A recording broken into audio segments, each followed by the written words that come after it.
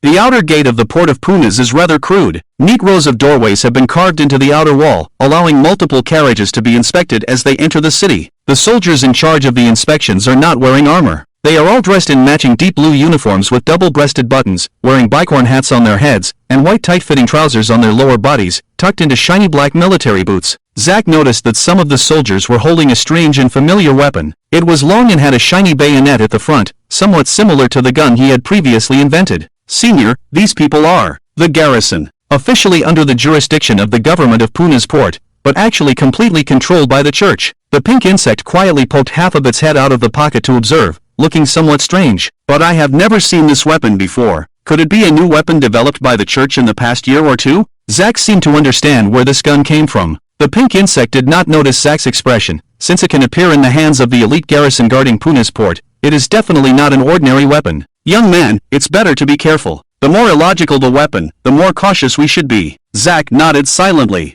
He could hear the people around him also quite curious, discussing the guns in the hands of the garrison. However, when they reached the city gate, everyone tacitly fell silent. When it was Zack's turn for the carriage, the soldiers on both sides raised their bayonets, crossing them in front of the carriage. Respected elven traveler, please have you and your companions, as well as your luggage, undergo inspection. The leading officer politely saluted Zack. We apologize for the inconvenience, but this is the regulation of Puna's port. Zack nodded calmly. Please go ahead. Several soldiers carefully boarded the carriage, carefully inspecting the goods and piles of coins with a stick-like object, and then voluntarily reset it after moving and searching. Zack guessed that the stick should be a magically powered detector. These soldiers did not find anything unusual. The officer also used a stick to inspect Zack and Rita's bodies. When the stick reached Zack's chest pocket, it suddenly emitted a faint glow. The officer saluted again, clapping his legs together. He said firmly, please show the item in your pocket. Zack casually raised his eyebrows and took it out. It was a rough-looking pebble. The officer squinted. This is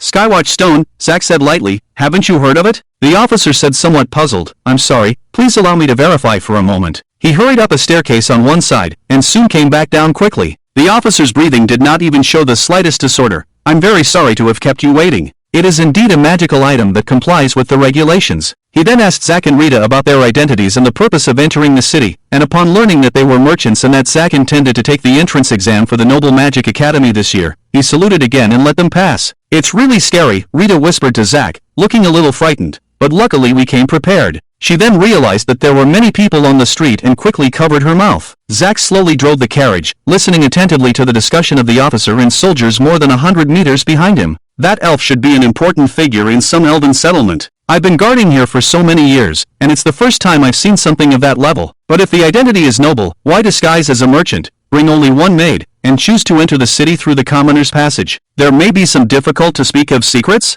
I guess there are enemies that cannot be dealt with openly for the time being, so they are acting low-key. He said he wanted to go to the Noble Magic Academy. Isn't it to become stronger as soon as possible? Your analysis is indeed very reasonable. Zack withdrew his perception and smiled at Rita. It's okay, no need to worry. Just when he entered the city, he also keenly noticed that there was a concealed line of sight above the stairs, peering through the wall at him. The officer had just run up to verify the safety of the Skywatch Stone with the owner of the line of sight. It's obviously a silver-level adventurer or a higher race, Zack thought. Now, the line of sight has shifted to the next carriage. The pink insect said lightly in his mind, Young man, I emphasize again, be careful when you enter the city. There are many strong people in the port of Punas, and there are several gold-level adventurers. Of course, even they cannot see through your illusion technique, as long as you don't act ostentatiously and attract unnecessary attention. Zack asked with interest, I remember the seniors said that there seemed to be no monsters at the demigod level in the port of Punas? Actually, there is one. The pink insect hesitated for a moment and said, the old lord of the port of Punas, according to my evaluation, has the strength of a platinum-level adventurer, but he is not interested in these honors himself. He usually does not operate in the outside world, only appearing to turn the tide when the port of Punas faces a major threat.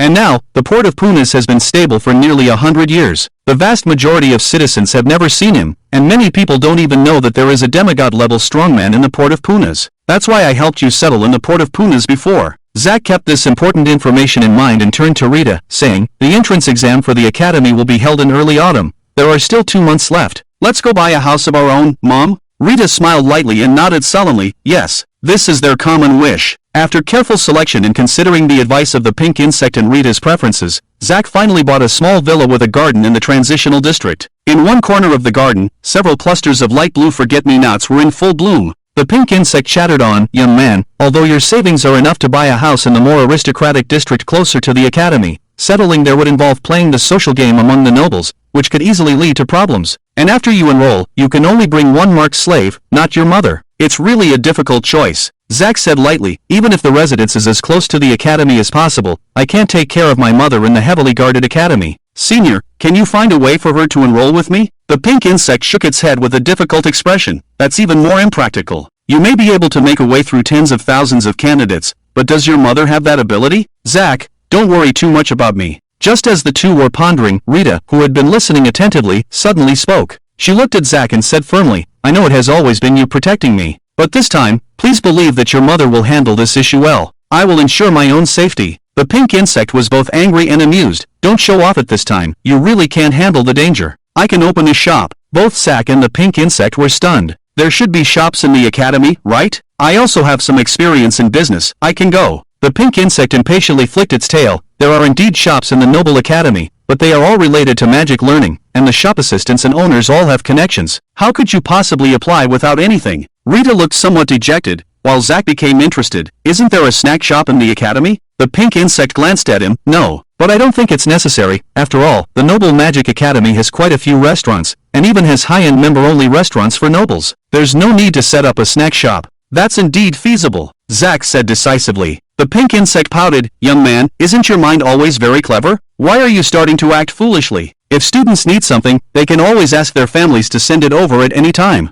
It's not necessary at all. Zack interrupted her. Senior, it's not your fault. This is a business model you haven't seen before, so it's normal not to believe in it. This came from Zack's experience in college in his previous life. Even though the university was completely open to the outside world, the cafeteria was delicious, and everything needed could be conveniently purchased online. The small shop downstairs in the dormitory building would still be crowded during peak hours. After explaining in detail from the perspectives of psychology, supply and demand, and other angles, Pinkbug still held a skeptical attitude. You don't think it's easy to open a shop at this level of college, do you? Zack said without changing his expression. I will persuade and convince the college management. This was really his strong point. Even if you can persuade the college, your mother doesn't have a strong background or connections like other store employees. If she achieves results, she might be pushed out by others. Zack stared coldly at Pinkbug. I am her background. As long as I am in college, I can protect Rita and ensure her smooth operation. During the holidays, I will also go home with her for vacation. This is the best solution. Pinkbug was momentarily overwhelmed by his presence. After a while, she lowered her head. Let's go with the younger generation's plan. I really didn't find any obvious loopholes. Your new idea might really work. You always bring me unexpected things. But for now, the task is to first tidy up the house, then buy slaves, train them well, and finally deal with the matter of opening a shop at the college. Zack and Rita agreed with her arrangement. Rita looked at the spacious room with nothing in it and nodded in satisfaction. Well, let's start decorating our home then. After being carefully selected by Pinkbug's experienced eyes, Zack and Rita did not act foolishly and spend money in unworthy places, but followed the best value for money to purchase furniture and daily necessities. They also did not hire decorators. Drawing from his experience of decorating his own nest in his previous life, Zack did it himself, with some reference to the advice of his seniors, and decorated the villa very delicately and uniquely. Rita liked greenery and animals, so Zack decorated her bedroom in a natural style, adorned with potted vines. In addition to the necessary soft bed, he also designed a hanging vine hammock for her to lazily sway in. Zack's own bedroom followed a minimalist style. He had wanted to buy a newly born kitten, but considering that he was about to start school, he gave up on the idea. He also thoughtfully placed a small red-roofed European-style house for Pinkbug to sleep in on her desk in her room. Great! Pinkbug was very satisfied. Younger generation, you have a talent for design. Where did you get the inspiration from? Zack had a mysterious expression. I thought of it myself. Of course, he wouldn't say that he had replicated the doghouse from the cartoon he had seen in his previous life. In the living room, Rita insisted on displaying the pair of same fate rings in a glass cabinet. This saved Zack's life and is my precious treasure, she said confidently. It's worth passing down for a lifetime. Rita had made the biggest compromise. Under Zack's firm attitude, she didn't place the same fate rings as the first offering in the living room. After everything was done, the exhausted couple and Bug sank into the sofa, gazing at the distant towering buildings, watching the sunset gradually descend, casting a yellowish glow on the facades of all the buildings. Zack seemed to be immersed in this scenery, and only slowly spoke after the sun had completely set behind the tall buildings. After dinner, let's go buy slaves. Okay, Rita nodded gently. After dinner, the two set off for the inner city of Puni's Port, located on the sea-level suspended street. They boarded a steam and magic-powered train, passed over a viaduct, and gradually entered the forest of steel and gears from the transitional district dominated by villas. There are people around them talking about, I heard that the railway will soon reach the capital. Once the railway is connected between the capital and the port of Punas, I can't imagine how the kingdom will change. Another person nodded, feeling deeply, yes, the times are changing faster and faster. The soldiers are all equipped with rifles, and many things are changing. I feel like we are witnessing the arrival of a new era. According to the kingdom's plan, will the railway eventually cover the entire country? I really can't imagine it by then. The first person's voice suddenly became mysterious. Do you know about armored trains? What's that? Armored trains, trains equipped with cannons, armed to the teeth. It's hard to imagine, right? I can't imagine it either, but the internal information has never been wrong. Zack became alert, perking up his ears to listen carefully. Do they really have such things? The second person fell into contemplation. Obviously, he couldn't imagine what a train equipped with cannons would be like. Compared to these two, the pink insect's expression was even more shocked. How come there are so many new things in the port of Punas? Forget about the train, how can there be armored trains? It was also her first time seeing and boarding a train. Zack calmly said, Elder, when we bought the tickets and boarded the train, there were already notices. Currently, the train is only running trials within the city area of Punas. I know, but... She first looked worried, then said somewhat happily, perhaps, this stagnant world is finally going to change completely and enter a new era, right? My knowledge is finally going to be useless. Industry is the backbone of the port of Punas, and slavery is the blood of the port of Punas. Praise the gods, let the citizens of the port of Punas be spared from the torment of the dark days. Those without faith should burn in hell forever, until the last drop of impure blood is drained. Zack leaned back on the new wooden chair, silently reading the various slogans painted on the walls of the carriage. I thought that entering the industrial age would be accompanied by the liberation of thought, but I didn't expect the citizens of the port of Punas to become even more ignorant. The pink insect had been fascinatedly examining the various details inside the carriage, and when she heard this, she said nonchalantly, wrong. Young man, the progress of technology always accompanies the further strengthening of the authority and faith of the church. This is the inevitable result of the church firmly grasping all the latest things. Zack's eyes became even more chilling. The gods of this world are very clever. They do not view technology as the cornerstone of shaking the rule of the gods, but instead use it as a tool, controlled in the hands of the church. While technology advances, it can continue to strengthen the authority of the gods. Even if the absolute gap in power is excluded, they are still a group of formidable enemies. He casually glanced at Rita beside him. She had been trying to suppress her discomfort, her face barely maintaining calm, and her hand holding Zack's was trembling slightly. She didn't like being in the belly of this massive mechanical creation, didn't like the sharp and piercing whistle of the train, and didn't like the gray forest outside the window without a hint of greenery. Mom, we're almost there, Zack comforted in a low voice. Zack, can I lean on you for a bit? I feel a bit dizzy.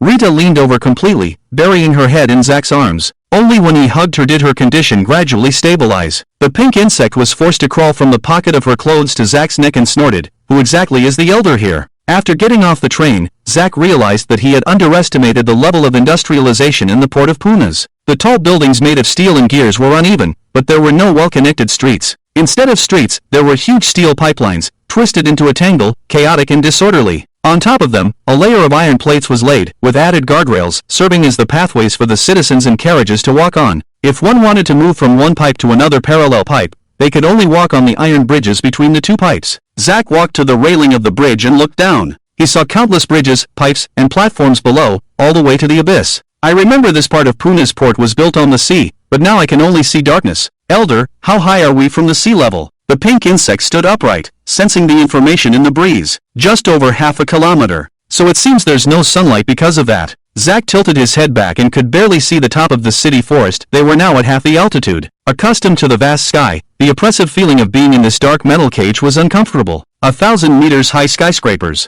Zack squinted, feeling even smaller than he did in the tallest building he knew from his previous life. Is this also done with magic? To be precise, it may not be achievable with just magic. This is called a miracle. The work of those existences? Yes, the church prayed for the power of those existences to build it. The inner city area was originally composed of numerous giant factories without obvious boundaries, and gradually turned into a city of over 1 million residents while maintaining the functions of the factories. Zack frowned slightly. The industrial area and residential area completely overlap. Only in a world of magic would they dare to do this. He had noticed that in such a closed environment, the air miraculously remained fresh. This was probably due to the operation of a vast system of wind magic. The two, along with the insect, mingled with pedestrians as they walked on the suspended iron bridge. After nightfall, the white magic stone lamps on the railing illuminated their path. They boarded a suspended cable car, creaking and swaying slightly, heading towards the slave trading market. Looking through the floor-to-ceiling windows, the world was a colorful rainbow. The colorful magic stone lamps, large and small, filled the entire city, yet did not reach the level of light pollution. It was like lighting countless stars in a dark forest. The cable car's destination was one of the floors of the metal skyscraper. Before Zack and Rita could get off, they heard the noisy calls of slave traders. Freshly released batch of orcs. Male orcs with extremely high muscle density, top-notch in both work and other aspects. No need to worry about not being satisfied, just worry if you can endure it. Slave owner bankrupt, tearfully selling. Female slaves at half price. Male slaves at 20% off. Buy one, get one free, buy a daughter and get a mother. It's hard to come by this opportunity next time. Not only did Rita feel uncomfortable, but Zack, who was essentially a goblin, also frowned at the calls. The slave market was crowded. The slaves all wore collars, with chains held by the merchants, their skin oiled, enticing the desires of the citizens under the light of the pale yellow magic stone lamps. Most of the slaves were scantily clad, the men displaying muscles and grandeur, the women showing off their figures and curves. Some slaves were obviously more advanced, wearing carefully designed and customized clothes from slave merchants, barely covering themselves, often attracting a circle of onlookers. Hearing the vulgar laughter from customers and merchants, Rita, with an embarrassed expression, tightly held Zack's hand. Oh, rare to see, even elves come to the slave market? A female slave merchant, wearing only a vest on her upper body,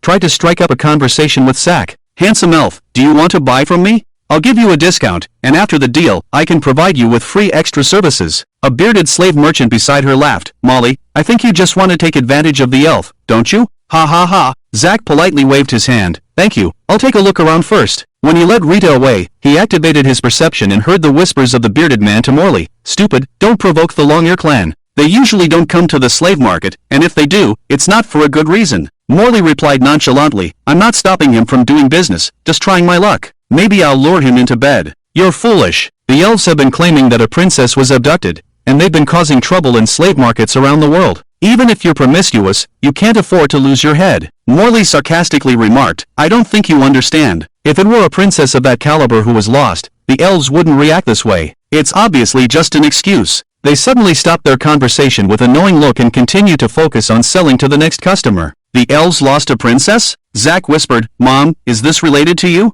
Rita's eyes filled with confusion. She seemed to struggle to remember, then reluctantly shook her head. No. Your grandparents were expelled from the elves, non-magical elves, they've already. She didn't say anything more, biting her lip. Rita's reaction was not quite normal. After leaving the cave, it seemed like the first time she had thought about having had a family. Zack looked around and realized this wasn't the place for heart-to-heart conversation. Since we're here, let's buy a slave first. Zack led Rita, disappearing into the depths of the market. Morley and the bearded man's attempt to sell to the next customer also failed. They looked at each other helplessly, then glanced at Zack's blurry figure. The warm smiles they had for customers disappeared without a trace. He's out of range of his hearing perception. Good, the task assigned by Yar has been completed. Return immediately. Their eyes momentarily became confused, then returned to normal. They seemed to have noticed nothing and continued to sell slaves. At the same time, a small creature emerged from the shadow beneath Zack's feet, formed from a viscous black liquid, and slithered into his pants. Zack's eyes flickered for a moment, then he continued forward expressionless.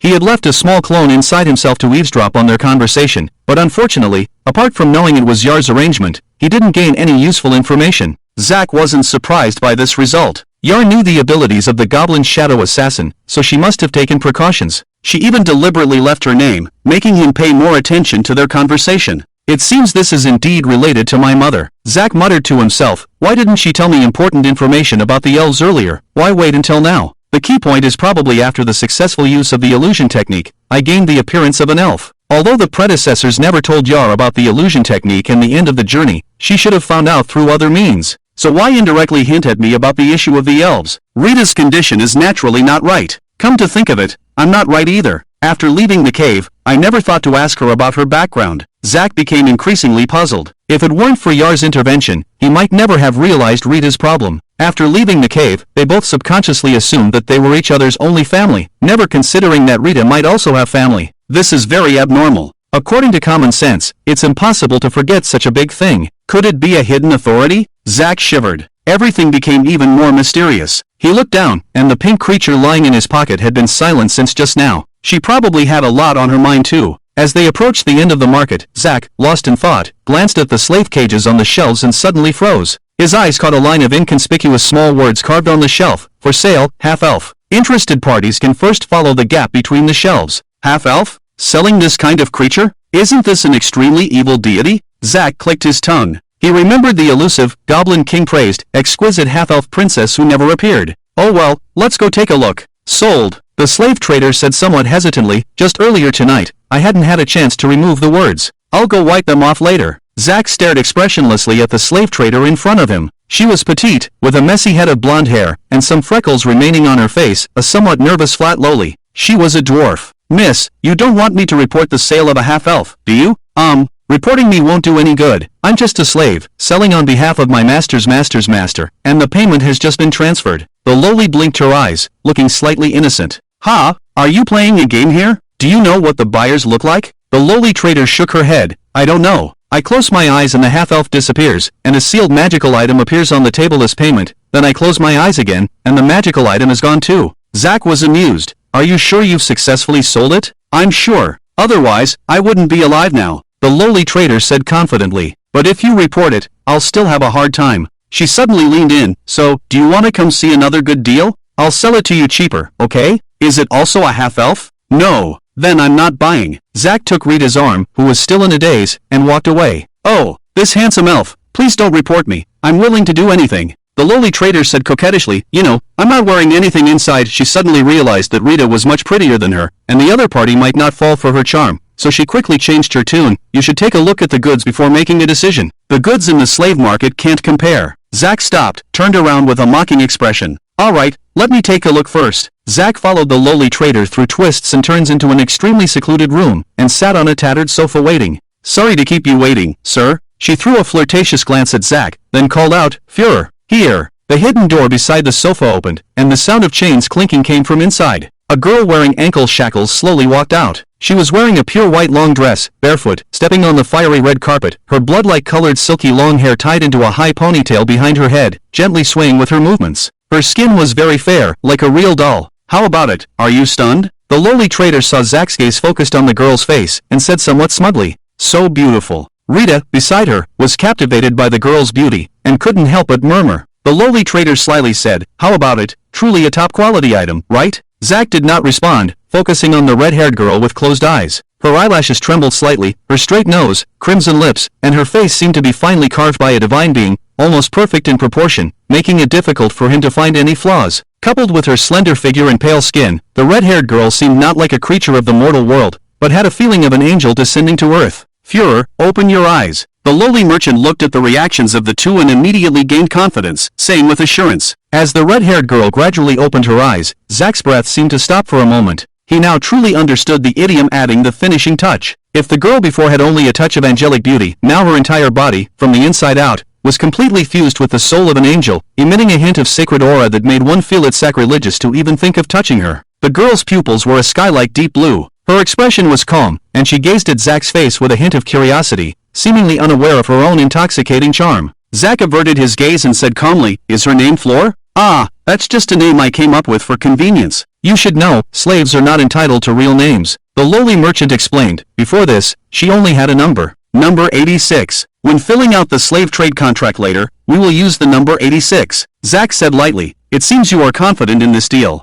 I can't see through your thoughts, but your companion's infatuation is quite obvious. The lowly merchant raised an eyebrow. Rita suddenly woke up, quickly closing her legs and sitting up straight, feeling a bit embarrassed as she lowered her head. During this time, the red-haired girl's gaze never left Zack's face. The lowly merchant cleared her throat, realizing she had been somewhat impolite, and appropriately turned her head slightly. Floor has never been deflowered. She has learned everything a slave should, and I personally trained her in that area. I guarantee she can make you feel ecstatic. At least for the next few decades you won't think of any other woman. The lowly merchant held up 5 fingers. So, you understand, right? This is already a loss for me. Zack pointed out calmly, even if she's not a half-elf, Floor shouldn't be the kind of merchandise that appears in a slave market. He knew very well that this level of slave should appear in special trading channels of the upper society, not left to chance in a slave market. This is not something that commoners can afford. The lowly merchant smiled wryly. I didn't expect there to be a veteran in the high and mighty elf tribe. To be honest, because the smuggling of half-elves was noticed by the higher-ups, all the channels controlled by the master's master have been compromised. We had no choice but to come up with this temporary and impractical solution. She explained, now we have a big problem with cash flow.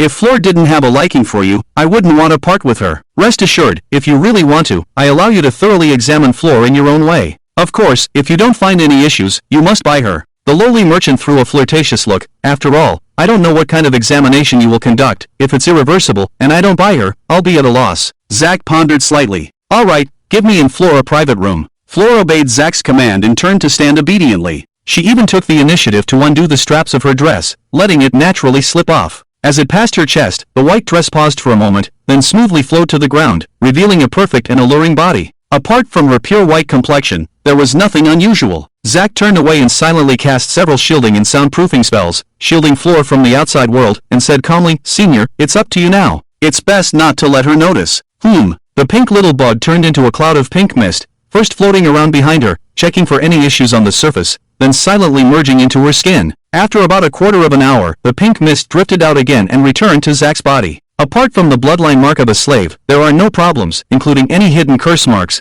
Her voice appeared in Zack's mind. By the way, are you planning to solve the Goblin tribe's problem by having children with her? Senior, mind your image, Zack reminded. I didn't buy a regular slave, but chose this one, hee. The pink insect had an I know attitude. Is this the lifelong partner you want to choose? Zack did not answer her question. Finished checking. 4, let's go. After bargaining, Zack used his experience from his past life and almost spent all the money and jewelry he had on him to finally buy 4. The lowly merchant's face was very ugly, her features twisted together as if she had swallowed a whole lemon. This elf looked like a talented and elegant person, but when it came to bargaining, she was like a sly old hand, guiding the conversation and accurately poking at her bottom line without exceeding it. She only realized after coming to her senses that she hadn't made the profit she had expected. This person's inner and outer selves were completely different. I'm really unlucky to meet a customer like you, she said resentfully. Remember, you owe me a favor. How do you want me to repay it? Zack looked interestedly at the lowly merchant with a black line on her face. Maybe there won't be a chance to meet again in the future. The lowly merchant's domineering demeanor suddenly changed, and her face became calm. In an instant, she seemed to have become another person. She stared at Zack's eyes seriously. I know the elves will not break their vows. Yes, Zack nodded. After all, his current nature was a goblin. The lowly merchant sighed almost imperceptibly. I want you to swear to treat Four well in the future, not to abuse her, not to hurt her, and to be as good to her as possible. She is really a good child and won't let you down. If you are willing to make her happy, I will be very satisfied. This is the favor you can repay me. Zack was slightly stunned, once again looking at the lowly merchant in front of him. She had completely shed her merchant's demeanor, and her clear eyes were looking at him, waiting for his answer. Four turned to the lowly merchant and said, Number 1, don't worry about me, I will take care of myself. I know, the lowly merchant wiped her eyes. When it really comes time to say goodbye, I will indeed be a little reluctant. How about it? Elf, is my condition unreasonable? Zack shook his head gently. Not at all. I will swear as you wish. When the contract was signed and Four's unowned mark was completely transferred to Zack through the ceremony, the transaction ended. The usually active lowly merchant remained silent throughout, only guiding the necessary procedures. Four rubbed her eyes and asked softly, Number 1, can you tell me your name? The lowly merchant, with some freckles on her face, smiled. You should have understood long ago, slaves don't have names. She stepped forward and lightly embraced Four, then cleanly separated. Goodbye. I wish you happiness. This was the final farewell. When Zack and Rita led Four away, the lowly merchant approached Zack and pulled him aside. As a parting gift, I'll give you one last piece of advice, she said softly. It's best to leave Pernisport within 2 years, and don't ask me why. And be careful of the cultists. Noticing Zack's gaze, she threw him a flirtatious look. Don't worry, you will see me in the future. No contact information? No need. Zack nodded. Okay, thank you for your advice. I won't mistreat Four. After they left, the lowly merchant collapsed to the ground and gathered her messy blonde hair. I've done my best, she muttered to herself. I hope Floor will have the best outcome. As Zack, Rita, and Floor left the slave market, the bustling market had become deserted, with only a few people lingering unwillingly. The night had grown late. Many merchants had already left with their goods. As Zack looked down from the cable car, he saw several pipelines lighting up. The slaves formed orderly lines, dragging their weary bodies, barely clothed, and holding oil lamps as they walked at a steady pace. Thick iron chains bound their ankles and necks. If anyone slowed down, a whip would lash out at them. They're off from the factories, the voice of the pink insect echoed in Zack's mind again. Tomorrow before dawn, they'll have to return to the factories again. All the factories in the port of Punas employed slaves. After all, slaves had no rights, and even if they were worked to death, the slave owners only had to pay compensation, which was much more cost-effective than hiring regular workers. Once the slaves enter the factory, half of them basically won't survive 5 years. Zach didn't respond, continuing to watch the emaciated slaves struggling on the pipelines. He remembered the slogan he had seen on the train before: "Industry is the backbone of the port of Punas, and slaves are the lifeblood of the port of Punas." When the three of them silently boarded the train again and returned to their home in the transition district, it was already late at night. After a long journey, no one had the energy to say anything extra. Rita just roughly took a bath and then went to bed. She was very tired today, and it was not the right time to ask her about her background. Zach took off his clothes, stretched out his body, and almost completely sank into the water. Bubbles escaped from his mouth underwater. When Floor had previously asked him what he should do,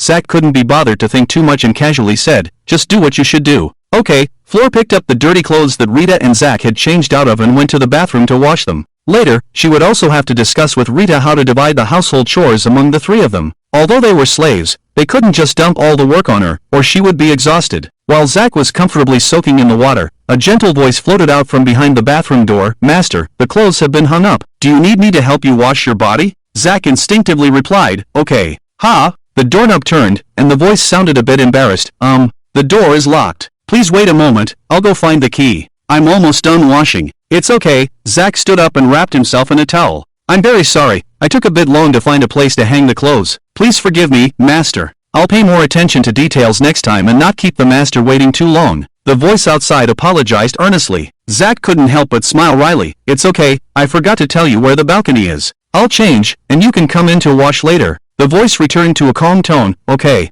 Thank you for your generosity, Master." Zach put on his pajamas, maintaining the appearance of a male elf, and lay on the bed, pondering the day's events. There were many noteworthy things that happened when they went to buy slaves today. The two people exchanging information about the elf tribe were indeed arranged by Yar, not by any other organization or individual pretending to be. After all, he had the pink insect as a channel, and he could confirm the news with Yar at any time. Yar deliberately left a signature for the obvious purpose of making him take this matter seriously. In the future, if I come into contact with other elf tribes, I'll try to see if there are any new clues. Since Yar had now reminded him of this, it meant that the true purpose of the elf tribe was very important to him. It was very likely related to his own growing strength. After all, Yar's ultimate goal, along with her belief in the divine, is to become a god herself. Naturally, Zach is also very concerned about Rita's background. It seems that both Rita and Zach have been unconsciously manipulated, and even the pink insect that not even the gold-level adventurers have noticed has never considered Rita's relatives. This level of information shielding is likely to originate from the secrecy of divine level. From Yar's attitude, there is a certain contradiction between the god who imposes secrecy and the god she believes in.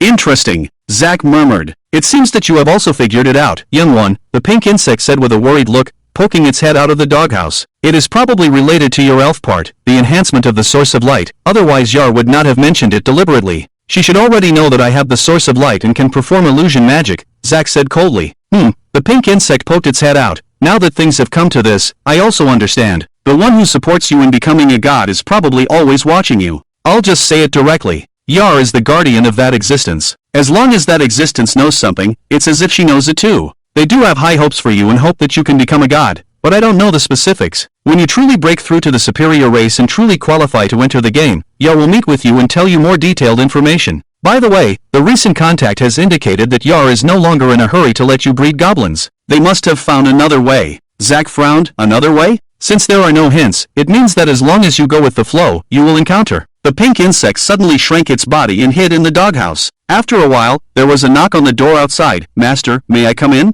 "What else does Floor want to do?" Zach thought for a moment and said, "Come in." "Okay." The door opened gently. Floor stood at the door with a blush on her face. She was only wearing a thin short skirt, and her lower body was wearing almost transparent white stockings. Her red hair was completely loose, flowing softly behind her. Floor said softly, "Please let me sleep with you." "Is this also a slave's duty?" Zach was not surprised by this. "Yes." Floor lowered her head, seeming a little shy to meet his gaze directly. "If the master is willing." "Is this what number one taught you?" Floor was stunned. She looked at Zach, who had a calm expression. Yes.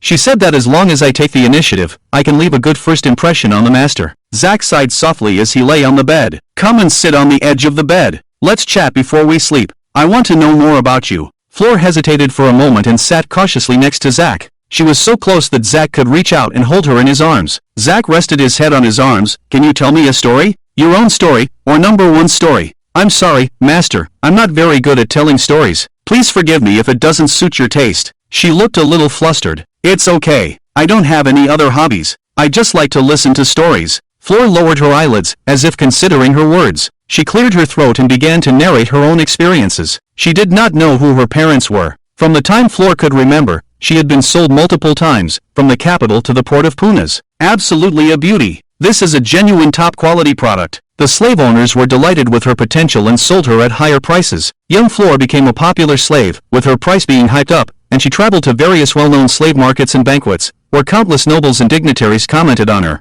Sitting on a high value, she had already escaped the identity of a slave and became a collectible similar to an antique. Even among the slave owners of all generations, even those who truly coveted her body, did not dare to act rashly towards her. Once they did, she would no longer possess the so-called nature of a collectible. Like a broken antique, she would be worthless. Therefore, for most of her childhood, Zayofur spent her time being chained and taken by various slave owners to various private or formal occasions to show off and exhibit. She was taught many skills by the slave owners: dance, modeling, performance, acrobatics. What's even more amazing is that Zayofur indeed had the corresponding talent and never disappointed her owners. She became famous for it. Zayofur once thought that this was her life, spending most of her life on different stages, performing for seemingly different but essentially no different nobles and dignitaries. But the bubble was eventually burst. Her price was too high, far exceeding her true value. When the church, in accordance with the will of the gods, ordered a comprehensive ban on the speculation of slaves, rectified the chaos, and set a unified price for the slaves, Zayofur's second-to-last owner went crazy. "You wretched whore's bastard, because of you, I've lost all my possessions. It's all because of you, you greedy beast. Spit out the money you owe me." He showed a fierce expression as he approached the bewildered Zayofur. "Yes, I'm sorry, master, it's all my fault." She didn't know what mistake she had made and quickly and obediently apologized, begging the slave owner to calm down. But what she got in response was a resounding slap. Zayofur flew backwards, almost deafened by the blow. Her head was buzzing, and blood was flowing from her nose, staining her clothes red. Zayofur quickly got up, trembling all over, and crawled on the ground. "I'm sorry, please calm down. I won't make the same mistake again, I'm sorry." She had encountered slave owners with a violent temper who liked to beat her. As long as she sincerely apologized, the owner would gradually calm down. The owner kicked her in the chest. Zayofur, like a puppet with cut strings, flew into the air, and because of the chain around her neck, her body suddenly stopped, and she crashed to the ground. "Ah!" She cried out in pain, her chest almost falling apart, feeling a tearing pain. Several of her ribs were broken. "Please forgive me. I'm sorry." She was bleeding from her nose, and she knelt on the ground again, begging for mercy from the mad owner. "Forgive?" The owner repeated the word, with a warm smile on his face. "Of course, I can forgive. Money, I want money. If you return my losses, return my money, I will spare you." Zayofur kowtowed. "I will find a way as soon as possible. I will help you make money. I will definitely satisfy you. You worthless piece of trash. What the hell can you earn?" A hysterical roar echoed through the room, frightening Zayofur into a ball. "You're just a dog that knows how to please the master, and other than that, you're worthless." The owner panted, his forehead veins bulging, his eyes already red. "Isn't your highest price almost close to the weight of your body in gold? Everyone says so. The blood flowing in your veins isn't blood, it's gold. I ask you, where's the gold?" The owner panted heavily, his mouth wide open, drooling. He barely maintained a smile, his facial muscles trembling uncontrollably. He nervously looked around and grabbed the dagger on the table. "Why didn't I think of that? Since there's gold flowing in your veins, all I have to do is let it out, hee hee." The owner smiled, slowly raising the dagger, advancing towards Zayofur step by step. Watching this scene, Zayofur's pupils suddenly dilated. She had seen a sadistic slave owner, smiling to herself and saying, "This is what happens when you don't obey," as she used a small knife to slowly kill a poor slave. She had no idea what she had done wrong,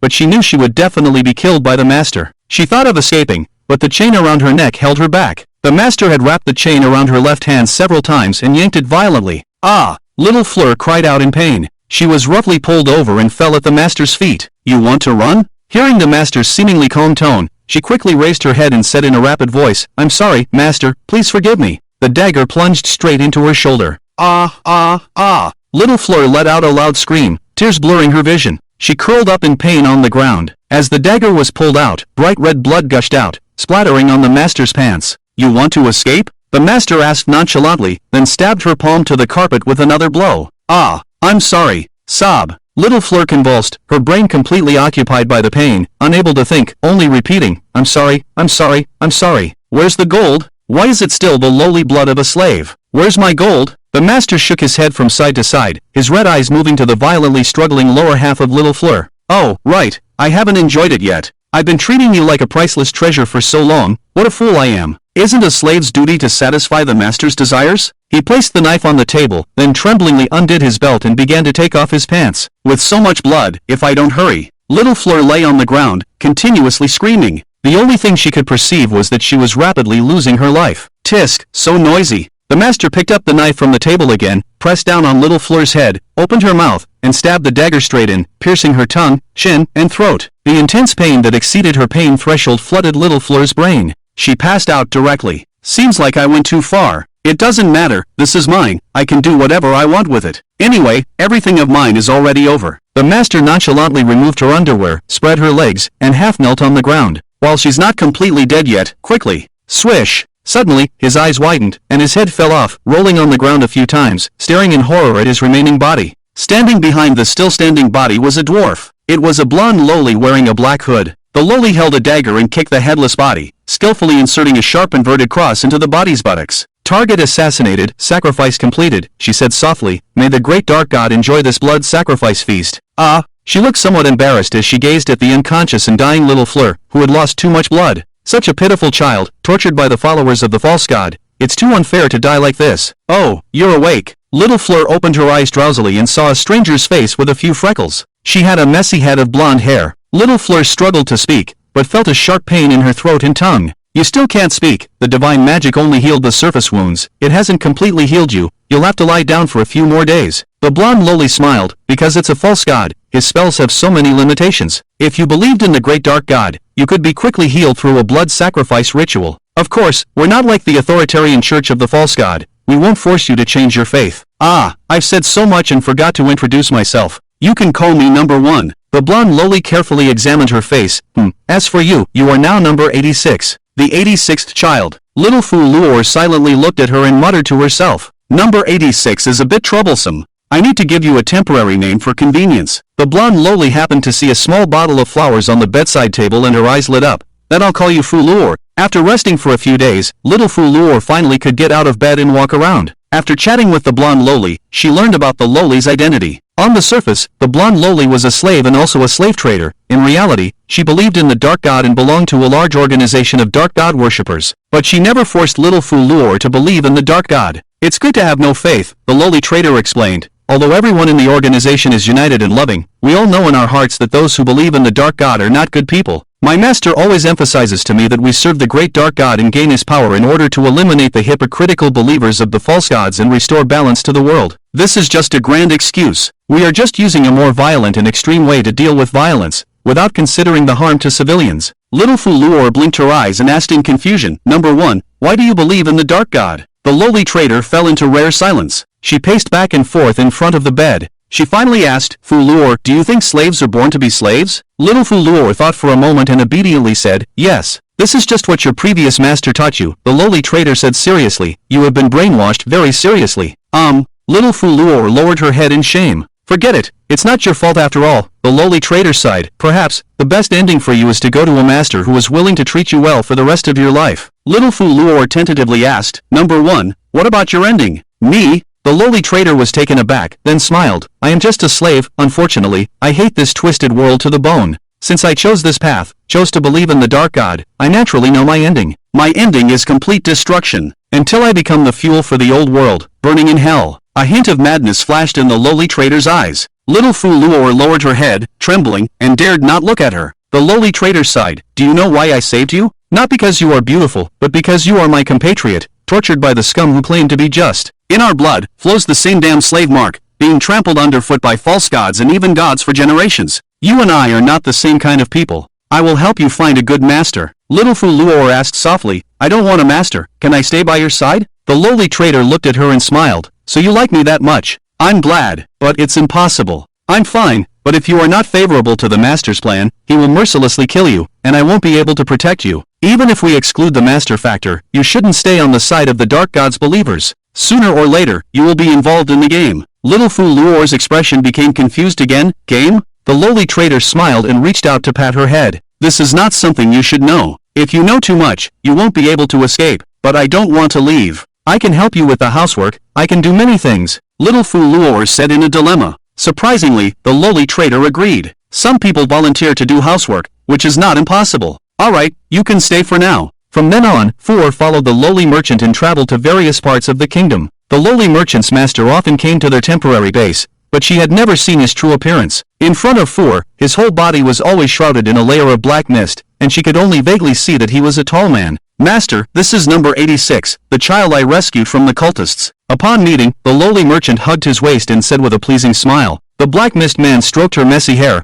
Indeed a very cute child. But from the look of it, you probably don't want her to join the organization, right? His voice leaned towards neutrality. She's not suitable. Then it's useless. The black mist man said lightly, find an opportunity to send her away. If she follows you, this kind of weakling will die sooner or later. We live in a world of blood and blades, not flowers and plants. Four sat uneasily in the chair, and said with some hesitation but determination, I can learn. I have a strong ability to learn. Please believe me once, I'm not a dog who only knows how to please the master. The black mist man smiled and said, you misunderstood, I'm not looking down on you, but thinking for your life. Alright then. Number 1, I will postpone your task. You teach her the necessary combat skills, basic sacrificial magic, and see how she performs after a period of time. Even if she doesn't meet the minimum standards to join the organization, she will be able to protect herself. The lowly merchant's smile remained unchanged. Of course. Very well, it's settled. In addition, I came here after a long time to enjoy. You understand what I mean, right? The lowly merchant's eyes suddenly became charming. As you wish, master. Late at night, Four couldn't sleep.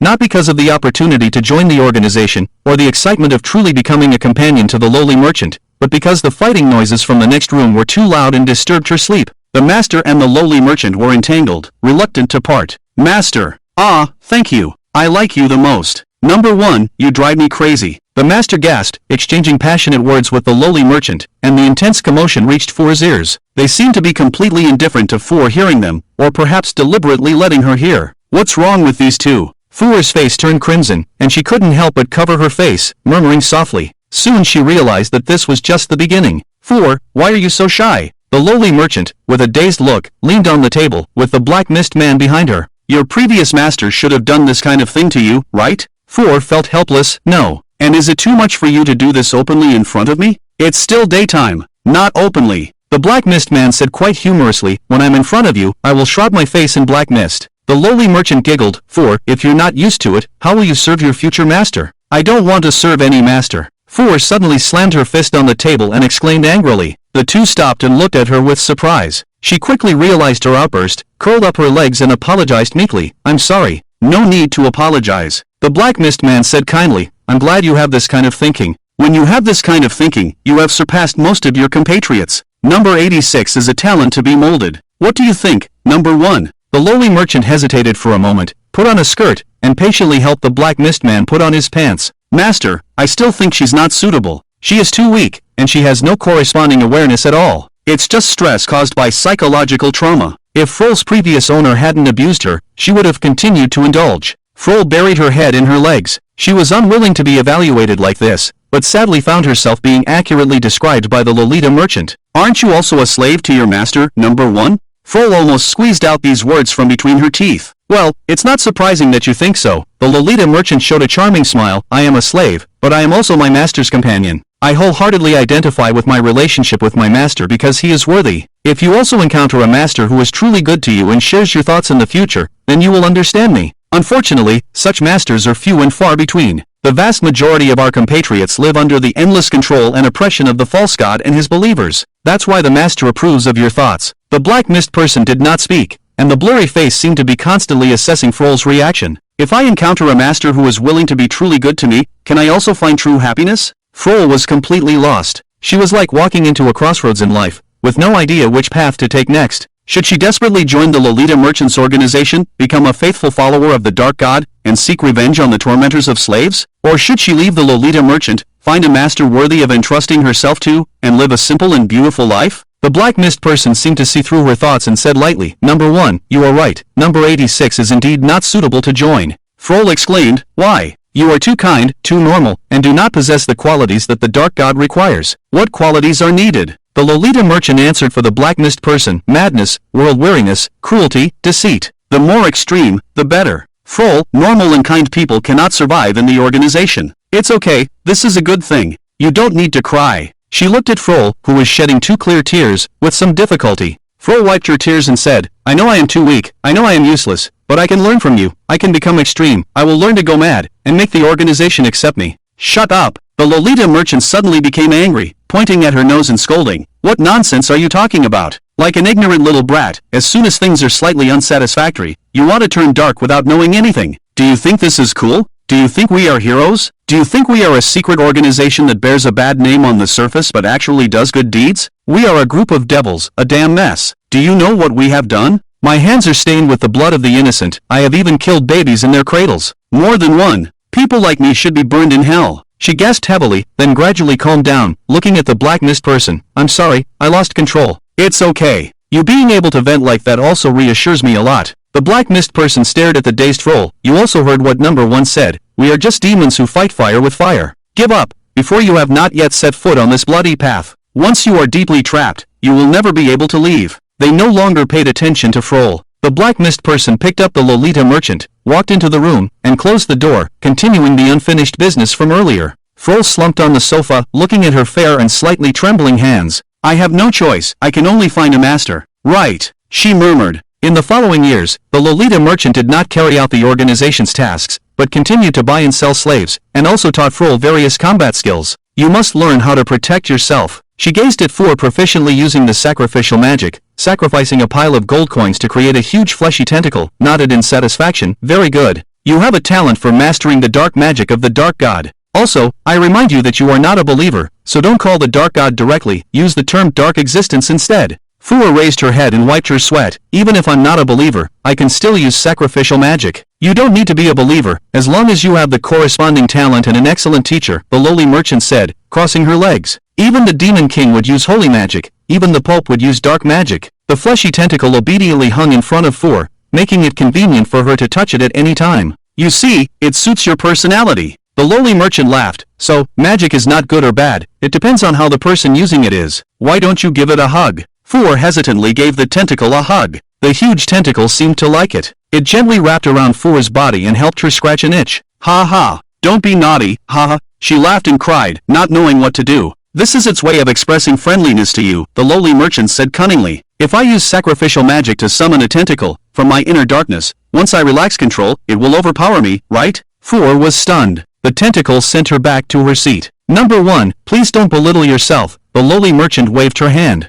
It's not belittling, it's an already proven fact. By the way, about your future master, I can make a suggestion. What suggestion? If possible, it's best to choose an elf. Although there are many hypocrites among the elves, most of them will maintain a surface of elegance, even towards their own slaves. As long as you learn to express your sincerity and love actively, even the most unyielding elf will eventually fall under your charm. Most male creatures won't refuse such a beauty like you. Four pouted. It's hard for me to take this as a compliment, but thank you for your advice. Several years later, Four learned all the combat skills taught by the lowly merchant. At the same time, the dark mist person urged the lowly merchant to prepare to send Four away. According to the will of the dark god, the organization is preparing in the port of Punis. The grand performance is about to begin, he said to the lowly merchant. You can't keep number 86 by your side anymore. Is it a game of the gods? That's right. And we are only responsible for the opening scene. The dark mist person gently stroked her head. The game of the gods, 10 deaths without life. The lowly merchant's body trembled. Master, aren't you a superior race? You should be fine. I'm just a stepping stone for the chosen one. The dark mist person said with pleasure. I am just a high-ranking demon who has infiltrated the organization, a traitor who has long betrayed the demon king. Although betraying the demon king is the greatest fun, I have gained enough pleasure from you. Now, I want you, an interesting person, to live on. The lowly merchant hugged the dark mist person tightly. Are we going to be separated? Four was reluctant. Don't worry. Before we part, I will help you find a good master, like a reliable handsome elf. The lowly merchant pondered. How to seduce an elf? You don't have to be in such a hurry. No, an ownerless slave is very dangerous. Without our protection, if you are discovered, I don't need to emphasize what will happen to you. The two girls bid farewell in the room, while the dark mist person stood on the balcony, looking at the lights of Punis port. He silently recited, all destinies, even if they want to escape midway, will eventually return to their trajectory. Floral sat on the edge of the bed, pulling her legs together, and anxiously watched Zack lost in thought. You really trust me, Zack said lightly. Including the message about the dark existence that number 1 believes in, is that also something number 1 allowed me to know? Number 1 told me to tell you everything about my experiences without reservation, Floral said, lowering her head. She said you are trustworthy. Just from this brief encounter, you can determine that I am trustworthy? Zack keenly felt the trace of manipulation. It seemed that an invisible hand was weaving his fate, Rita's fate, the fate of the pink insect, and Floral's fate together, moving towards a destined path. He covered his face with one hand and let out a heavy sigh. Master? Do you need me to do something? Did I do something wrong? Floral raised her head and gazed at him with her deep blue eyes. No, you did well. I'm just thinking about something. He just felt that even if he killed Floral now, he couldn't change the increasingly entangled thread of fate. The deep suffocating feeling returned. Floral, yes. I haven't had a chance to prepare your bed. If you don't mind, just lie next to me. Okay. Floral quietly climbed onto the bed, slipped under the covers, and her blood-red, silky long hair lightly brushed against Zach's skin. He smelled the faint, elegant fragrance on her. Floral lay down, anxiously and expectantly waiting for Zach's next command. But Zach asked, do you know more information about number 1? Like what they are planning to do? I'm very sorry, I don't know, she replied. This answer was within his expectations. He remembered number 1's final advice. Leave the port of Punas within 2 years. It's like they've timed it perfectly. His time at the Punas Noble Magic Academy for Advanced Studies was exactly 2 years. Initially, buying a slave was just a deal with the Academy's assessment, without carefully considering how to interact with her on a daily basis. Of course, there were also benefits. Floral's etiquette and skills as a maid far exceeded the assessment requirements, saving Zach a lot of teaching trouble. The corner of Zach's eye caught Floral curling up, secretly scrutinizing himself. After talking for so long, you must be tired. Let's call it a night. Yes. Thank you, Master, Floral responded softly. The single-person dormitory at the academy only had one bed, so he had to get used to sleeping with her at night. He couldn't bring himself to do something foolish like letting Floral sleep on the bed while he slept on the floor, and he wouldn't mistreat Floral by ordering her to sleep on the floor. After the slave imprinting ceremony, her body already belonged to him completely. He needed to win over her heart completely. Closing his eyes to think, he heard Floral's faint and even breathing, and a plan gradually formed in Zach's mind. The next morning, as soon as Floral opened her eyes, she was surprised to find that Zach had already left. She hurriedly changed into the maid's outfit hanging nearby and rushed into the kitchen, only to find Zach already preparing breakfast. Floral hurriedly saluted. Please forgive me, Master, I overslept and couldn't prepare for you. It's okay, you woke up very early. My mother is still sound asleep in bed. Mother? Floral asked hesitantly. I'm sorry, Master, where is she sleeping? It's the one you saw last night, the light gray-haired elf who was with me. Floral's brain went into overload. That elf girl wasn't the Master's daughter? She was the mother? Zach smiled. So, could you please go and call her? When the three of them finally gathered at the dining table, Floral found it hard to believe that the petite Rita was Zach's mother. Rita enjoyed the process of Zach helping her with her hair, and said to Flor standing aside, Flor, come sit at the table and eat with us. Why are you standing? I'm sorry, madam, slaves cannot eat at the same table as their masters. If you need anything during your meal, I can serve you at any time. Once you're in our home, you are a part of our family, just like me and Zach. There's no distinction between family members. You can pay attention to etiquette details once you're in school. Flor looked at Zach with difficulty, and he just gave her an encouraging smile. So, she sat uneasily at the table and enjoyed this strange breakfast with them. Ordinary days passed by. After spending time with this pair of elf mother and Sunday and night, Flor felt more and more that they were extraordinary. They didn't leave all the housework to her as a servant, but instead made an agreement to take turns. She seemed not like a slave, nor a maid, but as Rita said, truly became a part of their family. Flor began to live a happy life that she had never dared to imagine before. Sometimes, she would ask Zach with a guilty conscience if she was being disrespectful by being lazy, and he would directly reply, lazy? You are the most hardworking person in our home, always taking the initiative to take on extra housework and relieve the pressure on me and my mother. This home wouldn't be the same without you.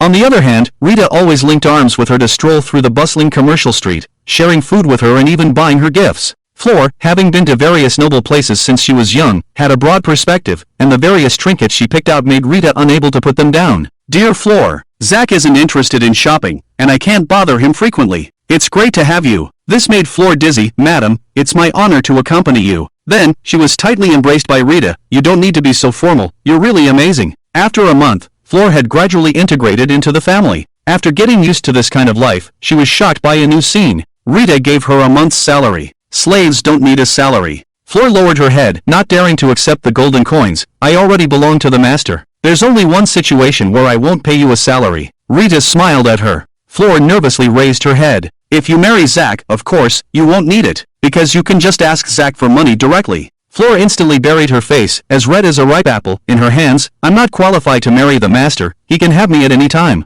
Phew, that's good. I was worried you wouldn't like Zach. Rita's thought process was still not something ordinary people could understand, and she said with a smile, if Zach can marry a cute and reliable girl like you, as a mother, I would be satisfied. Zach and the pink bug were pretending to read the newspaper, listening to Rita and Floor's conversation that was on a different wavelength, and couldn't help but laugh. Young man, this slave's performance is perfect, she's outstanding, and likes you, I have high hopes for her. She leaned on Zach's shoulder, shaking her head. Although Zach told Floor that the pink bug was just his pet, she still treated it with great respect, using the term senior in her daily life, which made her feel very comfortable. Zach, however, shook his head lightly. It's a pity that the traces of fate are too obvious. Since you can't escape it, just accept fate with peace of mind. The bug crawled onto his arm in a U shape, reading the newspaper. Young man, while emphasizing tactics, you also need to learn to enjoy life. Don't let your inner self be crushed by pressure before you've truly encountered anything. Thank you for the advice, senior. Zach's pressure was indeed not small. He had talked to Rita alone about her background, but hadn't gained any useful information. Rita has been living in a simple and warm family in a human village on the border since she was a child, with ordinary elf parents. But later, everything changed because of the war.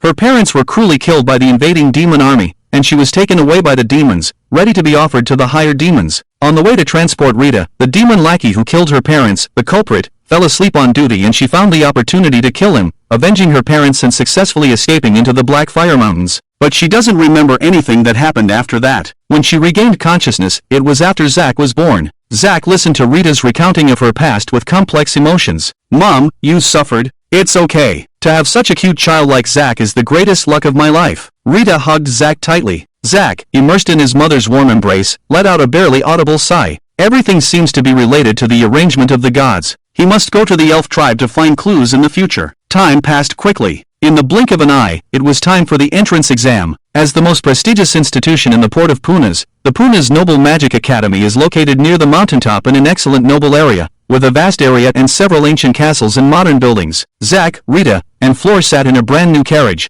blending into the flow of carriages heading towards the academy. Through the window, Zach saw the giant gate of the academy with exquisite reliefs. Triumphal Arch. The word came to his mind inexplicably. On the other side, the pink insect behind the curtain explained necessary matters to Floor, who was driving the carriage. Do not expose my existence to outsiders, and do not reveal that Rita is Zach's mother. It's better to be cautious. Okay, I will remember the instructions of the predecessors. Floor listened particularly seriously. Inside the carriage, Rita looked at the luxurious and well-built Magic Academy with some worry and asked Zach, about opening a shop. I will take the entrance exam first, Zach said with a serious expression, and then implement the plan to open a shop. Okay, Rita nodded. Tens of thousands of students participated in the enrollment exam this year, and the number of students admitted from the civilian population was less than 1,000. The competition was extremely fierce, but this could be said to be the greatest opportunity for civilian examinees in Punas to change their own and even their entire family's destiny, similar to the college entrance examination. Due to the large number of examinees, Zach and other examinees were randomly assigned to thousands of examination rooms to participate in the written test first. Naturally, examinees were not allowed to bring any tools, but the pink insect integrated into Zach's body was not discovered by the official silver-level adventurers who checked. If the gold-level adventurers don't pay special attention and use their means to dig into your memory, they won't be able to find my existence. The pink insect hummed in his mind. This is my only advantage. Wrong. Predecessor, you are about to use your other advantage. Zach watched as the examiner on the stage opened the sealed test paper. According to common sense, he should have first studied in the 6-year basic school, then in the 6-year secondary school, and after endless days and nights of studying, finally take the entrance exam for the Noble Magic Academy. But with the pink insect as an external brain, all of this could be easily solved. Oomph.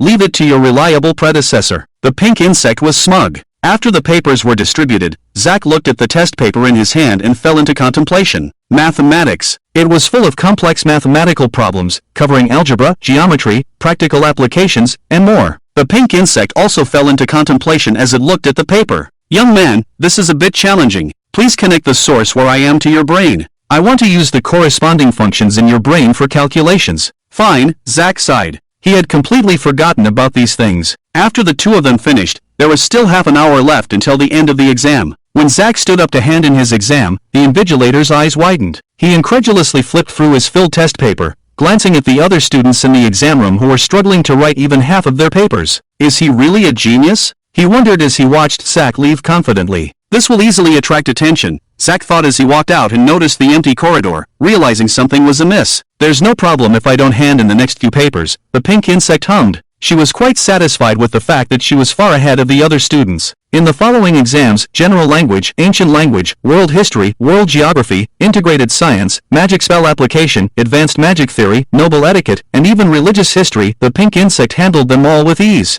As for Zach, his hand was numb by the time he reached the later papers. The difficulty and volume of questions were more terrifying than any exam he had taken in his past life. After all, they only select less than 1,000 commoners from 100,000 people. The pink insect was very satisfied with her performance. The Magic Academy only wants the top few, so the difficulty is naturally high. Oh my, Zach looked at the exhausted students around him. There are even multiple practical exams ahead. Some people are already on the verge of collapse. The practical exams are your strong suit, the pink insect said lightly. No upper-class race or silver-level adventurer would go to the academy for further studies, so it's not significant for them. Therefore, this will be your domain. During the exams, Rita and Frol took on all the household chores, taking turns to look after Zach, who seemed to be working hard but actually had nothing to do. After the written exams were over, a few days later, the students began the practical exams in batches. The score for Divine Magic had the greatest weight, which happened to be Zach's strong suit. When he quickly recited the spell and applied a perfect purification spell to the target,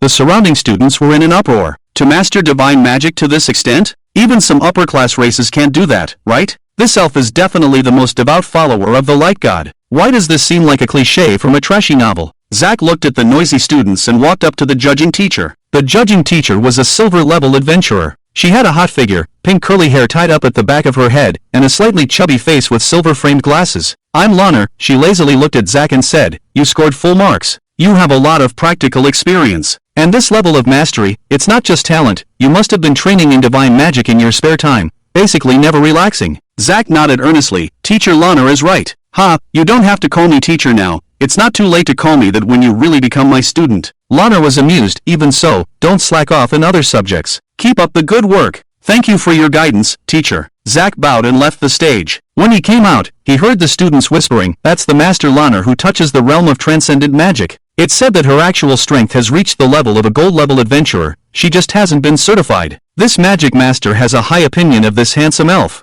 Zach didn't want too many changes to happen, so he quickly left. In the following practical exams, although Zach didn't perform as exaggeratedly as he did in Divine Magic, he still outperformed his peers. There's no one who can compete, the pink insect concluded. I think you should be prepared. Prepared for what? There should be no suspense in you being the first in the rankings. With such outstanding performance, it will undoubtedly attract the attention of the school management and the outside world. Zach smiled. Perfect. After all the exams were over, the Prince Noble Magic Academy began a 3-day-long process of compiling the results. All the examinees returned home, anxiously awaiting the Academy's notification. If they failed the exam, the Academy would send a receipt politely informing the examinee of the result. If they passed, the Academy would send a gilded admission notice. Whether it was a receipt or an admission notice, they were both packed in identical, elegantly styled envelopes, giving no hint of their contents. Opening the envelope was like opening a blind box, and it was the most nerve-wracking moment for the examinees from Princeport. Every year, those who opened the gilded envelopes would exclaim, "Oh, great!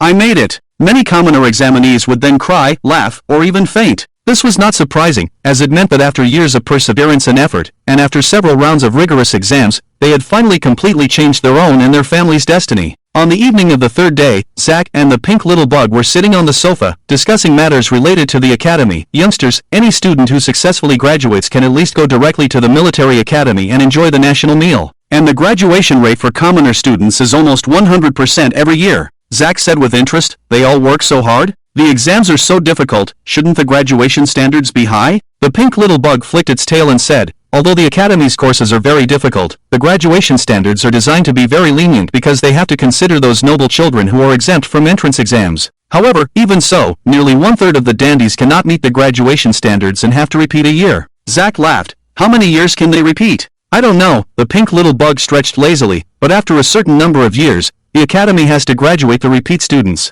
If they rashly expelled the noble children, the Academy might get into trouble, even making enemies with the noble families. The Academy, which has always maintained a neutral stance in the power struggles of the upper class, has been able to maintain a good reputation because of this. The path of social mobility that common people dream of and strive for is easily accessible to the nobles, and they even look down on it. Some people spend their whole lives pursuing Rome, some are born in Rome, and some are born destined to be mules." Zach couldn't help but think of the same from his past life, and he smiled helplessly. One could roughly imagine the state of the kingdom's upper class. "This world has been decadent for a long time." The pink little bug seemed to see through his thoughts and said lightly, "I was briefly excited about the emergence of new things in Princeport before, but now I understand that it doesn't change the essence." While the two were chatting, Flora, dressed in a maid outfit, suddenly rushed into the living room. "Master, your letter." Rita, who had been dozing off on Zach's lap, immediately woke up. Is it a letter from the academy? Yes. Zack took the envelope, admiring the exquisite black and white pencil drawing of the academy's main gate and the gilded emblem on the cover. The design is very nice. The pink little bug peeked out from his shoulder. The design is different every year. The last time I saw the academy's receipt envelope was decades ago,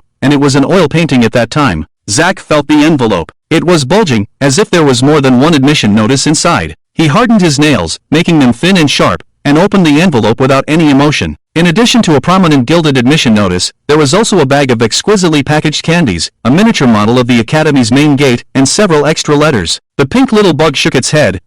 Whether it's an admission notice or a receipt, they also like to put in some snacks and toys. It should be different every year. It's quite thoughtful. Zack handed the candies, model, and admission notice to the eagerly waiting Rita, and then began to read the letters. I'm the first. First place, wow. Rita waved the acceptance letter excitedly, bouncing around the living room. I knew dear Zack was excellent, but I didn't expect him to be this amazing. Madam, please be careful not to fall. Fleur quickly embraced the petite Rita. Mom, pay attention to your image. Don't let Fleur worry too much, Zack said casually, reading the letter with a smile on his face. Very good. These letters were an extra notice, a notification for receiving a bonus, and an invitation from the academy's management. The notice stated that the top 100 students would be assigned to the Noble class with better teacher resources and student treatment, studying alongside those noble children. The bonus notification informed him that with his first-place performance, he could receive a scholarship of a total of 3,000 gold coins upon formal enrollment. The most important was the invitation letter. The day before the enrollment procedures, the academy's management invited Zack for a face-to-face meeting.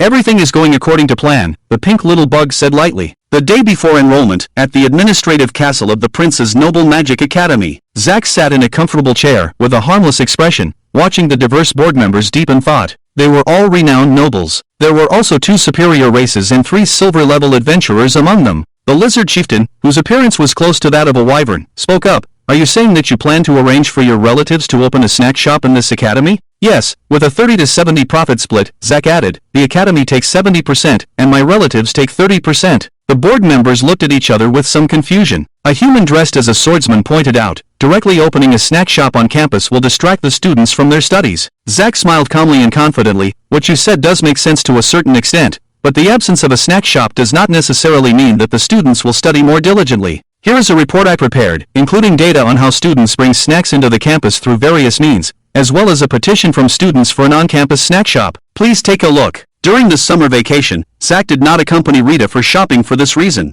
He talked to the locals by walking the streets and alleys, supplemented by the information perception ability of the pink little bug, and personally visited a large number of students' homes. Thanks to Zack's good looks, many students did not directly refuse him but were willing to communicate with him. An on-campus snack shop? Elf Jr., if you can really open one, I'll call you brother. Just need to sign the petition, no need for a parade? Can I give some suggestions on the types of snacks? Zack obtained a lot of data through this and also got to know many senior students, and even exchanged contact information with some of them, mainly senior female students. On the other hand, with the assistance of the pink little bug, Zack also found multiple stable channels for snack supply, killing 2 birds with 1 stone. The board members took the thick report and began to read through it. Why don't these brats put their efforts into studying instead of sneaking snacks into the classroom? TSK. They even wrote letters to their parents in the capital to airship snacks. So many people signed the petition? They looked at Zack, who waited for their response without changing his expression, as if victory was already in his grasp. Instead of letting the students waste more energy by bringing snacks into the campus through various means, it's better to directly open a snack shop in the academy to more conveniently meet their needs. Prevention is better than cure. If we really want to open a snack shop, we definitely cannot stock unverified food.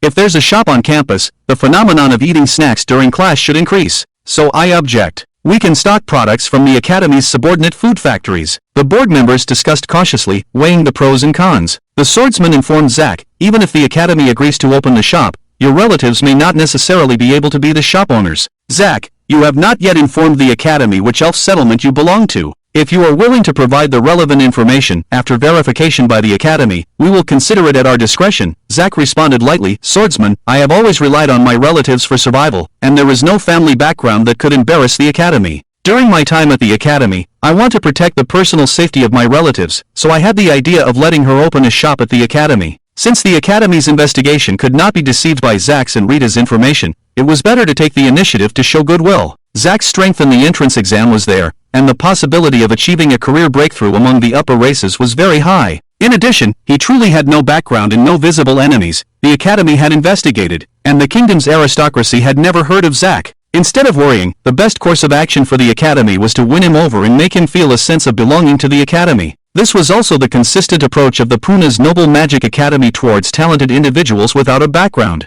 Among the present board of directors, 2 had been successfully cultivated through this approach, and after making a career for themselves, they had given back to the academy. For them, the academy had become like a family. Indeed, the swordsman no longer argued, appearing thoughtful. The oldest looking among them, a senior wizard with white hair and beard, spoke up. Since the principal is not here, let's vote according to the school rules. The result was clear, with the majority of votes passing. Congratulations, Zack, said the kind old wizard as he stood up and shook Zack's hand. I have seen many outstanding and unique commoner students, but most of them do not have your strong social skills or your unique way of thinking. It can be said that if there are no major changes, your future is immeasurable. The lizard clan leader nodded. In fact, face-to-face interviews are a tradition of the academy, and every year the top 3 in the entrance exam are invited for interviews. The other 2 had introduced their study goals and life ideals, but only you truly exceeded my expectations. Zack stood up and bowed. Thank you very much for the understanding and support from the teachers, for being willing to give me an equal opportunity for dialogue, and even patiently listen to my appeals. I am very grateful as a student. The board of directors and Zack discussed the details of the on-campus snack shop and signed several business contracts. It was very late when Zack finally returned to his doorstep and noticed that Floor had hired several transport carriages. She lifted her skirt slightly and elegantly bowed. Master, everything is proceeding according to your arrangements. Floor, you've done a great job, Zack said as he passed by her, patting her head. Floor's face blushed again. As long as you are satisfied. At home, Rita had also packed her luggage and was holding a set of the staff uniform of the Noble Academy. The student uniform is already very nice. I didn't expect the staff uniform to be so exquisite. Zack smiled and nodded in response. The pink little bug jumped onto his palm and said lightly, everything is ready. Rita raised her right fist and said seriously, taking office, Puna's Noble Magic Academy. The next day, Zack, accompanied by Floor and Rita, entered the academy and officially began his magical career. The academy had allocated a storefront for Rita and sent many people to help her with the store, while Zack and Floor headed towards their noble class. The pink little bug hummed in his mind, thanks to the illusion technique, the younger generation can smoothly infiltrate the academy. This time, Zack didn't need her reminder and said, thank you, senior. The senior made a slightly strange sound that sounded satisfied. As per Zack's request, Floor also made corresponding changes to her appearance, simply applying makeup to her face to make her appearance less stunning than before. Floral's reputation in the noble social circle was too great,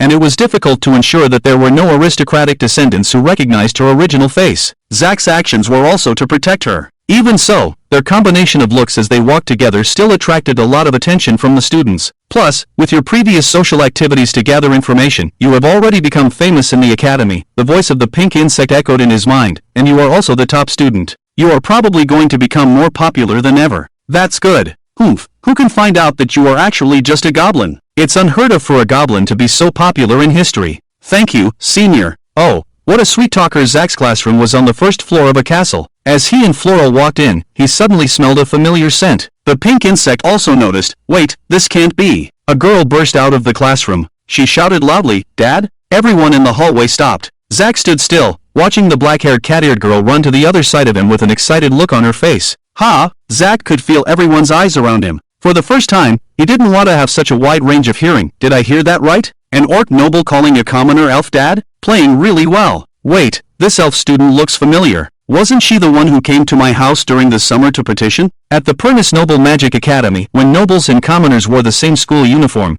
they would wear a badge with their family crest as a distinction. The black-haired cat-eared girl in front of him had a silver badge on her chest. Its base image was a hexagram, with a fierce black snake breaking out of the center of the hexagram and opening its bloody mouth forward. The bottom was encrusted with a circle of gold embossed inscriptions, Red Soros. Zack looked at the joyful cat-eared girl. She was taller than Rita, wearing a pleated skirt, and her tail wagged behind her like a dog's. Over the years, the girl's face had completely shed its childishness and transformed into a lively and youthful teenager, but Zack could still see the shadow of her past in her facial features. Master, excuse me. At this point, Floral, with an annoyed tone, walked up and stood between Zack and the girl. I'm very sorry, Miss Soros, but you must have mistaken the person. No, I haven't. The girl shook her head firmly, sense never lie. She looked at Zack again with anticipation, right? Dad. I'm sorry, Miss Soros. Zack's eyes hinted in the direction outside the castle. There must be some misunderstanding among us. I would like to talk to you in a quiet place. This is not a good place for a conversation. The cat-eared girl understood. Okay. May I know your name? He said lightly. Zack. At his words, a smile appeared on the girl's face. Here is fine. Zack walked into the woods and said to the black-haired cat-eared girl behind him. The pink insect had just reminded him that there were no eavesdroppers here. Without him reminding her, Floral took the initiative to leave and stood at a distance to block the onlookers. The autumn wind brushed over the yellowing leaves, making a rustling sound. It picked up a few falling leaves and spun them to the two people standing still. Zack took one and gazed at the veins on it. All the branches would eventually return to the main vein of the leaf, until the leaf stem suddenly broke. He said softly, "Red bean." The girl tucked a strand of hair behind her ear and said calmly, "Sorry, Dad, I was too excited at first and caused you a lot of trouble." "It's okay. Let's take this opportunity to tell each other's stories." Zack smiled. "I believe you must have some questions about how I transformed from a goblin to an elf." He casually raised his hand, and a stone bench rose from the ground, scattering numerous fallen leaves into the air. They both sat down and began to tell each other their stories. After leaving the goblin nest, the Goblin Slayer squad did not directly hand the children over to the army or the church. Instead, under Yara's guidance, they secretly sneaked out through other small paths, bypassing the Legion's blockade. The reason for their actions was simple. These children were saved by a goblin and had a deep emotional connection with it, which was not allowed by the church and the gods. After checking their memories, the church will most likely execute them, the Goblin Slayer said in a deep voice, "So I have to trouble everyone again. Please help place the children in suitable locations." No one objected, not even the unconventional Yara. Each person took several children and went their separate ways, embarking on a difficult journey. As for me, I will go back to help and explain the situation to the other adventurers. The elven archer waved his arm. "See you all at the usual place in 2 months." "See you at the usual place." The young priest smiled and waved his staff in response. Everyone shared a knowing smile. They all understood that the usual place referred to the Adventurers Association that held numerous memories. The Goblin Slayer turned and left with several children. A little girl had been interested in the red tassel on his helmet, so he crouched down and let her touch it. Red Bean and the other orc children followed alongside the lizard priest. The lizard priest took great responsibility for the children. Using his connections, he visited many orc families along the way, and all the children except Red Bean were adopted. Although Red Bean had outstanding looks and various talents, she was not young, and the orc parents hesitated to take her in. "Am I unwanted?" she asked with a hint of disappointment. "No. It's just that you haven't encountered your destined opportunity yet," the lizard priest patiently reassured her. What he didn't say was that if she still couldn't find a suitable adoptive family, he would take her as his apprentice. When the lizard priest had lost confidence and was preparing to return, a miracle happened. A noble orc family he had helped before was willing to adopt Red Bean. The foster parents were both from the cat tribe, and their only daughter had recently passed away. When they saw Red Bean, they were overjoyed. "Thank you, Mr. Priest. This is truly a gift from the light god to our family." The lizard priest noticed a family portrait on the table, and the appearance and age of the cat-eared girl in the portrait were somewhat similar to Red Bean. It truly is a destined opportunity. He couldn't help but marvel. Life is always full of coincidences. After embracing Red Bean goodbye, the lizard priest declined the foster parents' earnest invitation and quickly disappeared into the night. He left behind a few words. "My companions are still waiting for me. I need to go to other goblin nests to rescue more people." In the magnificent and unfamiliar environment, Red Bean was initially at a loss, but the selfless love of her foster parents dispelled her concerns. She quickly became familiar with her foster parents and the servants. Although the noble family where her foster parents belonged was on the verge of decline, their collateral branches were spread throughout the country, and they still held a considerable reputation among the aristocracy. They were the Soros family, descendants of the Soros dynasty that almost conquered the entire mainland during the Third Era's heyday. The only empire that could rival the Soros Empire during that time was the Great Han Empire in the eastern continent.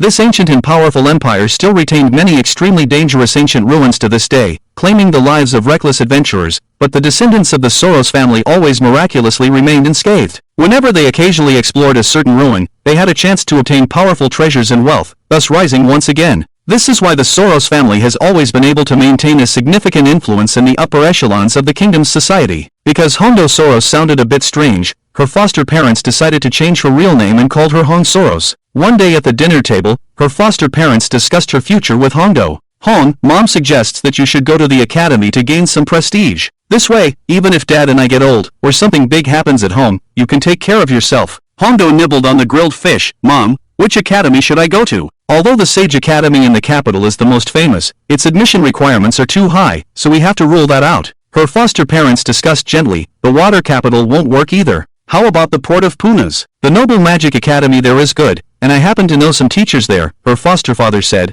"I can use my connections to get our child there. By airship, Hong can just make it for this year's enrollment season." "Okay, its graduation requirements are quite lenient," her foster mother agreed with the decision. Hondo hesitantly said, but I haven't been to school before, can I do well? You've been learning at home for a few years already, her foster father humorously said. Your talent is not bad, and you don't need to compare yourself with those outstanding commoner students. Compared to those useless playboys, Hong, you are already very impressive. Hondo still felt a bit dispirited. Don't worry, although you were initially an adopted child, after the ceremony, the blood of the Soros family flows within you, her foster father comforted her. You are now a pure member of the Soros family, a true noble, be confident. Finally, Hondo agreed to her foster parents' request. Carrying their introduction letter, she boarded the airship and traveled alone to the port of Punas. Hearing this, Zack asked, ceremony? Yes, Hondo recalled, I don't remember the specific details of the ceremony, but since then, I have indeed possessed the bloodline of the Soros family. Not just me, whether it's a woman who marries into the Soros family or a man who marries a female member of the Soros family, they all truly become members of the Soros family through some kind of ceremony, Zack sighed. He seemed to understand why the empire had long been buried in the dust of history, while the Soros family had continued to thrive for thousands of years. Upon careful recollection, the ancient city in the Goblin's Nest was also an ancient relic left by the Soros dynasty. He would have to ask the elders about this mysterious Soros dynasty and family later. Dad, in public from now on, I'll just call you by your name. Hondo lowered her head. Of course, I will also call you Hong from now on. When we are alone, you can call me Hondo directly. I have never given up the name Rita Mom gave me. She raised her head, her eyes glistening with tears. Finally, I have a childish request. Dad, can you hug me? Zack nodded, sure. Hondo smiled slightly and gave him a sweet smile. She suddenly leaned close to Zack's body and hugged him tightly. Dad, I'm so worried about you and Rita Mom. I miss you so much. Hondo burst into tears. I'm really happy to see you again. It's so good. Zack gently patted her back. Her hair scattered to his nose, letting him smell the fragrance of the young girl. Yes, I'm also very happy to see you, he said with deep emotion. The wind swept up the fallen leaves on the ground, swirling in the air, covering the stone bench where the two were sitting.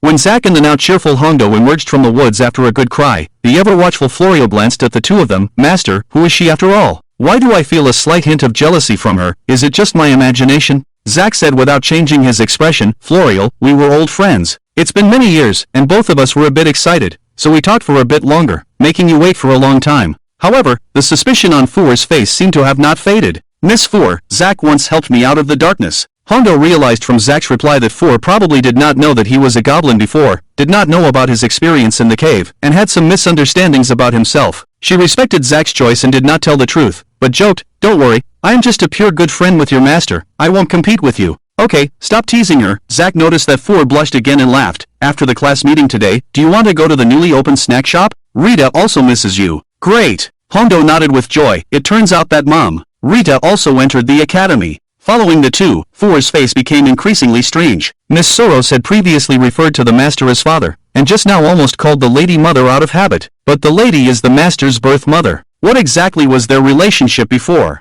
Her brain was overloaded again. After they returned to the classroom, all the students were already seated, each with their own slave as a deskmate. On the platform stood a male teacher of the Beastman race with wolf ears. After Zack, Hondo, and Fuer entered the classroom, the male teacher glanced at Hondo's family crest. You're late even before the formal class starts. Go to your seat. Yes. The handsome and tall male teacher then glanced at Zack's face, turned around, and casually pointed at the blackboard. A row of elegant italic letters appeared on the blackboard. Yagalum. This is my name, he said casually. I am your homeroom teacher, and I might be with you for 2 years. As for why it might be, some students really like the academy and want to voluntarily stay for 3 or 4 years. Then I can't do anything about it. The whole class burst into laughter. Stop, Yagalum raised a hand. Although his voice was not loud, it seemed to have a kind of magic that quickly made the entire classroom quiet, leaving only his voice. However, Zack saw that some students' mouths were still opening and closing. Yagalum continued, I'm sure everyone knows that the homeroom teacher is useless unless you are willing to take my class. Of course, if you encounter any problems, you can also consult me.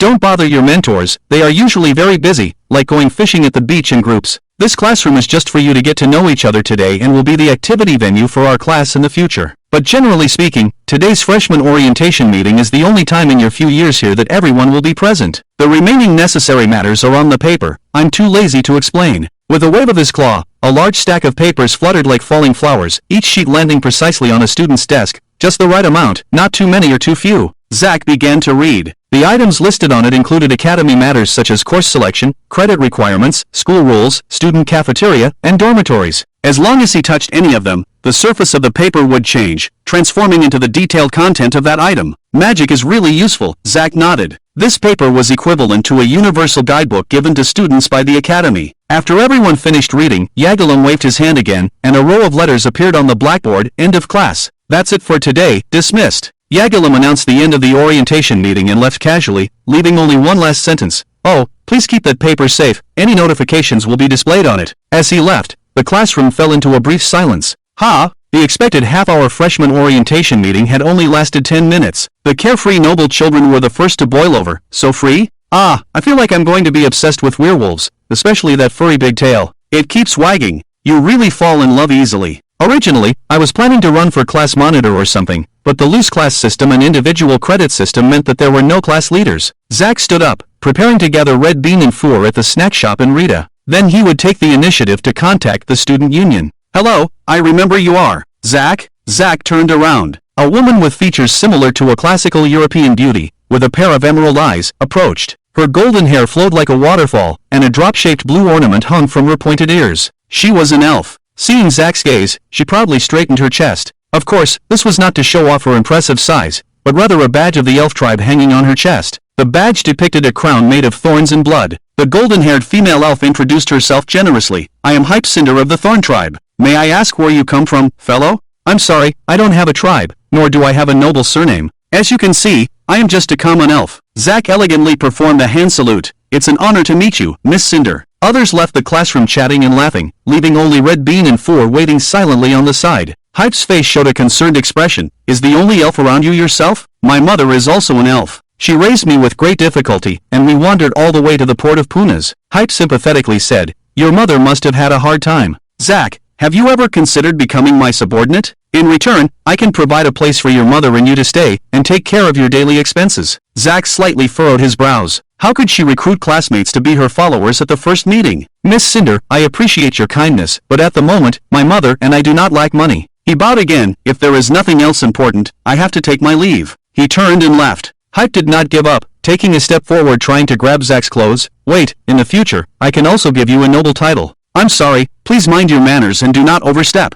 Four intercepted her with an unfriendly tone. Hype's lips moved, but she didn't say anything more. Her head drooped in frustration. Another failure. Miss, although Zach is a commoner, he ranked first in the entrance exam and is very strong. The blue-haired lowly slave behind her supported her body. You were too hasty, he didn't turn hostile just now, which was already giving you face. But I can't learn at all, there's no hope for studying. Hype covered her face. I was thinking if I could recruit some strong followers, I could also have something to show to the family when I go back. Miss, you should work on your eloquence again. Zach, who had already reached the corridor, stopped in his tracks. What's wrong? Red Bean asked. Nothing. I was just lost in thought. This elf miss could be used in the future, but it couldn't be ruled out that this was a trap against him. A rough plan quickly formed in Zach's mind. The words of the pink little bug resonated in his origin, transmitting to his mind along his bones. Young one, that noble just now actually behaved very politely. Ordinary nobles wouldn't treat commoners like that. I know, Zach said softly. Along the way, he had seen several commoner students actively fawning over prominent noble students. He could also hear that some arrogant noble offspring, accompanied by others, were cornering a commoner female student in a corner, enthusiastically inviting her to become part of their harem.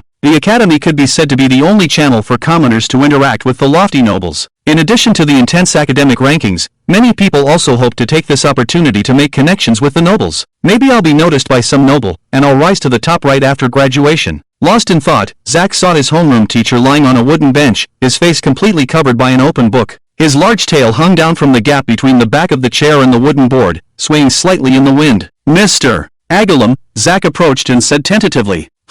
This sound seemed to be squeezed out from deep in his nostrils. The werewolf took down the book and sat up slowly. It's you latecomers. What's the matter? Zach pointed to the teaching building behind him. There are noble students on the fourth-floor staircase harassing female students. Instead of taking action himself, he chose the easier option of reporting. Agalum glanced at him expressionlessly. I thought you would take the initiative to be a hero. You see, I'm not lacking in beauties around me. Zach spread his hands nonchalantly. Agalum laughed heartily. Alright, you're an interesting guy, and your perception is not bad. I'll reluctantly take care of it. He bent down, flexed his muscular legs and claws, and jumped straight into an open window on the fourth floor. Wow, Red Bean envied a bit, as fellow beasts. When will I reach that level? Zach walked away. If you want to learn, I can teach you in the future. Then thank you, Dad. Zach! Red Bean happily pounced on him, but was stopped midway by Floor, who had a face full of black lines. You too, Miss Soros, please don't cross the line. Unlike other shops, Rita's snack shop is located in a remote corner of the academy, a solitary little house that looks like a chubby mushroom from a distance. The first floor is the mushroom's large stalk, and it's where students shop. The second floor is the mushroom's cap, divided into several rooms, including Rita's bedroom, bathroom, and warehouse. Zach carefully examined its appearance. There is also a small opening on the second floor bedroom, with a wooden platform set up as a balcony, with a rattan lounge chair. The snack shop's door is wide open. It was recently renovated, with vines hanging from the ceiling, still permeated with a strong woody scent. Rita, dressed in a staff uniform, was humming an off-key tune while stocking snacks on the shelves. "Mom, Rita!" Before Zach could speak, Red Bean couldn't contain her excitement and rushed forward, hugging Rita, who was full of surprise. The two of them hugged tightly in happiness. "It's really you, Red Bean, it's really you." Overwhelmed by the huge surprise, Rita couldn't find the words, tears streaming down her face. "Mom!" Red Bean was already taller than her. From a distance, she looked more like Rita's sister. Zach shrugged and turned to leave with Floor. "Let them catch up. Let's not disturb them for now." They walked a few dozen meters away, watching Red Bean grab Rita's hands and excitedly talk about something. Floor cautiously asked, "Master, may I ask, what is the relationship between Miss Soros and Mrs.?" Zach's mouth curled up slightly. "Well, it's a long story." He roughly told a story. He and Rita had rescued many children from an evil organization and raised them for a while. In the end, they entrusted these children to a civilian charity organization and asked them to send the children to kind-hearted families who were willing to take them in. Red Bean's habit of calling her mom was left over from that time, Zach explained. "Although I tried to correct it, it didn't work, so I let her call her that. Perhaps it was fate that I met her again at the academy. Master and Mrs. are really kind." Floor sighed. "But why doesn't Miss Soros have a slave companion at the academy?" Zach laughed. "Even without a slave, it's just a loss of some points. If you don't strive for a ranking, as long as you graduate normally, it won't have much impact." A hint of imperceptible disappointment flashed in Foor's eyes. She keenly realized that it was probably for the above reason that she was bought by her master. Foor then shook her head abruptly. "What am I thinking? Regardless of my true feelings, my master has been good to me, and I should repay him with all my heart and effort." "Foor, do you think I bought you just to compete for first place in the academy?" Zach's gentle voice pulled her out of her thoughts. "I'm sorry, I." Caught off guard by her master's smiling face, the flustered Foor was somewhat incoherent and didn't know how to respond for a moment. Zach slowly said, "At first, that's what I thought. But of course, I wouldn't just buy any slave, otherwise I wouldn't have gone to the deepest part of the slave market. If I didn't have a good impression of you, how could I be willing to pay such a high price?" Seeing a blush on Foor's face, Zach appropriately patted her head. "In the evenings to come, when we are alone in the dormitory, I will gradually tell you the reason." It seems they have finished talking. Let's go in and help. Taking the bewildered Foor by the hand, Zach walked towards the store. The voice of the pink little bug watching the show echoed in Zach's mind. TSK, TSK, TSK. After finishing all the work, the sky gradually darkened. Due to the thick cloud cover, the visual perception was that the natural light was noticeably weakening. It was already evening. During this time, many students peeked their heads out of the store's door, only to leave disappointed when they found out it hadn't officially opened yet. Hondo, Zach, Foor, Rita tied on an apron. "You've all worked hard. Let's have dinner here tonight." In addition to neatly arranged snack shelves, there was also a partially enclosed kitchen area on the first floor, with several tables set up. "Mom, you've worked hard all day too." Zach stopped her. "Let me cook? Housework is a maid's task." Foor elegantly bowed. "Madam, please let me do it. Let me do it. I want to cook steak. Fish steak." Hondo suddenly jumped up and hugged Zach's neck, excitedly saying, "I've learned a lot. Miss Soros, pay attention to your image." Dinner ended in a lively atmosphere. Rita slept upstairs in the snack shop, while Zach and Hondo had to return to their dormitory before the designated time. Before leaving, Zach left several hidden magic circles in various places. Although the Academy's security forces were strong and had never had any mishaps, he decided to be cautious. As a civilian student, Zach's and Foor's dormitory was located in a newly built castle, with only a narrow, long room. "This bed is a bit narrow," Zach frowned. Although the interior of the room exuded a luxurious atmosphere, there was only a sturdy mahogany bed in the center. There were barely enough pillows side by side on top. "If the master needs, I can sleep on the floor." Foor bent down, carefully arranging the bedding. "No need," Zach said indifferently, taking off his coat. "If you're willing, just squeeze a little. I'll take a shower first."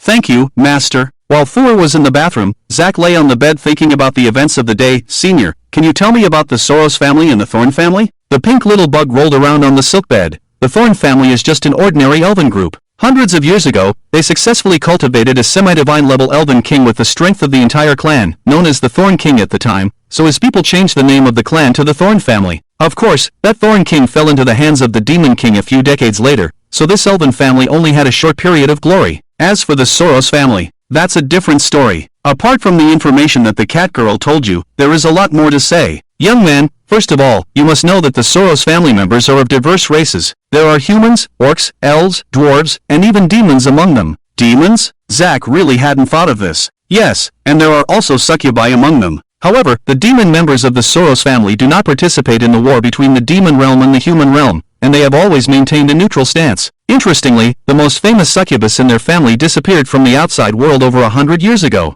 I once heard a rumor that this succubus, due to her strong desires, raised a large number of goblins. Here, the pink little bug chuckled. The demon members of the Soros family publicly declared a rift with the other members, but I think it's just to allow the other members to live freely in the outside world and participate in the aristocratic politics of the kingdom. They should have private dealings. Zack humbly asked, Senior, why do you have such a speculation? It's simple. What truly determines the Soros family is the special blood flowing within each member. Despite being scattered all over, this blood unites them and makes them highly cohesive, able to gather together at any time when called upon. To this day, I have not heard of any internal strife within the Soros family. So, in the Soros family, racial differences are not important, nor is faith. It all depends on whether the unique blood of the family flows within you. Zack pondered. Just then, there was a knock on the door. Classmate, are you asleep? Hello, what's the matter? He walked to the door and politely responded. Hey, do you want to exchange slaves tonight? Zack was taken aback. Exchange slaves? Yes? Always playing with the same one. You must be tired of it too, right? The voice outside the door said lewdly, Brother, let's change it up, shall we? Seeing Zack's hesitation, the person outside immediately added, Hey, don't worry, I'm not a noble. Just like you, I'm also a commoner who worked hard to get in here. Our status is equal. Just exchange for one night, and that's it. It was clear that the exams could only filter out the academically weak, not the morally corrupt.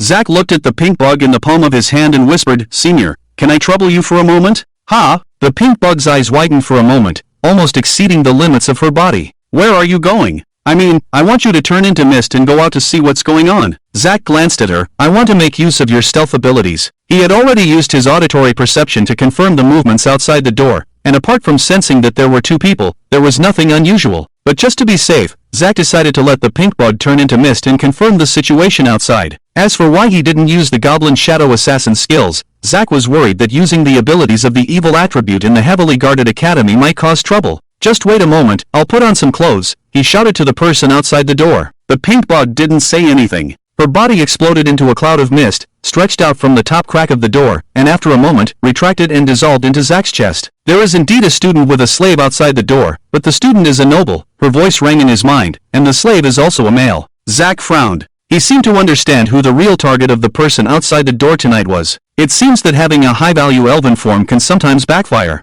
After making some preparations, he opened the door. A large arm immediately pushed the door open completely, and an excited fat man squeezed in. Elf brother, sorry, I actually wanted to exchange with you. The fat man looked at Zack, who was holding a large fireball in his left hand and a thick earth and stone chain in his right hand, and his voice gradually lowered. Zack lowered his head slightly, his eyes full of playfulness. It's okay, I was also thinking about how you would react. The fat man exclaimed in fear, You, as a commoner, can't act recklessly. My father is a city councilor, and we have a large plantation outside of Pernisport. The fat man and his slaves were all tied up and thrown into a corner, looking ashen-faced. Zack sat on a chair, leisurely crossing his legs. When did you start targeting me? Why dare to target me? I happened to see you bringing a female slave back to the commoner's dormitory, and I also found you appealing, so I became interested. The fat man shivered and said, Good Junior, as long as you spare me, we can talk about anything else. I can compensate you. After nearly half an hour of education in Zack's style, he now believed that this elf could really do such a thing. You don't know my academic record? The fat man shook his head abruptly. I'm a bad student and never pay attention to grades. How could I know you were the top? Zack raised his eyebrows. Okay, let's go with what you said. Compensation it is. After the fat man and his slaves fled in a panic,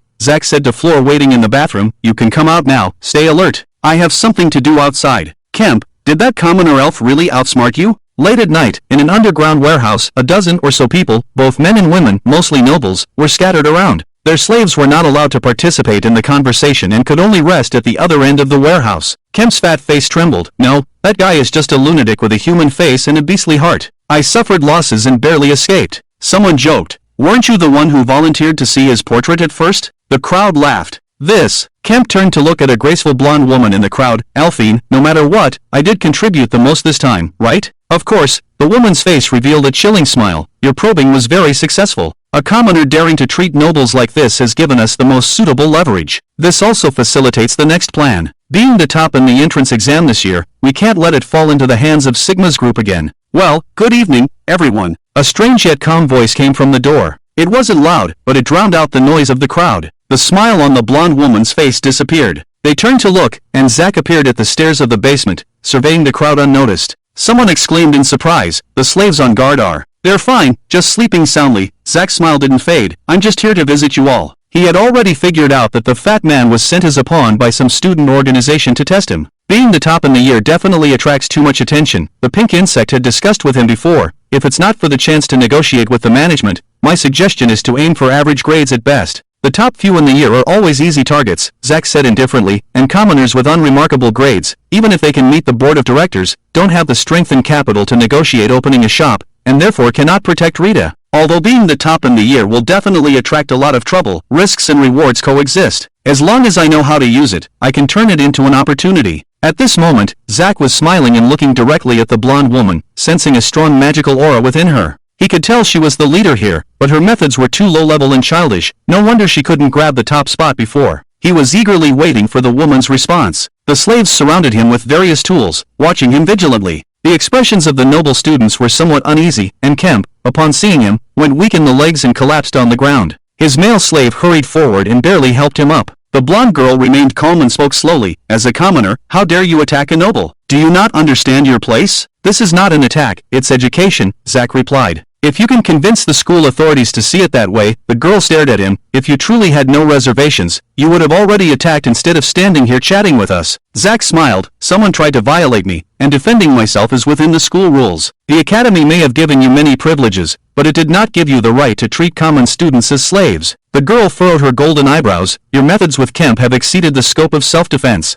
"I did not harm him. I was merely correcting his behavior and educating with love." Zack spread his hands. He was just frightened by himself. "If necessary, you can sue me and request the church to review the memories. Of course, if it proves that I did act in self-defense, then you will be the instigator of student infringement. The school may let you off, and your noble parents may protect you, but you should be aware of the church's stance, right?" The blonde girl couldn't help but look back at Kemp, only to see him stuttering and unable to speak. She sighed. "Do you think choosing to break the net and die like a fish will make it easier for you in the end?" Her words also implied that the influential parents of her group would not let Zack off the hook. Zack chuckled. "Did I say I came here to confront you?" The blonde girl was taken aback. "Huh? Your ultimate goal is to get me to join your organization, isn't it?" Zack approached, and his aura gradually intensified. With each step, the noble students involuntarily took a step back, except for the blonde girl who stood her ground. "I happen to be interested in the mysterious underground student organization as well." He smiled as he walked up to the girl, extending his right hand. "May I join, madam?" The blonde girl's eyes stared firmly at the refined elf in front of her. She realized she couldn't read his mind at all, but for now, she couldn't think of any other way to break the deadlock. In the end, she reluctantly extended her right hand. "I am Alfani von Heydrich.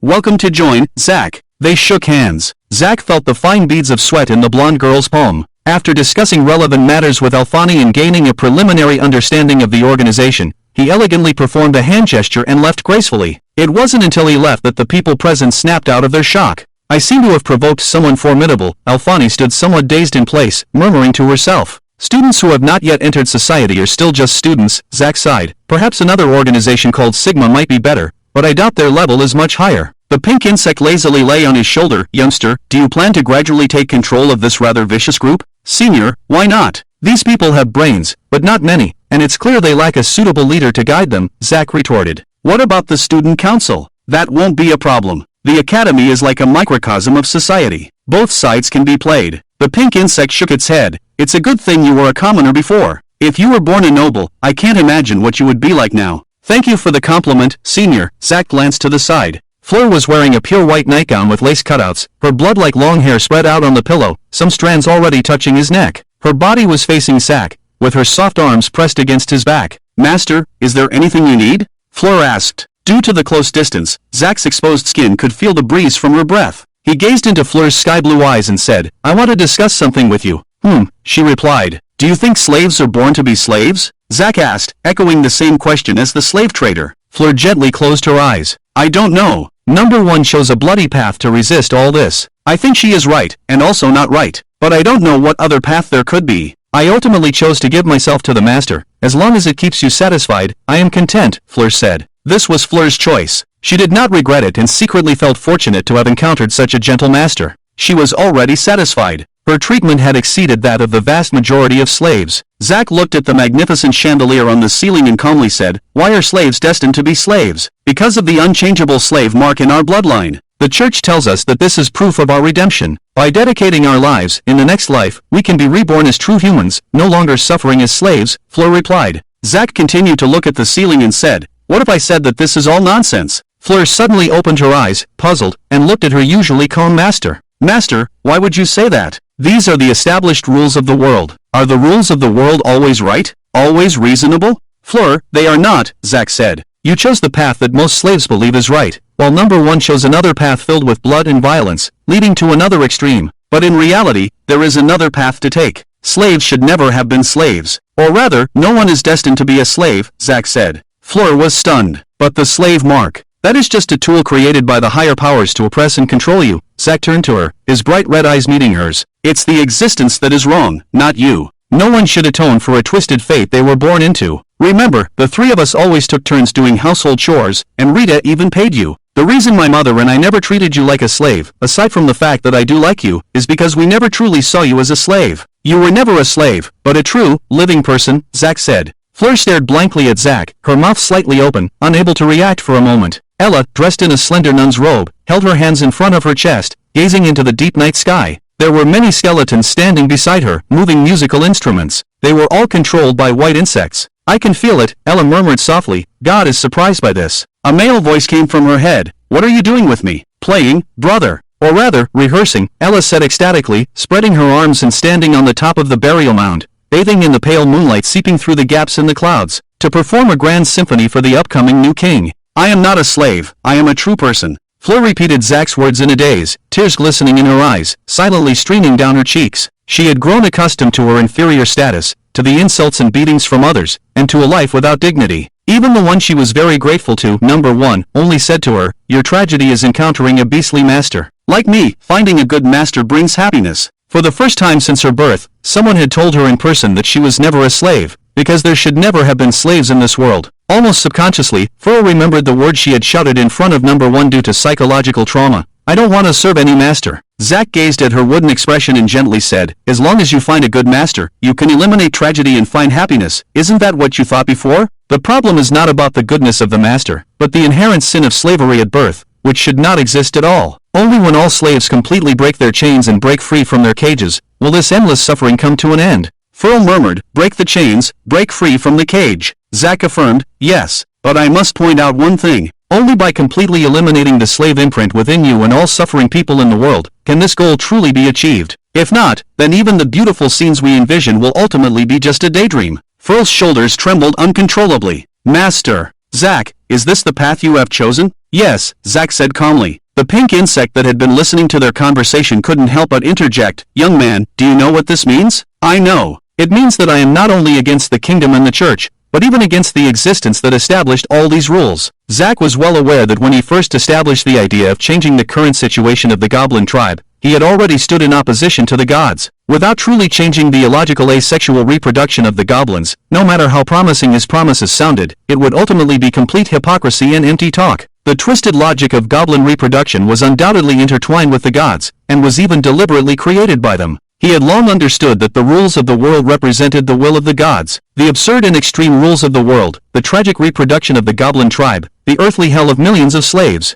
all of these originated from the gods above. Zack sat up and calmly recounted, "So, I have never given up on becoming stronger. It is for this reason that I have followed the expectations of Yar and the existence behind her. Only by becoming a god would he have the qualification to change everything." The pink insect lowered its head, seeming to want to say something, but ultimately fell into a long silence. Zack spoke again, "Furl." "Yes," Furl responded subconsciously. "I mentioned the topic of why I brought you back during the day. I told you that I would explain the reason when we were alone at night, didn't I?" Furl sat up, her soft crimson hair naturally flowing down, overflowing on the bed. "Yes, Master Zack." Zack's mouth curved up slightly. He gazed gently at Furl, showing an encouraging smile. "I want to invite you to join me in resisting slavery. Do you want to completely rewrite your own fate and the unfair fate of your fellow beings? Only the slaves who have suffered persecution firsthand have the possibility of awakening and striving to break free from their chains. From the story of number one, It is also clear that the slaves who have suffered greatly are the soil for developing followers of the dark gods, but those organizations have never truly wanted to change these cruel rules. They only use the slaves, turning them from victims into another extreme, killing innocent people and further deepening the suffering and contradictions of the world. Fundamentally, the dark gods are also members of the gods above. They do not oppose the existence of slavery, but use the slaves as their pawns. Therefore, number 1 believes that slaves either have the luck to encounter a good master, or they become crazy and violent until they die, with no other choice. Zack knew that there was actually a third choice, a completely new path that no one had ever ventured on. However, this path would be against the gods, and to completely change this absurd world, the difficulty of success was no different from a fool's dream. Undoubtedly, the pink insect in fur also understood this. If Fleur is unwilling, it is not surprising. There's no need to give me an immediate answer, and there's no pressure, Zack said calmly. You can take your time to think it over. I won't turn against you just because you refuse the invitation. If you give up, my attitude towards you won't change, and my mother and I will still treat you as family. Just follow your heart. If Zack were to blame or even force Fleur because she refused, he would be contradicting his previous words and not treating her as an equal. He won't be hypocritical. Zack was prepared for her rejection. He had said what he needed to say. He waited quietly for Fleur's response. Upon hearing Zack's invitation, Fleur froze in place and fell into silence. Follow your heart. She remembered countless days and nights oppressed and tormented by various slave owners, remembered the insane slave owner who tried to kill her, and remembered her own inner pain, despair, and complete numbness. The words echoed in her ears once again, I don't want to serve any master. In the depths of her originally numb heart, the spark buried in the ashes was stirred by a new breeze, gradually growing stronger, and finally burning fiercely in the withered state. I shouldn't be a slave. I am a true, living person. All men are born free. The flame transformed into another version of herself, shouting loudly in Fleur's ear, deafening. Fleur raised her head, looked at the calm Zack, and tears flowed down her face. I want to obtain true freedom. I want to become a genuine person. I want to ensure that number 1 and all the slaves can also obtain freedom, that everyone is born equal. Zack, please allow me to follow you, even if it's a path full of thorns and difficulties, a path with little hope. This is my vow, and my commitment. She clenched her fist and spoke with a determined look. Fleur's attitude even surprised Zack. After a brief moment of thought, he smiled kindly. Thank you, Fleur. Now, we are comrades. Zack reached out his right hand, and the resolute Fleur responded. The two held hands tightly. The symphony finally reached a magnificent climax and abruptly stopped. At the same time, Yar finished her final conducting gesture. She opened her deep eyes and looked expressionlessly at the skeletal legion below that had stopped playing. The unextinguished spark will eventually ignite everything, turning into a towering flame that reaches the heavens. The new king will be born in the midst of fire and blood. Yar recited in a trance, gazing at the vast sky. Everything is as you wish, my lord. I will head to the port of Punas. Zack, I will still address you as master in front of others. Please don't refuse, it's necessary for disguise. Zack nodded. Fleur, I understand. But you don't have to do all the household chores, right? Like washing my dirty clothes. Fleur didn't back down. I can't afford to reveal any flaws in the details, and this is voluntary for me. All right. Seeing Zack concede, Fleur happily picked up the clean clothes and hung them on the balcony to dry in the morning sunlight. Specks of dust danced in the light. Master Zack, I can also participate in battles when it comes to fighting, like last night's situation, she said to Zack earnestly while tiptoeing. Why did you add the word master again? Fleur's face showed a playful smile. I just thought that daily address should also become a habit. It was the weekend. Zack first consulted the advice of the pink bug and chose courses that could truly enhance himself,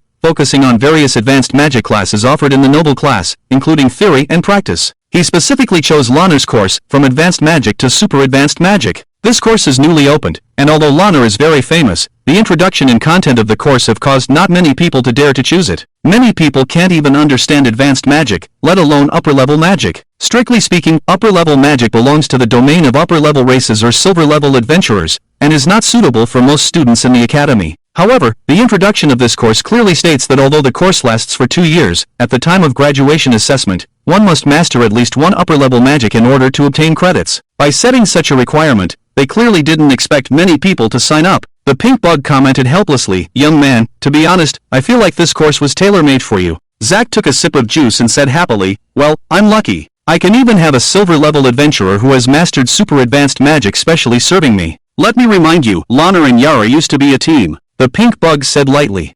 Zack sprayed out all the juice. Master, let me help you wipe it. Fleur bent down, took out a handkerchief, and gently wiped his mouth. Senior, why didn't you tell me about such an important matter earlier? By the time I saw it, you had already chosen it. The pink bug helplessly shook its tail. Don't worry, now that Lanner is a teacher, she has already left Yara's team and won't do anything to you. Zack's face twisted into a knot. At least Yara won't show up here. The pink bug shook its tail again and hid Zack's palm. And this course is indeed what you currently need. It's your only opportunity to access super advanced magic, so relax a bit. They were having breakfast at Rita's snack shop at this time. Hearing his movement, the girl at the next table, Red Bean, came over. Dad, Zack, don't waste food in the future. Her plate was already licked clean. Zack continued to point to the magic paper in his hand and check other courses. Sorry, but I'm worried about choosing courses. Red Bean showed a cunning smile. Zack, wanna guess what course I chose? Zack said without looking up. Is it Aglarum's course? Wow! Red Bean's eyes turned into stars. Dad is amazing. He's like a mind reader. Miss Soros, please mind your address, and please be more elegant in your metaphors. Oh! After choosing the courses, he didn't have much free time on the weekend. In addition to enjoying the time with Rita and others, Zack also got involved in the student union and submitted his membership application. After starting the classes, Zack quickly adapted to the rhythm and steadily improved his theoretical knowledge. I can't always rely on my seniors, I have to learn something myself, especially in terms of combat. For example, if I were attacked by a giant worm, I definitely wouldn't have time to ask you about its weaknesses, but should be able to respond based on my own understanding. Knowledge has to be in my own hands. The pink bug admired him. Not bad, young man. It's good that you can understand this on your own initiative. Zack smiled. Thank you for the compliment, senior. So, I'll leave the compulsory subjects like advanced mathematics to you. The pink bug blushed instantly. You lazy guy, and I just praised you. On the other hand, Zack's student union application was approved. He became the only civilian member of the student union. You actually joined the student union? Alphine, the leader of the underground group, was very surprised when she heard the news. That's great. She suddenly felt fortunate that she hadn't stopped Zack from joining the organization. Last year, they had been constantly driven away by the student union's lackeys, and their relationship with the student union had reached a freezing point, and now they unexpectedly had a mole in the student union. The only downside is that the mole is not under his control. The others in the group were excited. Do we finally not have to change places for meetings? Zack, where have they been patrolling recently? Zack, are you using your authority to suppress the Sigma group? If many people had previously consciously or unconsciously looked down on Zack's commoner status, they now regarded him as a true nobleman. Even the Fat Kemp changed his previous attitude and showed great respect to Zack. The reason was simple. The members of the student union were mostly composed of elites from the nobility, who held real power in supervising the students in this loosely regulated magic academy. After graduation, most of these people became well-known political elites in the upper echelons of the kingdom. Faced with the cheers of the crowd, Zack couldn't help but smile wryly. When he had found the office of the student union and submitted his application, the noble members at the door had been polite and enthusiastic on the surface, but had actually kept him at arm's length. However, at that time, two board members who had a deep impression of him had come to the student union to handle Eleanor's file. They noticed the situation and entered the office, saying something to the members of the student union present. After that, the attitude of the student union towards him changed 180 degrees, and his membership application was approved.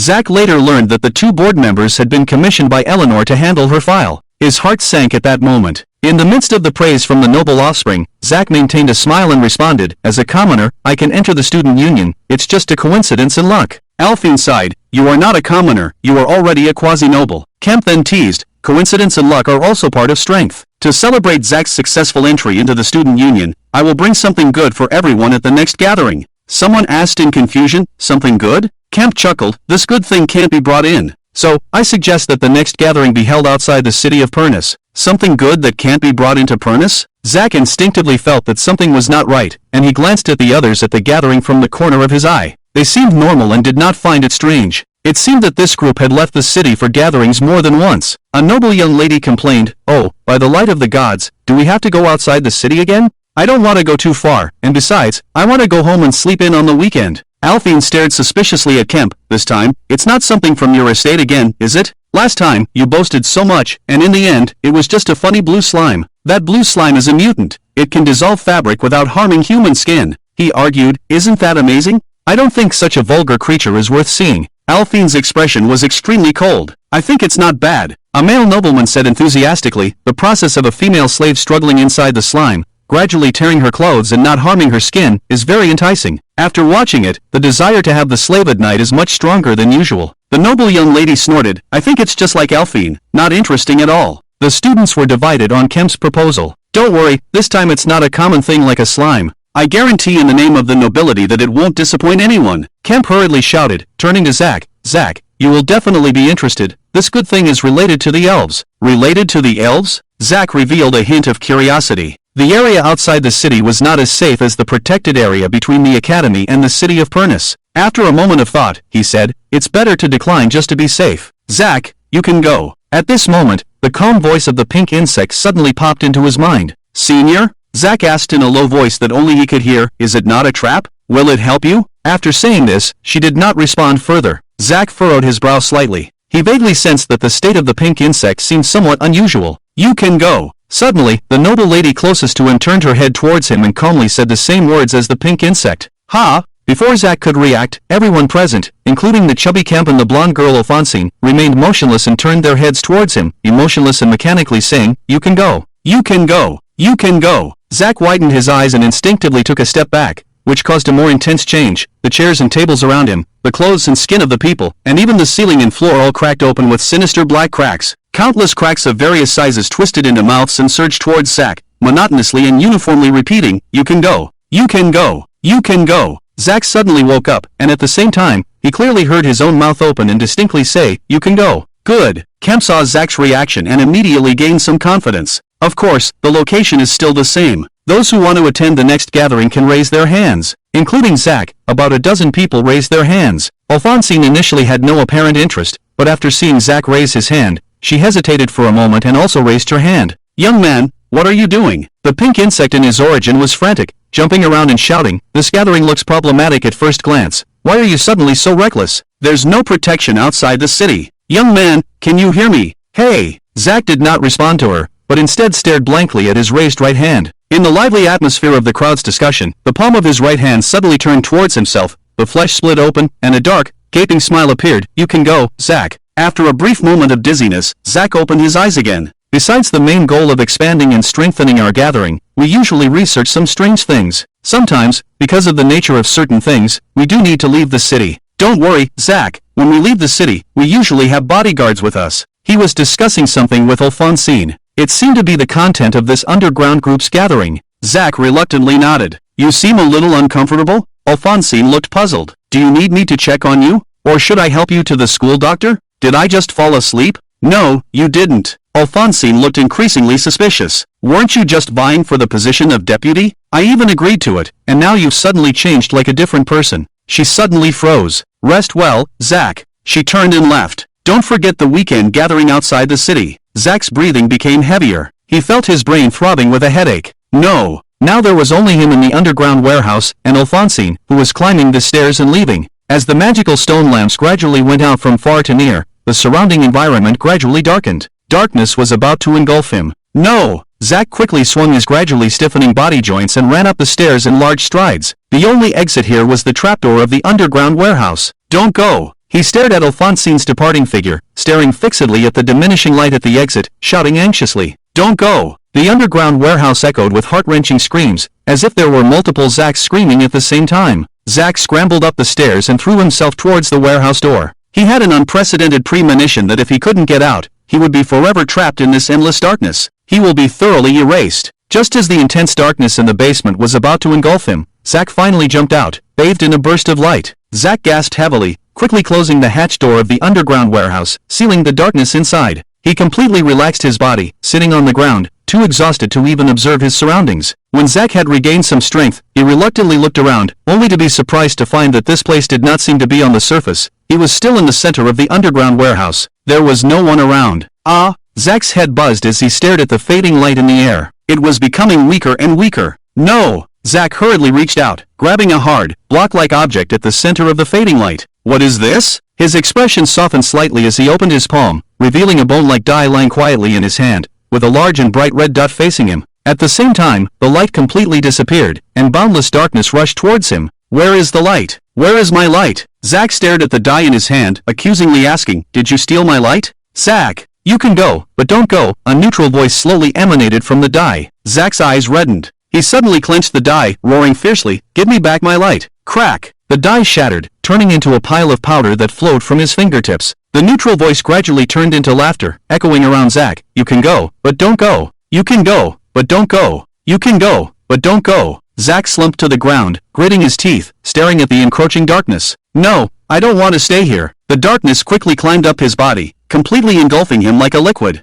Zack gradually suffocated. "No, no." Soon, the underground warehouse submerged in darkness returned to silence. Zack sat on the ground, motionless, clutching his neck with both hands. Suddenly, he turned his head and calmly said, "Zack, you can go, but don't go." Inside the dorm room, "Master, good night," Floral smiled and said. "Good night." Zack turned off the magic stone lamp and closed his eyes. There were still many slaves like Floral, working tirelessly in the factory, plantation, and various parts of the kingdom until their last drop of life and value were squeezed out. Currently, only Floral could be considered to have awakened reluctantly. He pondered. To break the chains of the slaves, they must first be guided to awaken from the brainwashing of the church. Zack couldn't help but think of something else. I have to go to the gathering outside the city this weekend. I probably have to bring Floral with me. Rita's snack shop. Today's schedule includes a class with Lon, Zack said as he ate the omelet Rita made, reading the magic paper in his hand, the first class. It seems that not many people have chosen it. The voice of the pink little bug popped up in his mind as usual. I guess you might enjoy one-on-one education.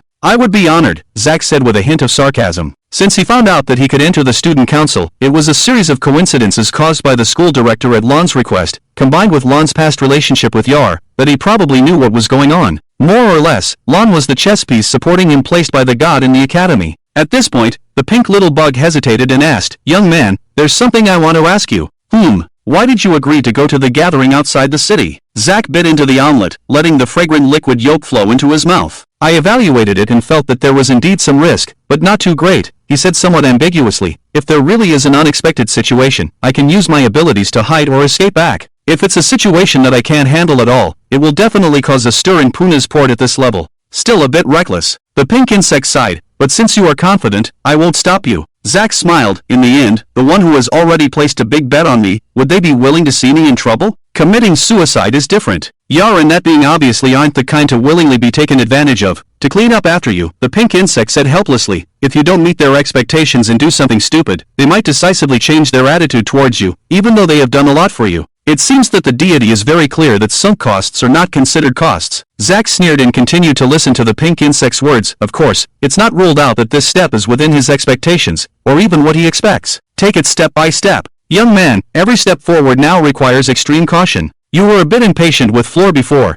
and you convinced Floor a bit too quickly. You must be more careful," Zack said softly. "I just used her hidden resentment." He looked at Floor. She and Red Bean were eating at another table, patiently answering Red Bean's questions about dark magic courses. "Young man, your willingness to develop her as a companion, to trust her, is also because you are the master of her slave mark, with absolute control and authority over her. You are still using her absolute obedience to you," the pink insect kindly reminded. "But if you were to guide other slaves, you wouldn't have this advantage. This behavior itself is very ironic. The master talks about taboo topics of freeing slaves to the slave, just because she is a true comrade and can be trusted. This relationship is built on the control of the master over the slave mark." Zack looked at Floor, his expression becoming even colder. "I know. I'll have to find a different way to deal with other slaves." Loner's first class was an introductory theory class in a regular classroom at the academy. "Don't bring slaves to class," Zack said to Floor outside the classroom according to the course requirements. "Sorry, Floor, you can go back." "No need," Floor said with a natural smile. "I'll wait for you on the wooden chair outside the teaching building."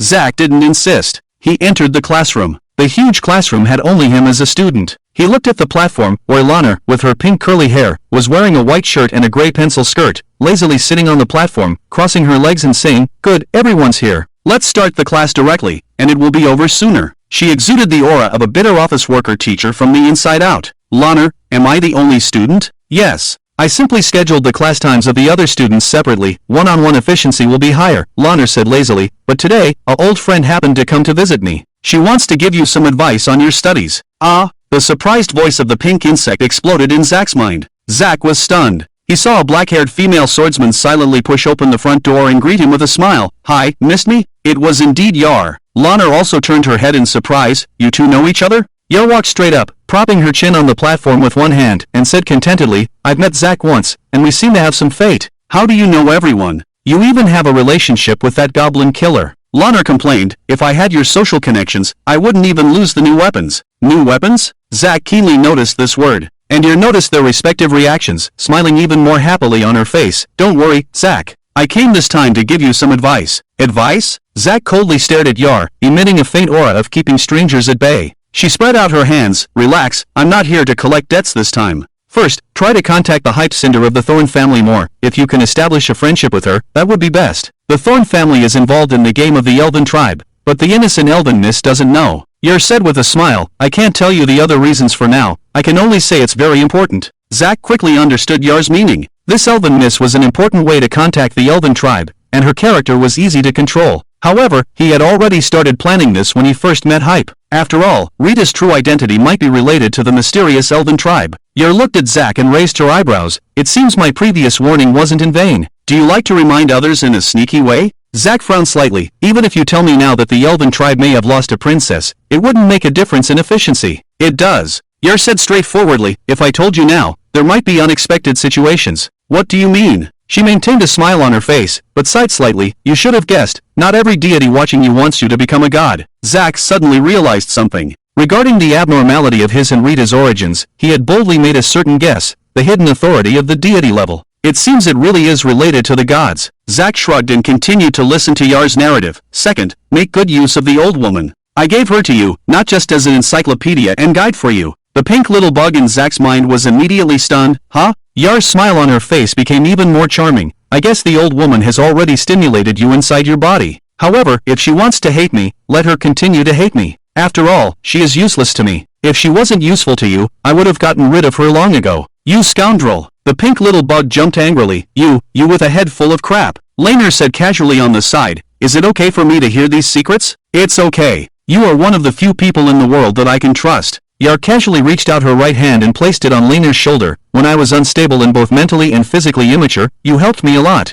Laner shook her head. I still prefer the way you were a few years ago, a bit more humane than now. Oh! Her right hand suddenly pinched the flesh on Laner's shoulder. Yar acted as if nothing had happened and turned to Zack. So, during your time at the academy, you should listen to Laner's lessons seriously. Not only mastering upper-level magic or super-level magic, but the learning process will also greatly benefit the growth of your elven abilities. Elven abilities? Laner's face showed a curious expression again, but the two didn't explain to her. If you're interested, you can communicate more with Zack in the future, Yar said casually. Her smile faded, and she said coldly, third, be careful of the Soros family, be careful of their members. Zack didn't hide his surprise. Why? Yar should be clear about the situation between him and Hondo, so, it was reasonable for him to show some surprise. They are not the help arranged for you by the gods. Yar squinted slightly, they are your enemies. I know you can't cut off the relationship all at once, so, you'd better gradually reduce contact with members of the Soros until you completely reject her. Do you want to sever ties with Red Bean? Zack thought for a moment and asked, is it related to the game?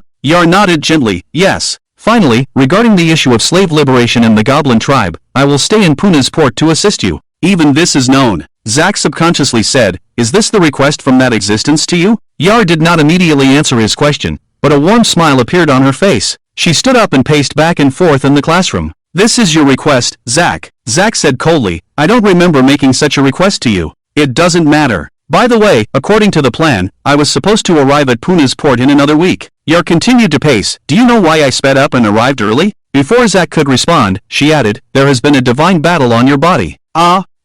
Laner and the pink bug in his mind spoke in unison, questioning. Of course, it's not a real divine battle, otherwise you would have been wiped out long ago, and the entire Puna's port would have been buried with you. Yar showed a rare expression of headache. The destined trajectory almost deviated. Fortunately the Lord God was prepared early. Zack suddenly didn't know what to say. He vaguely remembered experiencing something, but, don't try to remember. Yar suddenly said sharply, you are not qualified to bear it now. Although it was daytime, Zack gradually heard whispers in his ears, male and female, like meaningless murmurs. The murmurs grew louder until they drowned out all other sounds. The bodies of Laner and Yar in front of him began to glow, becoming whiter and whiter. Everything was merging into pure white. All anomalies disappeared. Something was placed in Zack's hand at the same moment. He looked down and saw a bone die lying quietly in his palm. The number facing up was 6. Phew! Yar, who had placed the die in Zack's hand, breathed a sigh of relief. You really should thank the die. Now, it has saved you more than once. Is that so? Zack looked at the die in his hand with some confusion. Although there was still a faint sense of familiarity, it was just an ordinary bone die. Yar's face remained calm, and her already pale face became even paler. Take it. That's all the advice I have to give. I've delayed some of your class time. You won't blame me, will you? She decisively turned and left, leaving Zack and Laner behind. Laner looked at him without surprise. Zack, how are you? Young man, are you okay? The pink bug in his mind looked worried. I'm fine. Zack breathed a sigh of relief. Shall we start the class now? Okay. At noon, Laner and Yar were dining in a private room at a high-end members-only restaurant for nobles. After setting up a sound barrier, they chatted for a while, and the conversation naturally turned to Zack. Yar, is Zack also a chosen one? Laner put down her chopsticks and said with some concern. More than that. Yar said lightly. He's on your side, isn't he? Yes. Laner's expression gradually became firm. Then I must teach him well. Laner's course is indeed very helpful to me. Zack and Four sat in a student restaurant, reviewing the details of the last class. After using various attributes of magic separately, Laner, with her pink curly hair, pointed out the shortcomings in the flow and efficiency of magic in his body, patiently helping him adjust the key magic nodes in his body. In addition to divine magic and shadow magic, you need to practice your other attribute magic daily, and you must follow the template I have corrected. Laner wore a pair of silver-framed glasses and meticulously instructed. Advanced magic and even super advanced magic have very high requirements for the basics. If there are any small flaws in any aspect, your learning process will be twice as difficult, and even if you manage to learn, it's very easy to cause a backlash. I will heed your teachings, Zack sincerely saluted. Of course, if you can break through to become a superior race, learning advanced magic will be much easier. So, for ordinary people, I would directly advise against learning it, and wait until becoming a silver-level adventurer or a superior race before learning it. After all, with your great talent, you can try to learn advanced magic first, and mastering it will also help you break through to become a superior race, Laner added. Ordinary superior races and silver-level adventurers are all built on resources. You don't have those conditions, so you can only find another way. Teacher, how did you become a silver-level adventurer and master super advanced magic? Zack asked curiously. Laner seemed to have no strong background or support from any nobility. She didn't seem interested in answering immediately. That's a long story. I'll tell you when the time is right in the future. Master, why aren't you going to Rita's snack shop for lunch today? Zack's thoughts were interrupted. Before Florel got up to help Zack order, she asked him in confusion. Zack replied calmly, I'm tired after a morning of classes. I don't want to run so far. The voice of the pink bug popped up in his mind. Young one, is it because of Red Bean? Watching Florel leave, Zack lowered his head. Yes. Senior, do you think I should follow all of Yar's advice? He was well aware that Red Bean couldn't betray him, but the strange blood of the Soros family did make him wary. The pink bug hesitated for a moment. I'm sorry, I don't know. Her voice trembled slightly. I really can't tell. I'm a useless senior, young one. I'm sorry, I'm of no use to you when you need me the most. She remembered Zack's unusual behavior when he attended the underground group meeting before. Combining Yar's words, she truly understood what had happened to Zack, and she couldn't do anything, not even qualify to discover the God's War. I don't know either. Zack also felt somewhat strange about himself. After so much experience, his inner self was still as calm as still water, and he could still analyze calmly. In the end, when did I ask Yar to come and help me? To assist in freeing the slaves and goblins. Why was I so focused on freeing the slaves? At this moment, the dice in his pocket slightly heated up, and the confusion in Zack's eyes disappeared. This is the best choice, that's all, he said firmly from the bottom of his heart. Young one, the voice of the pink bug lowered. Let's change the subject. Yar also said to make good use of me. In that case, she at least hasn't discovered that I was originally the guiding light source for you, and thinks I'm just your guide. Zack's eyes suddenly lit up. I'm afraid the key is here. Senior, you are not what Yar initially said. You are not just useful for surveillance. She should already know, as the one who exists as the keeper, she must know that there is a light source within me. It was she who restored my body and implanted you into my source, and I had already gained divine resistance, with an extremely weak light source within me. I guess at that time, she had already discovered the light source. It's just because the Goblin Slayer and others were present, Yar didn't say much, and only said that you were only capable of surveillance. The pink bug was puzzled. I am indeed not a qualified insect, I cannot control the host. But if it's as you said, then doesn't she know that I will help guide the light source within you? This plan is designed very well. Zack couldn't help but feel, so she told you to advise me not to seclude myself and to go to school? Yes, the pink little bug admitted. The reason I agreed at the time was that if young people want to become stronger and have a thirst for knowledge, they should indeed go to school. It makes sense, Zack said. So, she told me again today to make good use of you. Senior, this means that both you and I have overlooked your own potential. We should continue to dig deep in the direction of the source of light. Let's work together in the future, okay? Okay. At dinner, Zack and Four did not go to Rita's snack shop. Why didn't Dad and Four come? Red Bean lay listlessly on the dining table, staring at the message Zack sent on the magic paper. He said he was busy today and didn't explain what he was doing specifically. Rita, still wearing her apron, comforted her. Zack has always been very hardworking. Maybe he's busy with his studies today and doesn't have time to come to such a remote place. Don't worry, Zack must have important matters to attend to. Let's be understanding for now. Meow. Red Bean's mood didn't improve much. Under the same night sky, Zack was discussing the out-of-town arrangements for the weekend with Kemp, Alphine, and others, glancing in the direction of the snack shop. He understood that he couldn't avoid facing Red Bean's problem. The next day, Zack hurried over to explain the arrangements for the past 2 days to Rita and bid her farewell. Aren't you going to say goodbye to Red Bean? Rita asked with some concern. She didn't even go back to the dormitory yesterday and has been waiting for you. I was the one who finally carried her upstairs when she couldn't hold on any longer. Zack glanced upstairs indifferently. Forget it, let her have a good sleep. I'll bring something for her and for you as compensation when I come back. Dear Zack, although studies are important, you should also relax properly. Rita tiptoed and gently touched his forehead, stuffing snacks and water into his backpack. I feel like you've been a little tense these past few days. It's nothing. Zack waved his hand. Can I leave now? Rita smiled gently and shouted loudly. You and Four must be careful. I will not disappoint the lady's expectations. Four stood at the door and made an elegant salute. The two finally joined the nobles and set off on their journey. The pampered noble children did not choose to take a carriage out of the city. They dressed similarly to ordinary people and walked in groups on the main street. Their slaves and bodyguards were dressed in plain clothes, blending into the crowd. If it were a convoy of a dozen luxurious carriages, it would be too ostentatious to leave the city. The blonde Elfine walked up to Zack and said, "This is a secret operation, so you'll have to adapt." Zack shrugged. "I have no problem at all. Why don't you worry more about Kemp?" The chubby Kemp panted. "It's okay. When you see the good stuff, you'll understand that the current hard work is worth it." He seemed impatient about it. A faint unease turned into a small ripple, rippling in Zack's heart. He furrowed his brow imperceptibly, but his expression quickly returned to calm. Zack felt the bone dice in his pocket seem to be heating up again. He took it out and held it in his hand, but found nothing unusual. The dice didn't heat up, it just retained his body temperature and quickly cooled in the autumn breeze. The number facing Zack was 6. "Oh, brother Zack likes to gamble?" Kemp's eyes lit up. "Then you must like the old place. We're going to a tavern outside the city with an attached gambling den." "A gambling den?" Zack sighed. He had his first encounter with the dice and had a strange dream near a gambling den. After leaving the city, under the leadership of Kemp and others, the group successfully arrived at the old place. This is a 3-story tavern located on the main road, mainly serving passing merchants, and business is booming. On the door, specially made colored magic stone lamps of different shapes form the italicized words Old Place. "Is it really called Old Place?" The pink bug in the mind commented.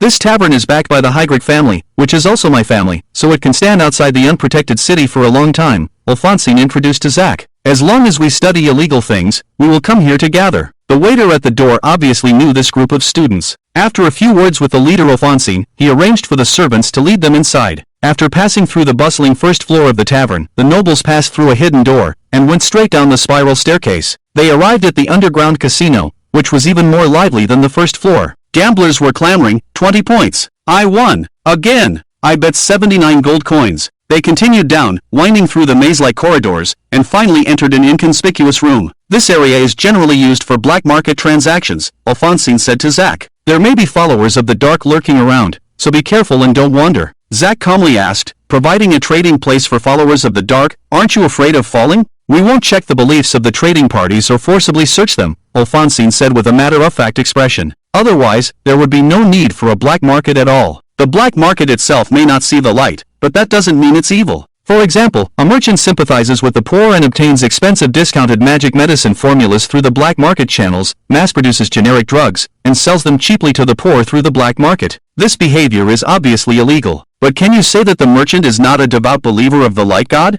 Does he have to be forced to fall? The meaning of the black market lies in this. The pink bug added leisurely, the merchant is doing something illegal, but he firmly believes it is for the benefit of the poor. This is a typical case of sacrificing small righteousness for greater righteousness, so it will not be recognized as fallen by the world rules. Zack nodded thoughtfully. Speaking of which, Kemp wanted to violate me before, but he didn't fall either. Kemp's forehead suddenly broke out in a small sweat. I was just joking with you. If you don't want to, I definitely won't do it. But Zack, my brother. Zack teased. I was just joking with you too, just educating you. The two looked at each other and laughed heartily with the other nobles, easing the atmosphere. Zack understood that his nature was that of a goblin, belonging to an evil creature. For Kemp, let alone violating, even if he killed himself on the spot, it would not trigger a fall, provided he could do it. But Kemp only knew he was an elf, and theoretically it was impossible for him to do such a foolish thing, and Alphonsine also thought so. Therefore, his reckless behavior was beyond Alphonsine's expectations and became a bargaining chip in Zack's hands. It seems that Kemp's actions at the time were likely influenced. For himself,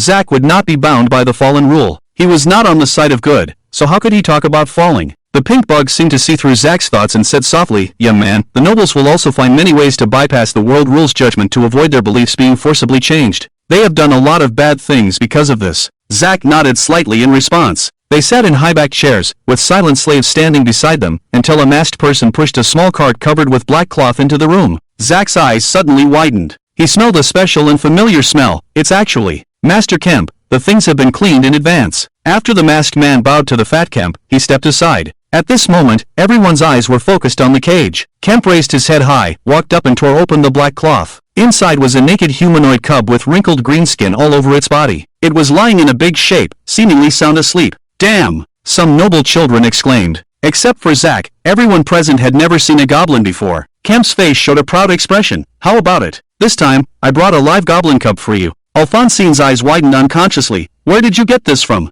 I remember that the ones in the wild have been almost killed by goblin slayers and other adventurers. This shouldn't be wild, right? It's confidential. Kemp observed the surprised expressions of the crowd with intoxication, and said proudly, this thing can't be brought into the city at all, so I suggested having the gathering outside the city. You're not afraid of death. A noble lady covered her mouth in astonishment. What's there to be afraid of if you're not making friends with goblins? Kemp said with pleasure, after today's gathering, it will be neutralized by my people. Alphonsine stared at the lower body of the goblin cub, half curious and half disgusted, and said, is this really just a cub? Guess why goblins have such strong reproductive abilities. A nobleman joked, hey, Kemp, can you arrange a female slave to demonstrate on the spot like the previous slime? Kemp shook his head. I tried before, but this cub is too small. Although it can barely stand up, it's not hard enough. The nobleman's face showed a disappointed expression. All right. Alphonsine took out a small notebook, squatted in front of the cage, and made notes around the goblin cub. Lord Heydrich is really serious. He always takes notes. The noble lady stared fascinatedly at Alphonsine's squatting figure.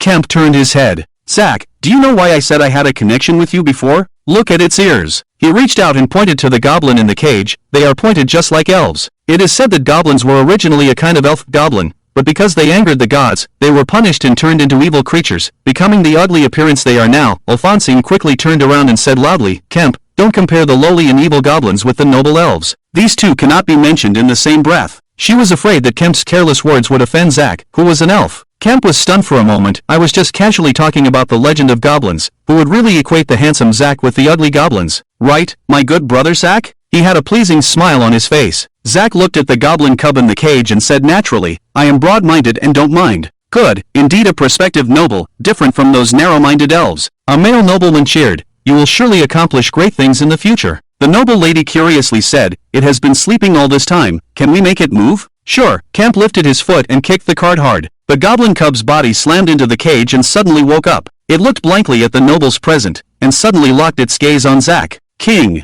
The goblin cub stuttered out a goblin word. Zack's head buzzed, and his body trembled imperceptibly. What did it say? Alphonsine, who was taking notes, was stunned. Except for Zack, no one present understood goblin language. King? Does it already know that I have the talent of a goblin king? Could this cub identify? No, it couldn't possibly be of the superior race. Zack's brain was in a mess, staring blankly at the goblin cub. It crawled over on all fours, grabbed the iron cage, and laboriously said to Zack, the only elf is the king. Kemp also noticed something was wrong. Zack, why is it staring at you and seems to be talking to you all the time? Can you understand it? Zack quickly adjusted his expression to normal and calmly said, when I was still an adventurer, I took on a mission to eliminate goblins and roughly learned goblin language, so I can understand a little bit. I was surprised just now because it said that elves are considered close relatives of goblins, and it is the goblin king. This cub asked me to save it and give it 500 gold coins, and after the deed is done, it will appoint me as the goblin general. Everyone present burst into laughter. Good joke. What's the real meaning? Alphonsine asked with interest. It wants to eat me, Zack said with open hands. Everyone burst into laughter again. Kemp,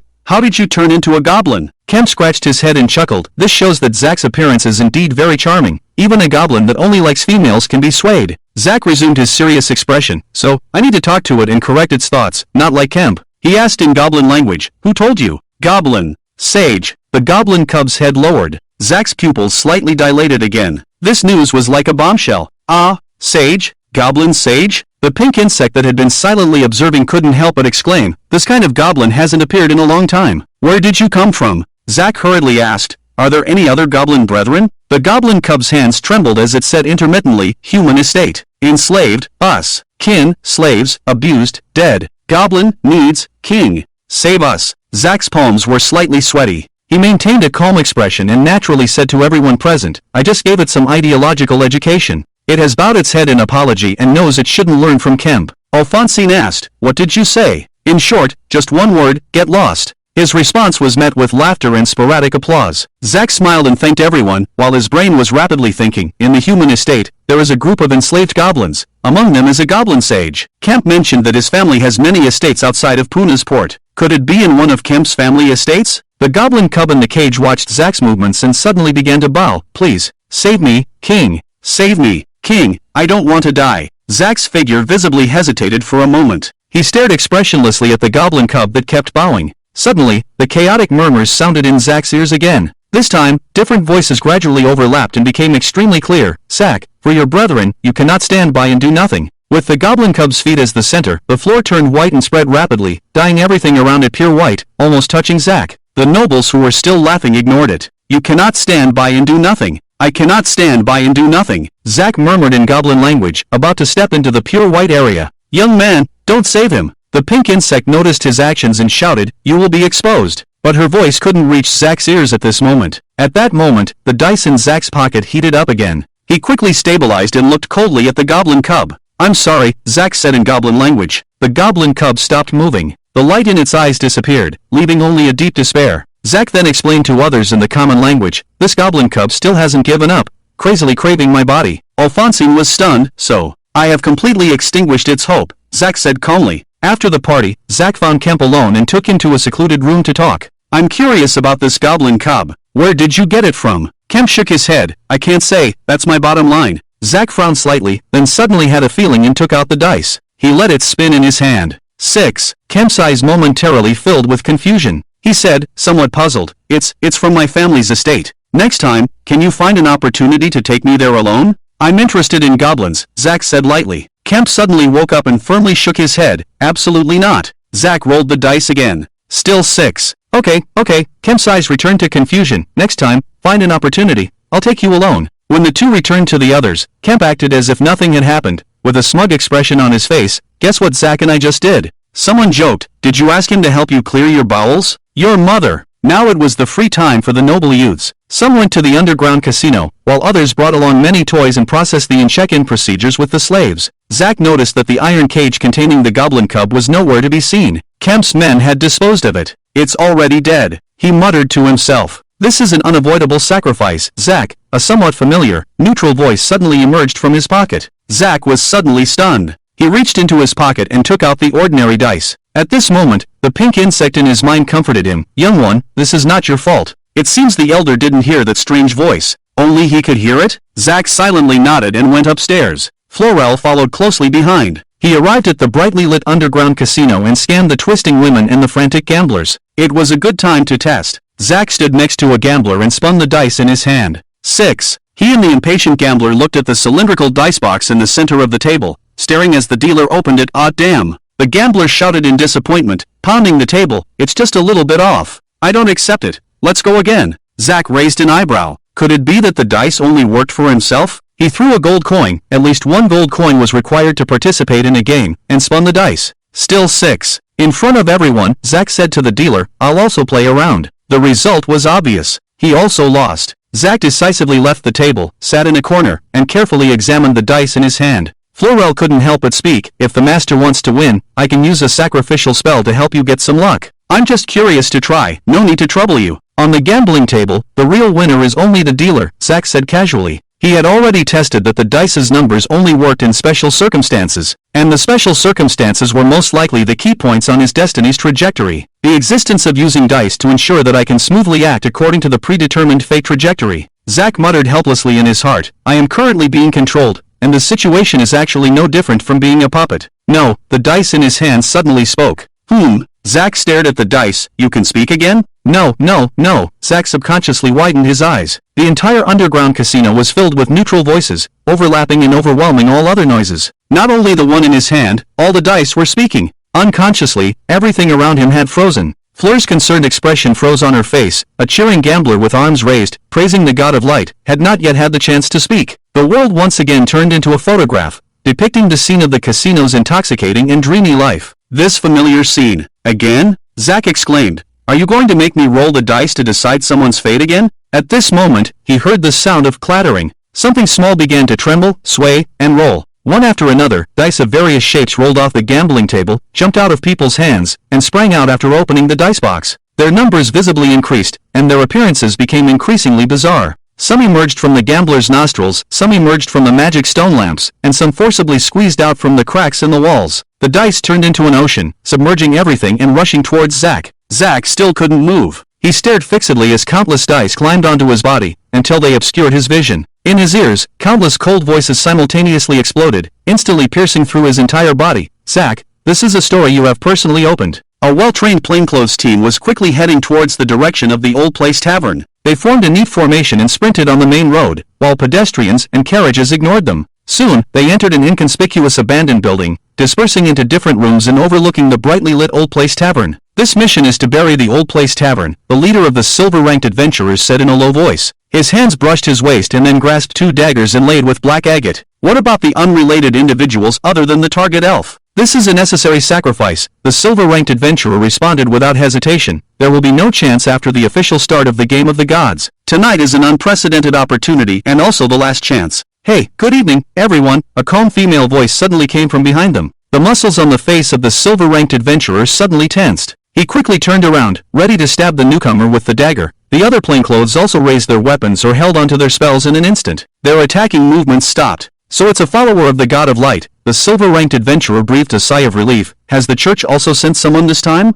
The visitor was a kind-looking woman named Yar. She was dressed in a revealing black nun's outfit, with a large expanse of snow-white skin exposed on her chest and her split hem unable to cover her smooth thighs. On the nun's outfit, the central white stripe, due to its position at the navel, did not bend with the curves of the body, forming a pure white cross when viewed from the front. She had no weapons in her hands. The existence of the Moon Mother, who holds the secret authority, means that her followers not only have no hidden whereabouts, but also cannot detect others approaching. Yar said with a light laugh, you guys can't do it. The silver-ranked adventurer remained unfazed. It's enough. The target elf does not have the strength of the superior race. It's your belief in the God of Light that, if the so-called leader of the gods had won earlier, we wouldn't have to work overtime now. Yar smiled mysteriously, clasped her hands devoutly over her chest, and said, he did win indeed. A plainclothes sneered, the followers of the Light God have always been like this, with nothing but a hard mouth. The silver-ranked adventurer couldn't be bothered to say anything more. You better not disrupt our plans, just watch. He suddenly realized something was amiss. It was almost time, but the plainclothes in the next room seemed to have been silent all along. Yar's smile became even more charming. Oh, I forgot to tell you, your subordinates are quite useful. The air in the room froze for a second. The silver-ranked adventurer and Yar quietly locked eyes, their brains seemingly working at lightning speed. He suddenly stepped back, and the dagger drew a circle in the air, and a brilliant starry night poured out from the circle, like a colorful black, directly attacking Yar. You traitor, attacking your own allies, aren't you afraid of falling? The silver-ranked adventurer roared. Yar did not move, just smiled faintly. Just like your plan to kill everyone at the old place, this is all necessary sacrifice. Just as the dazzling darkness was about to engulf her, Yar's figure disappeared. She can instantly move without chanting. The silver-ranked adventurer's expression suddenly changed, quickly turning around and drawing a circle with the dagger around himself. The colorful darkness immediately surged back to his side, rotating along the circle, protecting him inside. In just a moment, the other plainclothes didn't even have time to react, their eyes becoming empty and lifeless. Yar swiftly shuttled around them and released white insects to eat their brains. Attack! She finally sat on the windowsill, crossing her legs at the silver-ranked adventurer. The plainclothes immediately launched an attack on the silver-ranked adventurer. More controlled plainclothes opened the door and joined in the attack. The rotating colorful darkness seemed to have a spirit, actively devouring all kinds of spells and weapons, leaving no trace. Beast! He gritted his teeth. It turns out to be a legacy of the Eastern continent. Protected by the strange darkness, the silver-ranked adventurer raised 2 daggers high and suddenly stabbed the ground. Several overlapping magical runes spread out from the dagger, emitting a strange black light. His movements suddenly stopped. The silver-ranked adventurer looked incredulously at his stiff and unresponsive body. When did the petrification curse happen? No, it couldn't have been the nun. The colorful black darkness lost control and fell to the ground. The attacks of many plainclothes rained down on him. At the same time, Yar stood up, reached into the void, and pulled out a transparent greatsword burning with black-purple flames. The greatsword chopped down, vertically splitting the controlled silver-ranked adventurer in half. The black-purple flames quickly spread to his whole body, instantly turning him into ashes. It's over, Yar smiled. Lon, thanks for the petrification curse just now. Only a transcendent mage can unleash the curse with such power. A pink-haired Lon yawned, wearing a pink plush pajamas, walking out of the shadows. I almost arrived late. Luckily I can teleport from a distance. Few her gaze focused on the 2 daggers in the ashes. The petrification curse cost me quite a bit of money. I'll take these daggers as payment. Yar casually said, very well. I'll take these loyal subordinates. She scattered some yellow long bugs, similar in appearance to mealworms. This group of mealworms swarmed towards the pile of ashes, devouring them clean, revealing a pile of gold coins and a few gems. "These are mine too." Lan unceremoniously squatted down, sweeping them away. "Since we're done here, I'll go back to continue sleeping." Yar's smile remained unchanged. "Good. Sweet dreams." Dear Lan lazily nodded. She silently recited a spell, her body spinning, and a huge magic circle appeared under her feet, and half a second later, her figure disappeared. Yar glanced around at the plainclothes officer standing by and said disdainfully, "The current god of light is nothing more than a despicable usurper from outside. He is not worthy to be compared with the god of light whom I believe in." In another direction, many plainclothes officers were also secretly approaching the Old Place Tavern. The leader instructed his subordinates, "We only need to attract the protectors of the target spirit," while another team of silver-ranked adventurers is responsible for infiltrating and killing the target spirit. "It's almost time, get ready." 3, 2. Dozens of long, red and white intertwined objects flew into the sky and pierced the plainclothes hiding in the corners and on the rooftops. They were blood spears that automatically tracked the enemy. "The flesh magic of the upper demon race," the leader shouted. The plainclothes quickly deployed the shadow magic formation, chanted spells, and disappeared into the darkness. "Great Dark God, the endless darkness is your sacred territory, and you will not allow the invasion of heretics. Please guide me to hunt down the heretics." Lying on a distant rooftop, lowly merchant No. 1 raised the freshly prepared human head and quickly chanted incantations. The flesh on the head instantly dissolved, leaving only a skull with dark flames burning in its eye sockets. A pure black halo perfectly blended into the night and spread outwards. The figures of the plainclothes emerged one by one from the hiding darkness, each surrounded by a bright white mark. "Not good." The plainclothes quickly chanted spells, attempting to use holy magic to counter the blood spears, but it was too late. The blood spears accelerated directly towards their targets, piercing many plainclothes with precision, draining their flesh and turning them into skeletons wearing human skin. The blood spears then expanded and transformed into humanoid forms, gradually growing black skin and wings. They had transformed into mindless lower demons. Several leaders promptly released holy magic orbs to counter the blood spears, and the plainclothes who had not been marked from a distance escaped unscathed. However, they still had not discovered where the upper demon race that launched the attack was hiding. "We cannot defeat the upper demon race." The leaders immediately reached a consensus. "If we fail, so be it. For the greater good." As soon as the words were spoken, another black halo slowly unfolded. Its range was enormous, completely marking the positions of everyone. The lower demons spread their wings, wielding bone swords transformed from human skin skeletons, dripping with blood, and charged towards the plainclothes. At the same time, more blood spears formed a torrential blood rain, descending upon the positions of the plainclothes. They once again chanted holy magic spells, only to find that they could not cast anything. "We have no magic power left. What's going on?" One leader hesitated for a moment and threw out the only golden spherical object in his hand. "Holy grenade!" A huge light burst forth from the grenade, turning into a dazzling pure white sun, rising slowly. The holy light engulfed the entire area, turning it into a pure white ocean. The distant lowly merchant quickly turned and ran, but she could not outrun the spreading holy light. "Is it already daytime? Why is the sun rising outside? A holy magic explosion?" In the late night, the Old Place Tavern and other places were suddenly bustling, and merchants and gamblers all ran out onto the streets. The rising white sun hung in the air, illuminating the thick, low-hanging clouds, evaporating all the blood spears and lower demons in the sky. Yer stood behind the window, gazing from a distance at the rising sun, across many blocks. "Just as we temporarily joined forces with the believers of darkness, the God of Light Church, although not directly arranging personnel this time, has also supported our temporary allies. It's a good thing." She glanced around at the puppet plainclothes and looked towards the position where the silver-ranked adventurer had been burned to death, narrowing her eyes. "Now that the ground plan has failed, as the mother of the hidden goddess, how will you play your next move? Before the game officially begins, this is your last chance." After the tremor of the sacred hand grenade, the underground casino descended into chaos. As the gamblers and the dealer fled, they did not forget to gather their belongings. Fleur, Alphonsine and a group of nobles rushed out from the underground black market area and saw the red-haired maid standing by the wall. They quickly took her hand and said, "What are you standing here for? If something happens to you, I won't be able to explain to your master, Rita, and Miss Soros." Fleur hesitated for a moment. It's chaotic outside," the pink insect whispered in her ear. "Two groups of people are fighting. I also sense the presence of the upper-class race. Fortunately, they are not coming for us. Fleur, join the chaotic crowd, and we'll sneak out." "Okay." Fleur's eyes flashed with confusion. They joined the disheveled nobles and, escorted by bodyguards and waiters, escaped through a hidden passage from the tavern. The little sun became a signal, igniting the battle outside the city of Pernus. The followers of the dark existence continuously emerged from the shadows and fought fiercely with the followers of the Mother of the Moon who came to support. Despite being greatly weakened by the light of the holy, the fanatical devotees showed no fear. Many devotees cut off their fingers, shaved off their flesh, inserted inverted crosses into their bodies, and even cut off their own or others' heads, setting off one sacrifice after another. We beseech the dark origin of the universe, the supreme god of destruction. We offer our sincere blood sacrifice. They were well aware that launching an attack outside the strong city of Pernus, even if they survived the current battle, would be difficult to escape the subsequent pursuit. Therefore, almost all ordinary devotees had given up hope of survival from the beginning. They would release their pain and madness completely tonight. Lowly merchant no. One was too close to the little sun, and even if she ran frantically, it was too late. Just as her body was about to be engulfed by the holy light, a tall figure with wings spread out intercepted her and flew straight into the sky.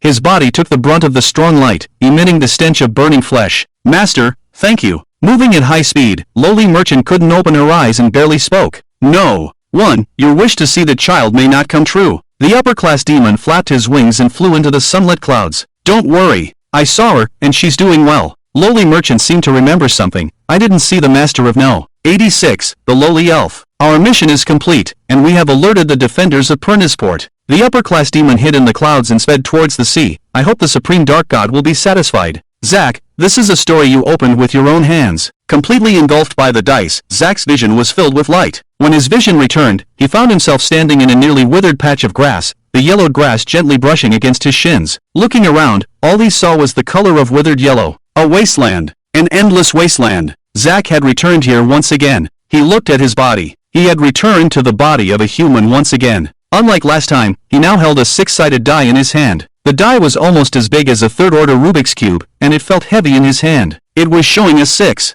Just as Zack was lost in thought, a familiar neutral voice came from the die. Zack, you need to revive more divinity temporarily. Revive divinity? Zack hesitated briefly. Suddenly, he saw the pattern on the die facing him begin to distort. The 6 dissolved, spread out, and gradually reformed into a 5. Go to the White City. The sound of the dice became urgent. White City, Zack's mouth repeated. He saw a completely white city rise up on the distant horizon. A railway extended to his feet. Otherwise, you will die completely. Everything will die. Zack heard the clanging sound approaching from a distance, getting closer behind him. It was the sound of a train. He quickly stepped aside as an old steam train, spewing black smoke, slowly came to a stop beside him. It was pulling several green carriages. The doors on the carriages opened automatically, and inclined iron plates extended to his feet. Get on quickly, Zack heard his own mouth say. Suddenly, he felt a palpitation and looked in the direction the train had come from. The wilderness was no longer calm. The thick clouds on the horizon were torn open, revealing a brilliant starry sky or a colorful darkness.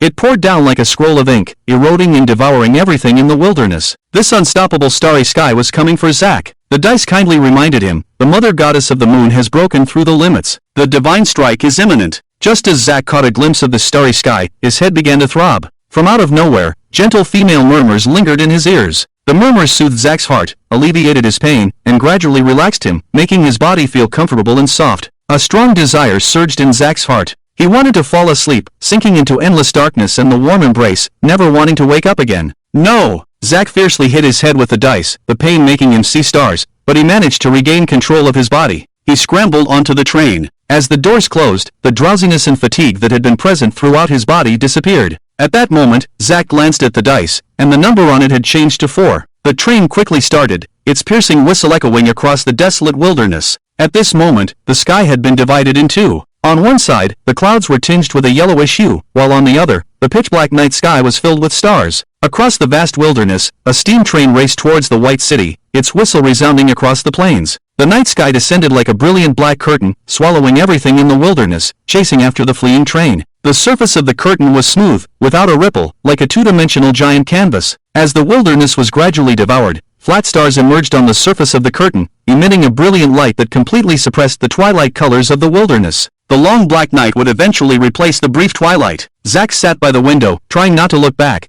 gazing at the increasingly clear and magnificent White City in front of him. His expression became uncontrollably excited. White City. White City. Zack heard his own mouth start to clamor, followed by his eyes, nose, and finally, every inch of his skin, every hair, all echoed the same excitement for the impending moment. Regardless, he was finally going to enter the long-awaited White City. Quiet. The dice in his hand seemed unable to bear it and spoke slightly unkindly. The carriage returned to calm once again, with only the clanging of the train in Zack's ears. He tentatively asked, "Why do you want me to go to the White City?" Perhaps fearing another seizure, the dice immediately responded, "You are currently unable to resist the divine strike. You will temporarily return to the crumbling divine seat and obtain the forgotten divinity. Zack listened attentively and suddenly asked, is this also planned? Is this the inevitable trajectory of fate? Yes. Is it my plan? Yes. Is it my future self? The dice fell silent for a moment. When Zack's entire body began to shout White City again, it spoke once more. It is the past, temporarily the present, not necessarily the future. Upon hearing this response, there was no change in Zack's expression. It seems that I have always been my own puppet, he said, looking at the dice in front of him. It was gradually transforming into a 3. At this moment, the tone of the dice rose again. Divine strike is imminent. The train ascended a pure white bridge, gradually rising but not slowing down at all. They finally entered the range of the White City. The pitch-black curtain behind them was very close to the train. The air outside the window was crazily pouring backward. Against the backdrop of the boundless and immense canvas that occupied the sky, the magnificent White City appeared extremely small at this moment. At this point, the edge of the curtain reached the boundary of the White City and suddenly became stagnant. It seemed to be blocked by the boundary of the White City, temporarily entering a stalemate. But it did not stop there. The starry sky on both sides began to encircle the city, encroaching on the outskirts of the wilderness, until this two-dimensional, colorful, pitch-black canvas completely enveloped the White City, swallowing the last hint of dim yellow sky. The White City was completely shrouded in the brilliant light of the stars. Feeling the immense oppression of the dark curtain, Zack's face became even calmer. The lights inside the carriage came on. At the same moment, the pavilions and towers of the White City also emitted a faint white light from the windows and doorways. Moving at high speed, Zack roughly surveyed the buildings of the White City. Their appearance was very similar to the Chinese architecture he had seen in his previous life, the only difference being that they were all composed of a single color, white. It was only with the help of the shadows cast by the light that Zack could barely distinguish the outlines of the buildings from the homogeneous white. What exactly is the White City? He tentatively asked the large dice in his hand. The dice remained silent. Is it the divine kingdom I once belonged to? No, Zack fell into contemplation. He did indeed feel very unfamiliar with the White City. When he first saw the White City in the wilderness, it seemed to be his first encounter with it. What was the significance of the existence of the White City? As he pondered, the buildings of the White City were no longer visible outside the window. The height of the elevated bridge was gradually ascending, towering above the buildings. The steam train was heading towards the highest point of the White City, the Grand Central Tower. Suddenly, it braked sharply, and sparks flew between the wheels and the rails. Zack held onto his seat tightly to avoid being thrown forward. The steam train stopped at the platform, which was completely white and seamless. As soon as the door opened, Zack quickly jumped down and ran towards a spiral staircase. Although it was a completely unfamiliar place, there was a premonition guiding him in the direction he was heading. As he ran, Zack glimpsed through transparent, seemingly non-existent windows, a colossal planet appearing on the dark curtain. It was a huge green moon, emitting a destructive oppression. The bright green light made the stars pale in comparison, casting everything in a green hue. The moon was gradually expanding, compressing the space of the curtain and approaching the tiny White City. Divine strike is imminent. Zack's dice in hand let out a loud scream. At the same time, the number on the side facing him transformed into a 2. He increased his speed once again, running with all his might using the human body named Lu Jia. He felt as if he was about to take flight. Finally, after running past countless pure white stairs and corridors, Zack arrived at the highest room of the White Tower. It was an extremely grand Chinese palace with a height of over 100 meters. The difference was that it had no walls or tiles, only massive columns supporting the hollow dome. Looking towards the end, at the heart of the hall was a completely white throne. It was already half destroyed, with stones from one side scattered on the ground, leaving only half of the structure struggling to support itself. A strong desire filled Zack's heart like never before. This is the crumbling divine throne, he murmured, rushing forward, and in the blink of an eye, he ran to the front of the throne. It once belonged to me, Zack shouted, looking up at the approaching green giant moon. It had occupied most of the pitch-black curtain, and a blurry face gradually appeared on it, pressing towards Zack's position. Zack stared coldly, closing his eyes. He suppressed his impulse, feeling a surge of madness rapidly circling around the divine throne, growing stronger. Source of light? No, it's the source of divinity. Zack placed his hand on the intact armrest of the divine throne, and his entire body began to accept the surging madness. His body gradually filled with it, and all the distractions in his mind quickly disappeared. Nothing mattered anymore, including the looming giant moon. 1 point. The dice's piercing scream echoed in the great hall. The divine strike has arrived. At the same time, Zack suddenly opened his eyes and reached into the void. Several thick chains gradually took shape, coiling around his arm as if they were black snakes. Then, the ends of the chains were tightly bound to a goblin with a dark green skin sack. It also emerged from the void, bare-bodied, with a black light flashing at its heart. This was Zack's goblin original body. The Zack with a human body and the Zack with a goblin body calmly faced each other.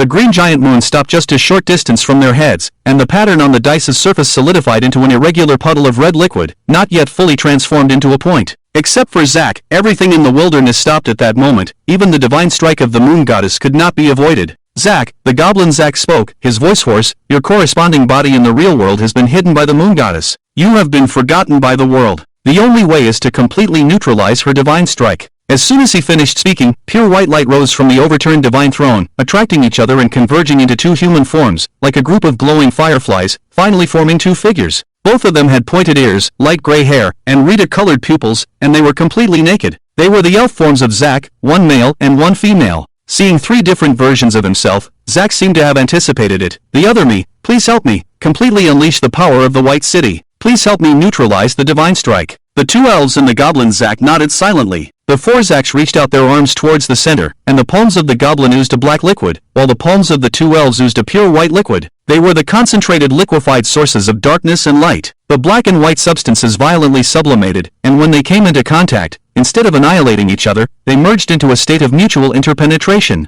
They began to rotate rapidly until they formed a pattern that was extremely familiar to human Zack. Taiji. Because of Zack's actions, the high tower where the palace was located, and even the entire White City, began to tremble violently. The divine source continued to emanate from the half-destroyed divine throne, flowing through the bodies of the four Zacks, and finally entering the rotating Taiji pattern in the center. The size of the Taiji pattern suddenly expanded, covering the entire White City, and confronting the huge, flat green moon. When the power within the Taiji pattern accumulated to a high level, the four Zacks recited in unison, there is Taiji, which gives birth to the two poles. The two poles give birth to the four images. With this body, create the four images, with light and darkness as the two poles, and all things return to one. The hands of time turned once again. The pattern on the dice's surface completely changed to a blood-red dot. In the instant when the Taiji pattern touched the green giant moon, Zack neither saw any images nor heard any sound. In that moment, he was deprived of all senses. Everything seemed to be distorted and shattered. Nothing made sense anymore. Your counterattack collided with the divine strike, causing the annihilation of extremely high energy, and even creating a black hole. The dice's tone seemed slightly dissatisfied. If not for my superior skills, you would have been swallowed by the black hole.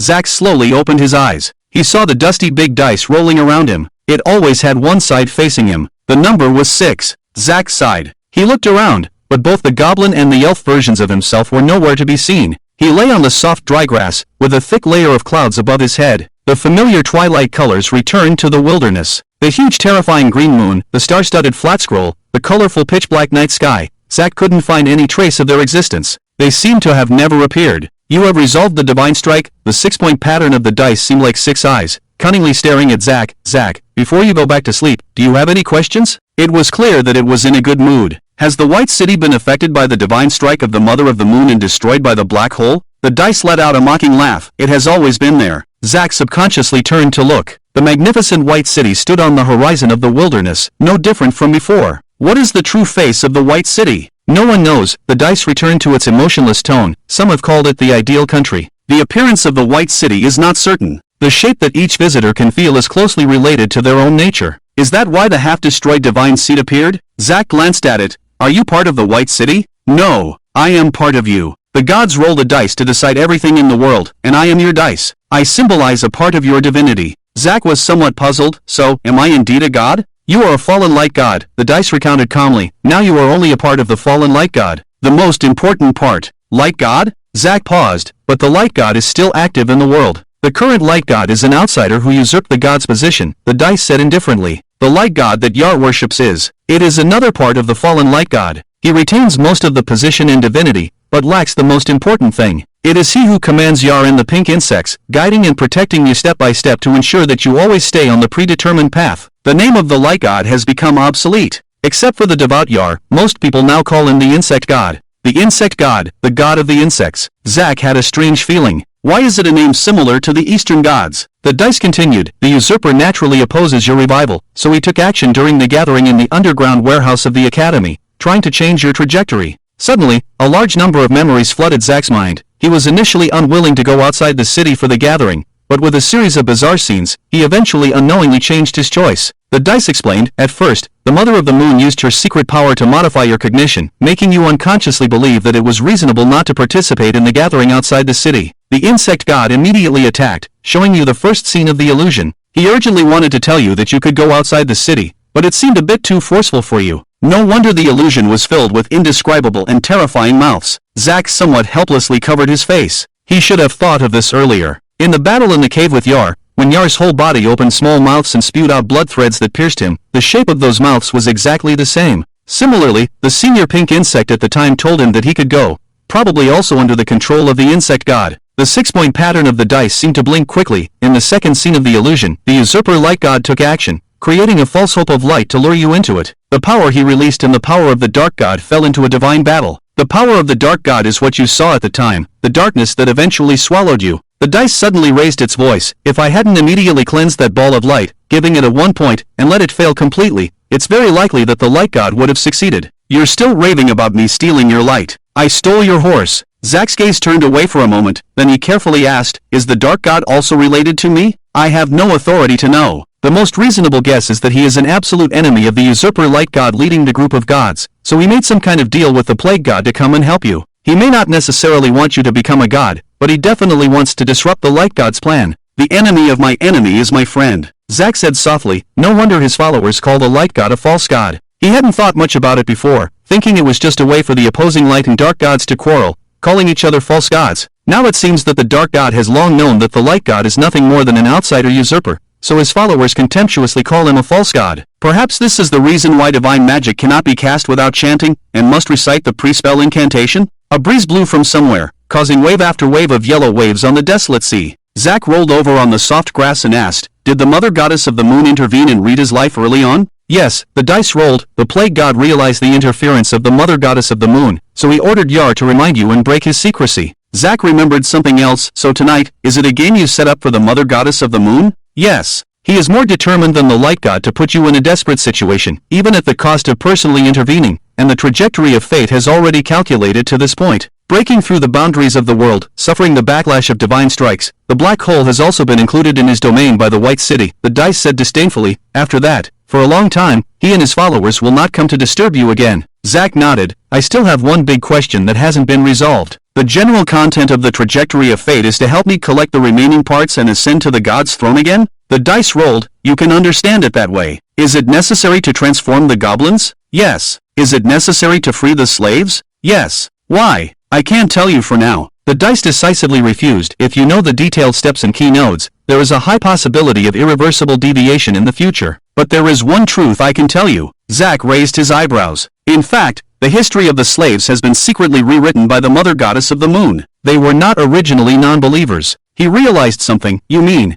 the slaves were all once your people? Zack's eyes widened suddenly. This short sentence was like a heavy bomb. The dice seemed indifferent to his reaction and continued. The vast majority of the slaves are descendants of the fallen light god's followers. After the god's fall incident, they were unwilling to believe in the usurping light god and raised the flag of rebellion, thus suffering the cruelest punishment. They were forced to be slaves for generations. So, freeing them and breaking the brainwashing of the church is a very crucial step. Zack was stunned. So, that's why I actively thought about how to free the slaves. It was not only influenced by the concept of equality from his past life, but also because these suffering people were the faithful descendants of himself as the light god. The dice continued. So, I have exerted quite an influence on you, accelerating the transformation of your inner beliefs, starting with the slave four, gradually introducing the flames of rebellion and liberation. You're not the one Yar gave me, are you? The timing doesn't match. Since the first time you touched the bone dice next to the casino and rolled the dice, I've been by your side. Zack fell into silence. He stood up, feeling the slight chill brought by the gentle breeze. I remember something else.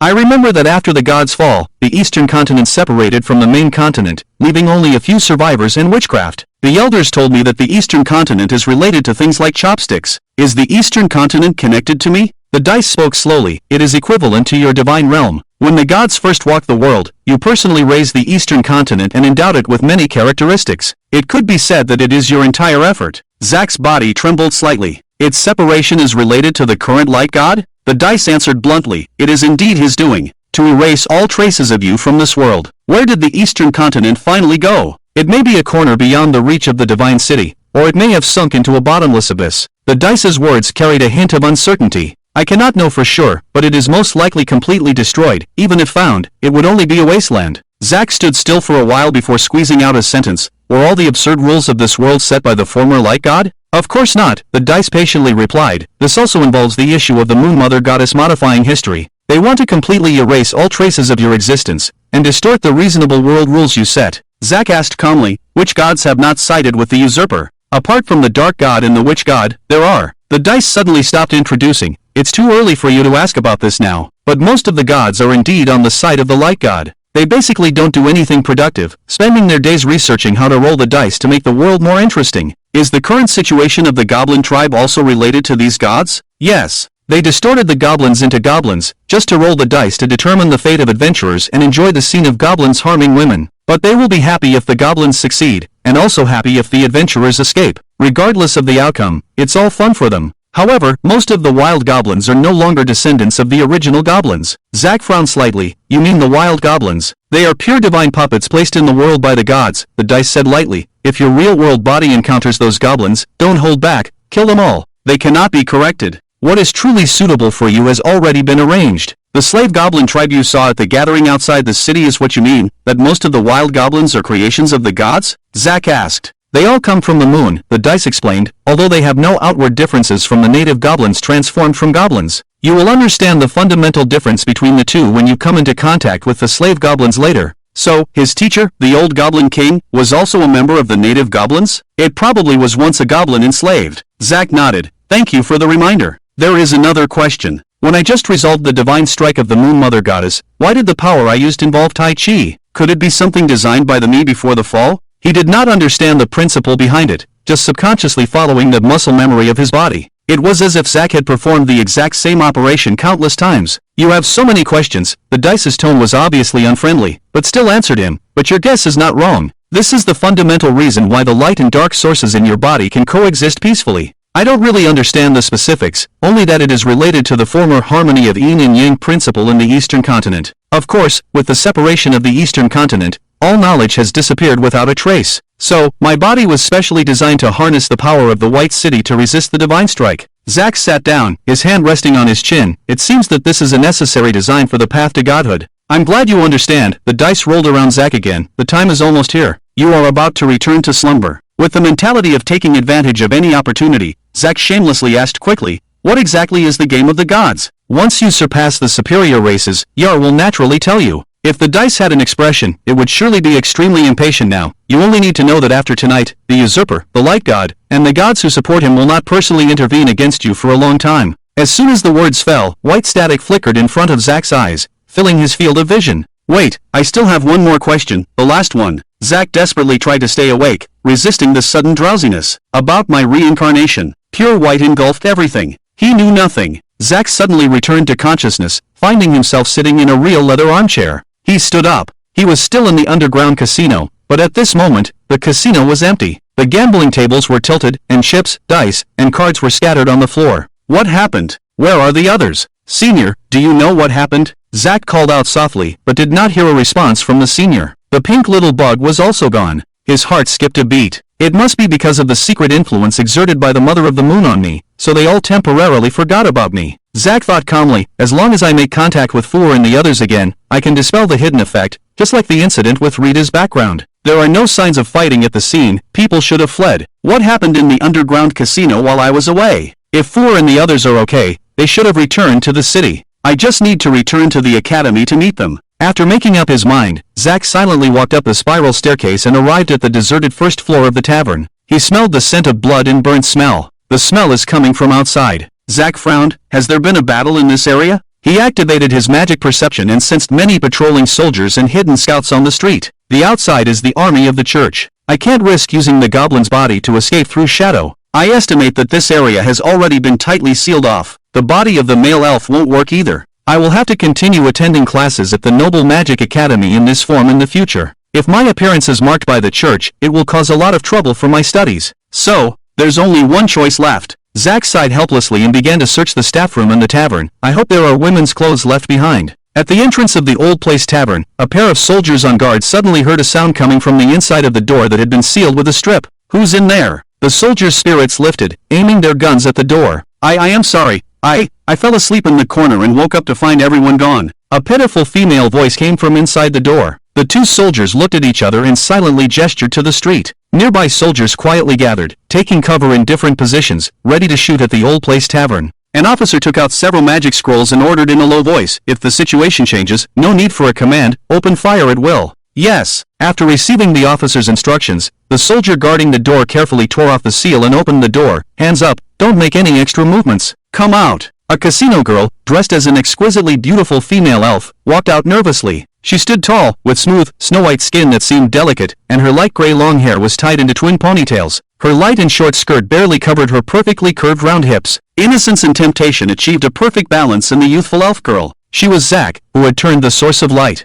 In a short time, Zack only found the casino girl's work clothes, and now she regretted it. The clothes were even more revealing than she had expected, and obviously too tight. She should have chosen men's clothing instead. "Stop! Get down! Put your hands on the back of your head." The soldier was not swayed by Zack's appearance, but instead became more alert. Shouldn't a woman with such beauty be a plaything of the nobility or royalty? How could she appear in a rundown tavern outside the city of Punas, and right in the area where the cultists attacked? "Arrest her immediately," the officer said coldly after seeing Zack obediently lie down with a fearful expression. "Take her back for questioning. If we can prove that there is no problem, we will release you." Nearby, the silver-ranked adventurer who was monitoring did not warn or launch an attack, so he secretly breathed a sigh of relief. The officer, with his rich experience, immediately understood that this situation was most likely a lonely young lady from a noble family who had come out to experience life and unfortunately encountered a cultist attack. "You don't need to bother," a calm female voice sounded behind the officer. The officer quickly turned around and saw a nun, Yar, walking gracefully in her nun's attire, with a smile in her eyes. "Lady Yar," the officer respectfully saluted. "Do you know this elf lady?" Yar was the silver-ranked adventurer responsible for the Old Place Tavern area. Although she was not directly under the jurisdiction of the church,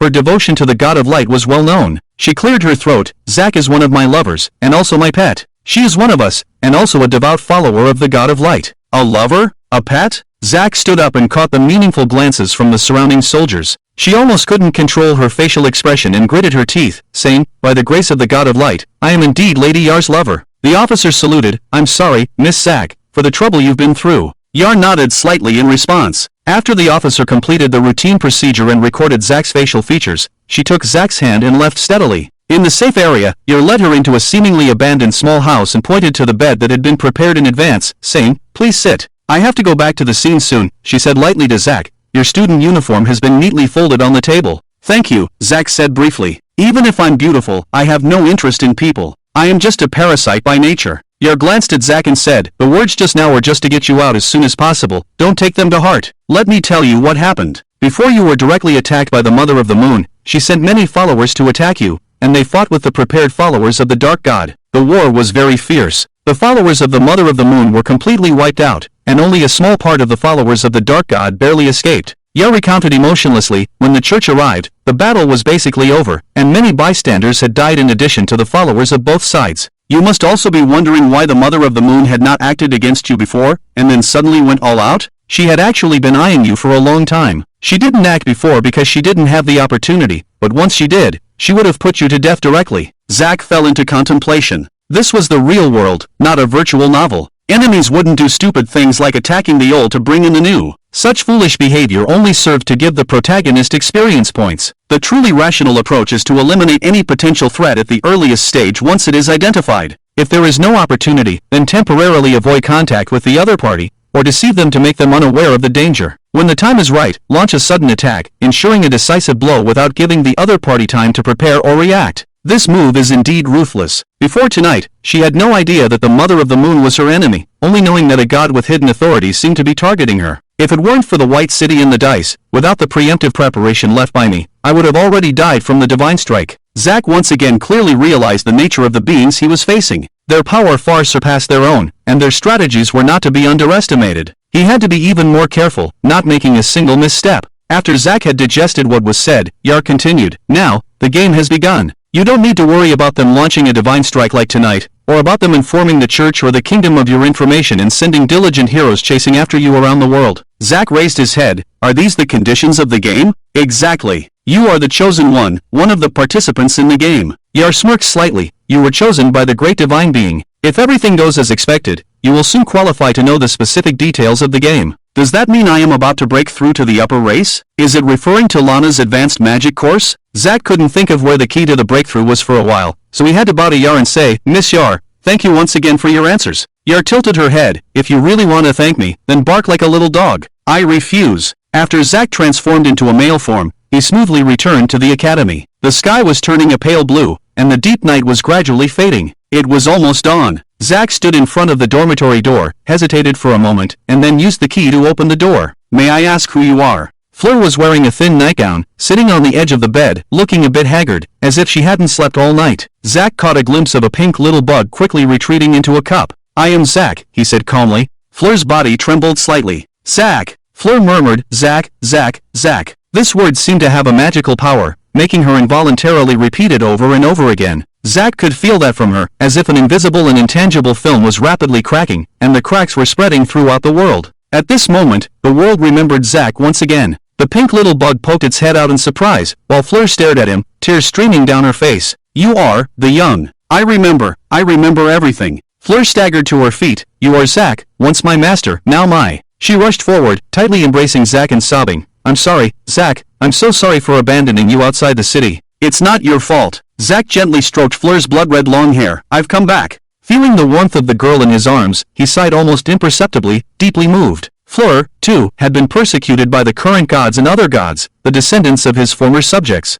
Under the influence of the dice, he had indeed had more thoughts of using this girl before, without truly treating her as family. The one he cherished the most, the one he trusted the most, had always been only Rita. As for the predecessors, they could also be considered as half of his family. Only after Zack completely eliminated his concerns about the pink little bug did he truly understand that the moth god was one of his few helpers. The pink little bug stood there dumbfounded. "Young one, what on earth happened?" A faint smile appeared on Zack's face. "This is a long story. The old place tavern's underground casino." Yar changed into casual clothes and spoke to the dice on the table. "After that battle, Zack's humanity has returned to a higher level. Did he consume a lot of divinity in the White City? Well, he hasn't broken through to the upper race yet. The divinity you gave him before is not stable and secure." "I understand. In any case, we must ensure that his fate does not go wrong." Yar stood up, bowed to the dice on the table, and left. "Any possible obstacles need to be completely eliminated. Young one, you actually intercepted an attack from an existing being." After Zack finished speaking, the pink little bug was in great shock. "No wonder Yar hopes that you can become a god,"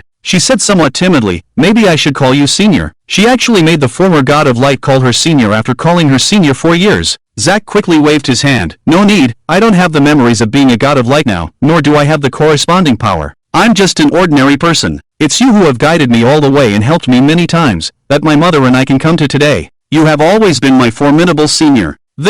The pink little bug's face turned even redder. Her body shrank back into the cup. The pink little bug might not be able to accept it for a while. To avoid putting too much pressure on her, Zack's gaze turned to the side. "Senior, I do have a question. I haven't heard much about the existence of the Mother of the Moon, Goddess of the Moon. What kind of existence is she? Is she also recognized as a true god by the church?" The pink little bug cautiously poked her head out again. "She is one of the true gods, but she has always been mysterious, and the outside world knows very little about her. Unlike the high visibility of the god of light, the lord of lightning, god of thunder, and others, I only know that the 2 red and green moons in the sky belong to her domain. Her followers usually hide in society, and on the surface, they usually also believe in the god of light as a cover. Because the belief in the god of light is the most widespread and tolerant, she does not force her followers to maintain a single belief." Zack nodded. "Doesn't she have an exclusive church?" "There should be a secret church, and only devout believers know where it is." As she spoke, the pink little bug's body emerged a bit again, mainly because the Church of the God of Light also allows believers of other gods to pray, so most of the gods basically have few exclusive churches. The belief in the God of Light is the most tolerant, but the power of light is the most dominant. Zack smiled. "I remember you told me this, senior." The pink little bug's face turned even redder. "It's good that you remember." After finishing the dormitory affairs with Fleur, Zack quickly arrived at Rita's snack shop. To his surprise, Rita seemed to have not forgotten about him. "Forget you?" Rita looked somewhat surprised. "Dear Zack, how could Mom forget you? I have been thinking about what gift you would bring back. But Hondo sleeps soundly in the second half of the night. She said she wouldn't sleep if you didn't come back." I teased her about why she didn't wait for Zack, and she directly said she had never heard of this name. I immediately understood. She must have been waiting and got angry. Rita chattered on, not noticing the subtle changes in Zack's face due to surprise. Hondo's reaction was normal, but why hadn't Rita forgotten about him? Was she not affected by the secrecy imposed by the goddess of the moon? But Rita had just recently deciphered her hidden status through Yar, which also showed that she was not immune to secrecy. The only person who has never been influenced by the goddess of the moon from beginning to end is Yar, the guardian of the gods. Zack's eyes suddenly widened. Rita's head tilted cutely and she leaned closer to Zack. Is there something on my face? No, I was just lost in thought for a moment, Zack replied, regaining his smile but with a slight sweat on his forehead. Could Rita be in trouble, like becoming a follower of some deity? Or is it because the intimate blood bond between mother and son is a special case, so it won't be affected by the hidden power of the Mother of the Moon? After hesitating for a moment, he decided to temporarily ignore this issue. Zack handed a beautifully wrapped gift box to Rita. Come on, Mom, open it and see. Am I going to give a gift to Red Bean? I'll see if I can make her happier. Members of the Soros family are your enemies. Try to avoid contact with them in the future. Zack remembered what Jar had said and asked quietly, Elder, do you think I should cut off all contact with Red Bean directly? The words of the pink bug echoed in his mind. I don't know. If I set aside emotional considerations and think about this issue purely from a rational perspective, Red Bean is probably a hostile presence planted by your side, a thunderbolt that will eventually be detrimental to you. The Soros family has continued for thousands of years through special blood, even surviving major catastrophes like the Godfall, and I think there should be a hidden figure behind them. Considering Yar's advice to you, it is clear that this figure is in an antagonistic relationship with you, and the Soros family even created the illustrious Soros dynasty before the separation of the Eastern continent. This indicates that before your fall, that deity already existed. I boldly speculate that during the Godfall, he may have betrayed you, the leader of the gods, and colluded with current luminous beings and other outsiders, so the Soros family has always flourished. Zack furrowed his brow. The Elder's analysis is indeed very reasonable. This also aligns with Yar's advice, indicating that Red Bean, as a member of the Soros family, poses a great threat to him. Even if I can sever ties, my mother cannot. Zack sighed, and besides, Red Bean is innocent. Even if she is guilty, it is because of the mysterious blood of the Soros. The pink bug said with concern, Young one, this is a plot against you, assuming that you will not kill Red Bean and temporarily cannot deal with the issue of Soros blood. Members of the Soros family always unite in critical moments. I suspect that this kind of blood is likely a form of forced manipulation. Zack nodded and added, or forced brainwashing, erasing memories, and so on. Be prepared for the worst. But since I have already promised Red Bean a gift, I still have to give it to her. He activated his auditory perception and heard the faint, even snoring coming from Rita's bedroom.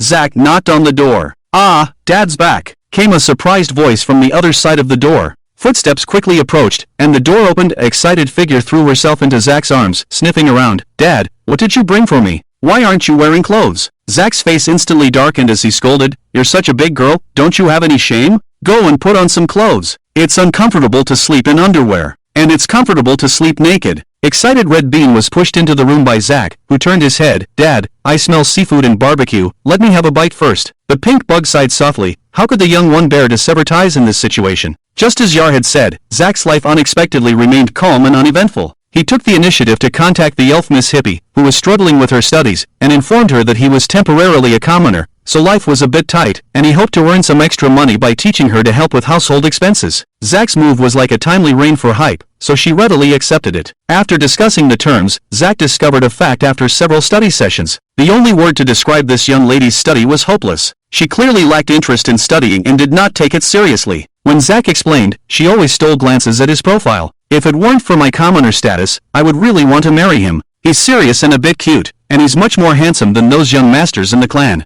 Oh, Zack activated his auditory perception and listened to Hype and her blue-haired lowly slave whispering, but it's feasible to marry into the Thorn family, right? Joining the student council is considered noble, with a promising future. Father might really approve of our marriage. Miss, please stop daydreaming. He clearly isn't interested in you. The blue-haired lowly couldn't help but sigh. He's getting close to Miss Soros. I think he's planning to marry into the Soros family. Hype said with some guilt, even if it doesn't develop into a marriage, I'll give him some benefits after graduation, and it would be a good explanation for him to come back to the clan with me. Truly a divine arrangement, or should I say my arrangement, Zack muttered to himself. He didn't need to find reasons to persuade the young lady, she was the one trying to get close to him. After the study session, Zack sighed with relief and walked out of the classroom in a good mood. Floor, who was waiting outside, naturally approached him. Master, it seems that Miss Cinder is interested in you. Did she cause you any trouble? Zack shook his head. I have no interest in her. Whether it was his imagination or not, Zack noticed that Floor seemed to breathe a sigh of relief. After truly getting used to the life at the academy, time passed quickly. Apart from Lan's advanced magic classes, Zack found the other courses easy to handle, with the external brain, the pink little bug, working tirelessly. With Lan's help, Zack's use of the light source magic power improved day by day, until he began to try advanced magic. No need to rush your choice, the pink-haired Lan patiently advised him. Take it slow, find the most suitable advanced magic for you, and you'll achieve twice the result with half the effort. With your progress, you should be able to master several advanced magics before graduation, and you can further study super advanced magic after graduation. If you're willing, you can come find me after graduation. Contact information? I probably won't be teaching in Puna's port in a few years. Well, if you contact Yar through the insect, you'll definitely find me. Of course, he didn't neglect the work of the student council and the underground group gatherings. Drawing on his experience from his previous life in college, Zach made many practical suggestions to the student council, and his efficiency was so high that he was soon promoted to a key position in the student council. On the other hand, as Zach became the mole of the student council, Alfine's underground group gatherings also became more active. Zach gradually became the true backbone of these noble children. After some consideration, Alfine decided to pass the leadership position to Zach. You are the true leader, I am not worthy. At the same time, Rita's snack shop became more and more popular. After several rounds of surveys and selections by Zach, he finalized a batch of high-quality and affordable snacks, as well as delicate snacks for the noble route, which were deeply loved by most students. To ensure the students' shopping enthusiasm, we must start from their needs, Zach said to Rita. Similarly, young people have a trend-following atmosphere, so we must regularly pay attention to the food information in Puna's port. For new products, if they meet the food safety and hygiene standards of the academy, we can first bring in a small batch to observe the students' shopping situation. If there is still a high demand for the snacks after a month, it means that the students have developed a buying habit, and this is exactly what they need. To determine the basic policy of coexistence of traditional snacks and new snacks, aristocratic route and cost-effective route, in order to meet the needs of the majority of student market. Rita's eyes were full of confusion. Now, she and Zach are completely not short of money. During this time, Zach also occasionally took the initiative to contact Fatty Camp, until he completely integrated into his social circle. For Zach's initiative, Camp obviously had another kind of unhealthy idea, but it was cleverly diverted by Zach every time. On a normal weekend, Camp finally agreed to take Zach to see the slave goblins in the manor. This secret must not be leaked. He changed his usual carefree attitude and solemnly explained to Zach, although the church allows nobles to use goblins as slaves, this is conditional. This must never be known to the public. Except for family members, we will never tell outsiders about the existence of goblin slaves. Once known to the public, the church will not easily let us off. Zach, I take you as a true brother, so I am willing to satisfy your curiosity. He exaggeratedly sighed. You also must take me as a true brother, right? Zach nodded solemnly. That's natural. But I have a question. Since it will be a big deal if goblin slaves are discovered, why does your family still insist on using them? Camp puffed out his belly, with his hands behind him, looking like a leader. Zach, do you know the difference between goblins and slaves? Zach pretended to be ignorant. I really don't know. I hope Brother Camp can enlighten me. Camp coughed. The greatest advantage of goblins over slaves is their strong breeding ability and shorter maturity time. The cost and time spent on training a goblin cub into a skilled worker or farm slave are much lower than that of a slave baby. The breeding ability of goblins is also incomparable to that of slaves. An adult female slave can give birth to 2 to 3 goblin cubs at a time, and the pregnancy time is greatly shortened. The workload of 2 low-level goblins can completely replace that of a slave. If evolved into a big goblin, the workload of 1 big goblin can replace that of 3 adult slaves. Taking into account various factors, the cost of using goblins for the same work is much lower than that of using slaves, creating extremely high profits for us. Zach listened attentively to Camp's explanation. He asked, is it common for nobles to use goblins as slaves? Not common. Fatty Camp shook his head, his fat cheeks trembling. To use goblins in large quantities, it is necessary to completely isolate outsiders, at least not to be discovered by commoners. It is not suitable for big cities like Puna's port. Only closed places like plantations and mines are suitable. Zach nodded slightly. Camp, to be honest, if I can become a noble after graduation, I also want to acquire my own industry. But the cost of buying slaves in bulk is extremely high, and if hiring commoners, we also have to consider wages, benefits, and vacation issues. That's why I am quite interested in goblins.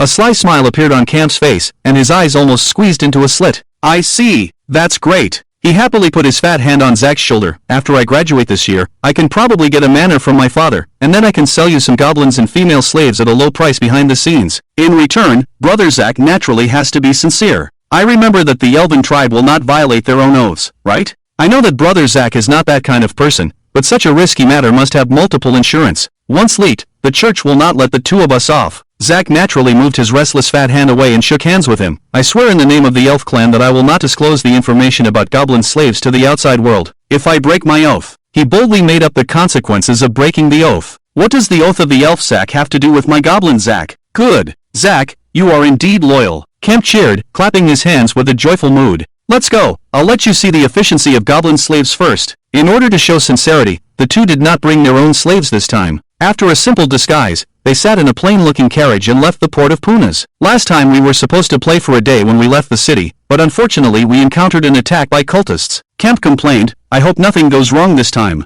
Zach nodded lightly. focusing on the scenery outside the window. Outside the city of Punas, there were dense residential areas and shops along the main road. After the carriage left the city, it traveled several kilometers before the density of houses gradually decreased, interspersed with small and large green vegetable fields. A little further down the road is a large noble plantation. Kemp glanced at his pocket watch. The carriage has traveled more than half of the distance. It will take about half an hour more. Zach casually asked, "What does your estate usually grow?" "Almost everything, and we also raise a lot of livestock. The main economic crop is cotton. Slaves and cotton." Zach couldn't help but think of the plantation cases he had seen in the American South in his previous life. The carriage finally turned into a small road on the side of the road, with endless golden wheat fields on both sides, and thin and weak slaves with tan skin scattered among them. They were sweating profusely as they harvested the wheat. The slave owner wore a cowboy hat and rode a strong horse, wandering around the field, occasionally using magic to extend the whip and lash the slaves who slowed down in rhythm. Zach looked at all this with a gloomy expression. All these slaves were descendants of his former subjects.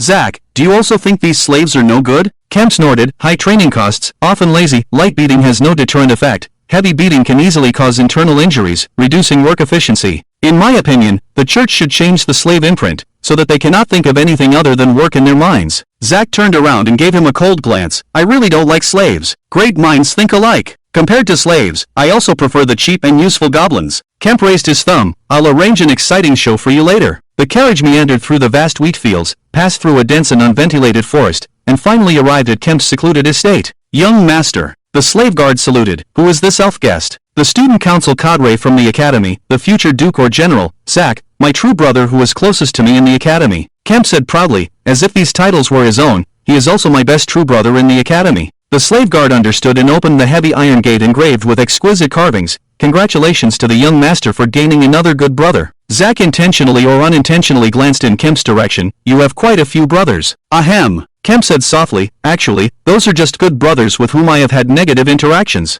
The relationship between me and Zach is naturally pure friendship. It's not the same thing. Of course, if Zach is willing, we can take it further." Zach's facial muscles twitched, then he smiled contentedly. "Unfortunately, I only like the education of love." Kemp pursed his lips, raised his fat belly and looked at the sky with his hands behind his back, as if nothing had happened. After passing through layers of tightly guarded walls and several watchtowers, the two finally arrived at the row of dilapidated grass huts where the goblins lived. "The Zach brothers are lucky. Today happens to be the goblins' breeding day," Kemp said to Zach with a smirk. "The people at the gathering will envy you." "Breeding day? For goblins and female slaves?" Zach asked calmly. He could already smell the goblin scent, along with the stench of debauchery. "Yes. Goblins don't have a long lifespan to begin with, and with the heavy labor, they basically won't live for more than a few years, so they need to breed frequently," Kemp said nonchalantly. "You don't need to worry about the goblins' food. No need to specially prepare meat. The dead goblins can conveniently satisfy their protein needs. If a female slave gets sick and dies, she can also be used to feed the goblins, as an extra meal for them."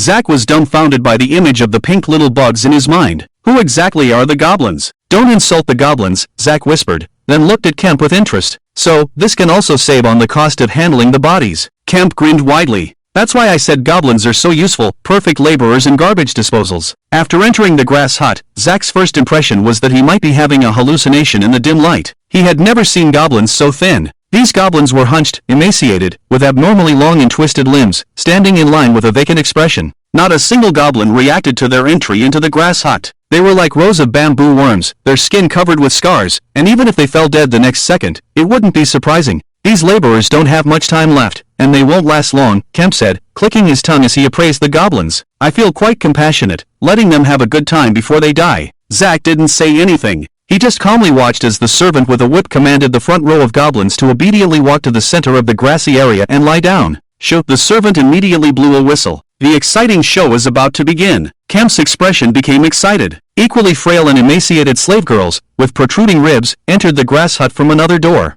Their bodies were dirty, and their numb eyes scanned the people who had entered, waiting obediently for instructions. They were not ashamed to be seen naked by men. They had long lost their sense of shame. Zach couldn't help but furrow his brow. "Do you think this is a good sight?" He now only felt deep disgust and nausea, as well as sympathy for the slaves and goblins. Kemp seemed to have misunderstood, turning his head to the respectful servant beside him. "Order them to work harder, they need to be more passionate. It's no fun if they're like dead fish. The Zach brothers need to learn from our successful experience." "Everything follows the young master's orders," the servant said with a fawning smile, then turned and changed his expression, roaring fiercely. "Today, the beloved young master Kemp and the esteemed elven guests have come to inspect." You must give 120% effort for this mating. Later, young Master Kemp will score your performance. The highest scorer can have an extra meal, but the lowest scorer, he twisted his lips cruelly, that goblin will be your extra meal tonight. The slave girls' faces showed panic. Lazy ones, I hope you can show your true abilities. The servant glanced at his pocket watch and suddenly blew the whistle. Now, begin.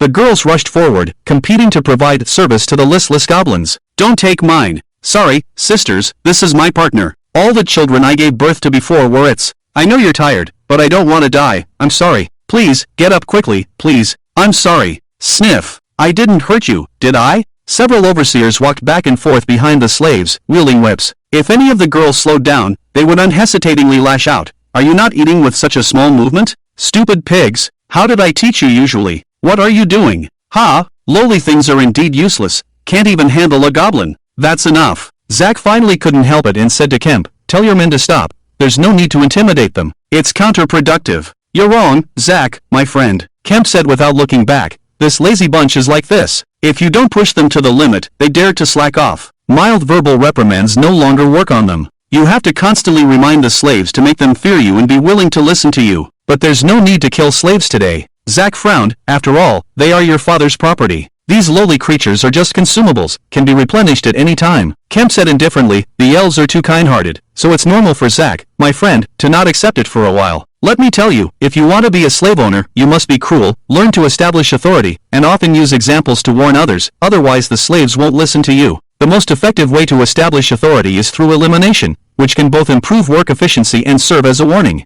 Zack's fist slowly clenched. Thank you for your advice, Kemp, my brother. He gritted his teeth without changing his expression. I understand. After several rounds, both the goblins and the slaves were exhausted. Zack noticed that all the goblins seemed to have no interest in this, and some even showed obvious disgust. They had hardly had any proper rest, and their spirits were exhausted. But they still worked hard to cooperate with the slave girls. Be careful. Don't fall. Does it hurt? You seem to be bleeding again. Hold on. Don't fall, you'll die. These beastly humans. In front of those who didn't understand goblin language, these goblins were just chattering. Kemp clapped his hands and laughed. You see, these guys have a lot of energy again. They're having a great time. Goblins are indeed goblins. How satisfying is it for you, young man? Zack reluctantly nodded slightly. Did these goblins not sleep? Oh, isn't the cotton ripe recently? It needs to be harvested within a few days, right? To ensure work efficiency, these goblins haven't closed their eyes for days. They've been working non-stop except for eating. Kemp showed a lecherous smile again. You see, even so, they still have enough energy for mating.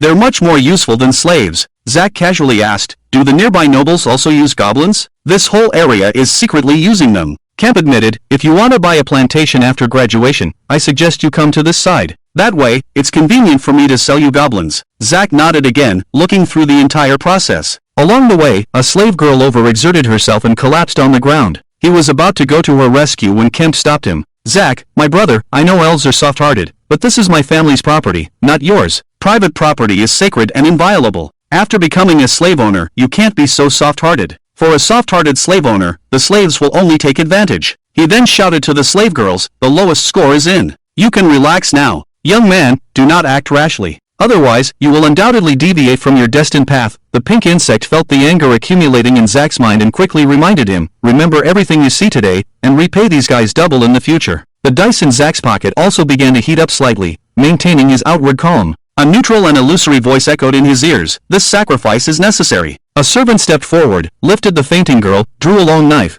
and cut her throat with one stroke. Another servant brought a large basin, hung the girl upside down from the ceiling beam, and began to collect the blood. They treated the slaves just like they would slaughter a chicken. After the unbearable and lengthy process, Kemp began to score the female slaves, 2 points, 4 points, 3 points. He walked past, his face greasy and smiling kindly. Unfortunately, 3 people received the lowest score of 1 point. The girls didn't even have the strength to stand up. The girl who was given a score of 1 point looked at their young master with sunken, pleading eyes, unable to say anything. Zack stared into their cloudy eyes and saw the heart-wrenching plea in despair. Like a blunt knife, it cut into his heart. Kemp, that's enough, he advised. Didn't you already hang the lowest scorer? Kemp turned his head, revealing a cruel grin. The one just now was also 1 point. But since Brother Zack is so merciful, I'll make an exception. Do you know about the slave arena in the capital, Brother Zack? Arena? Zack suddenly had a bad feeling. Yes, the arena, Kemp's fat jiggled. You three, from now on, fight each other until one of you dies. The other two will be spared from the punishment of the lowest score. It's fair to exchange someone's life for your own, isn't it? Kemp kindly assessed the 3 frail female slaves.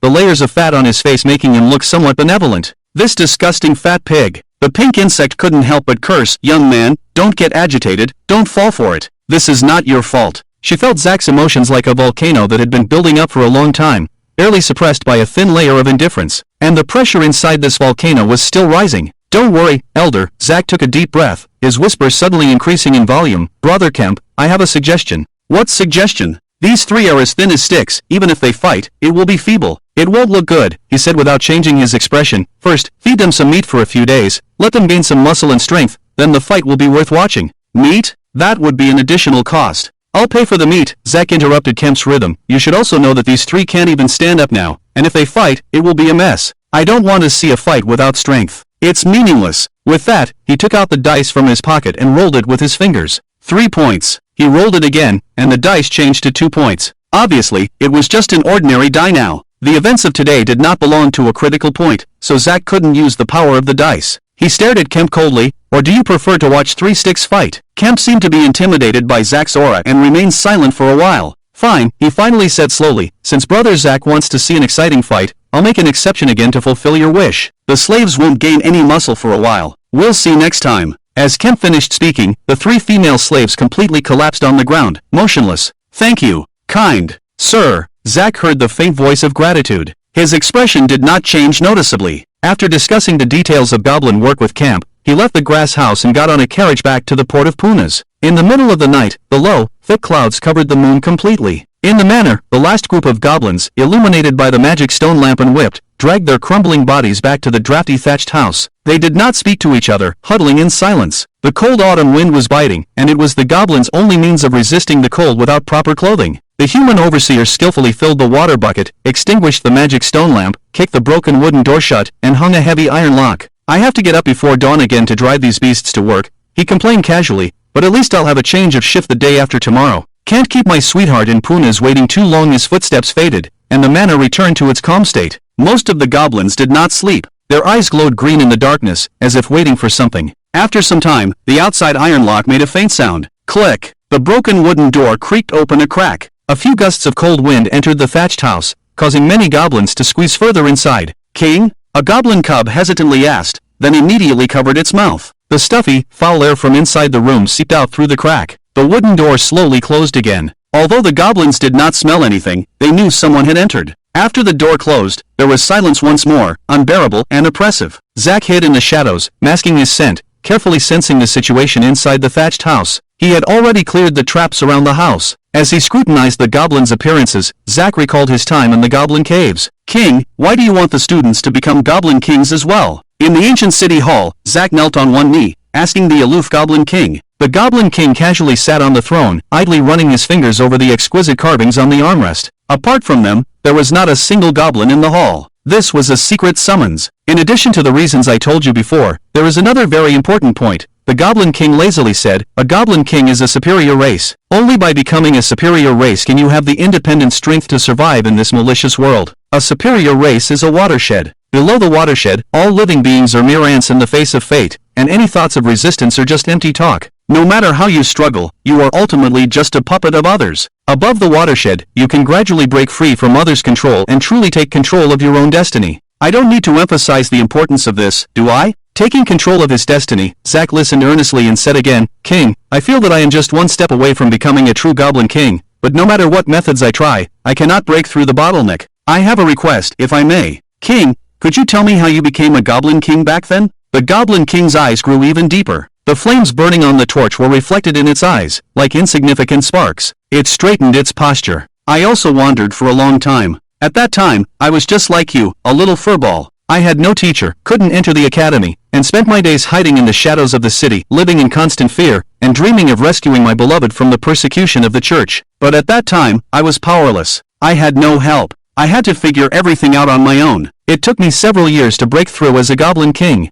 During that time, I also received news that my beloved was to be publicly executed for refusing the church's invasion. The Goblin King's tone gradually became more excited, with a hint of urgency. Boy, during that time, I was even more anxious than you. The deep, uncontrollable sense of powerlessness in the face of an established destiny, I still remember it vividly. Until I witnessed the slaughter of my fellow slaves by humans, not sparing a single one. It closed its mouth and gazed calmly at the intense darkness deep in the hall. Zack remained quiet, patiently waiting. The only sound left in the hall was the faint crackling of burning flames. The Goblin King spoke slowly again. In fact, if you understand the key, breaking through as the Goblin King is not difficult. Let me give you a phrase. Born to be king, bear the weight of the king, and you will surely be king. After this, it depends on your insight. Zack silently pondered over these words. Born to be king, bear the weight of the king, and you will surely be king. Born to be king should refer to possessing the talent of the Goblin King, a condition I have already fulfilled. The key lies in bearing the weight of the king. What does it mean to bear the weight of the king? Does king here refer to the meaning of a crown? Until the audience ended, Zack still hadn't figured it out and could only keep it in his heart for the time being.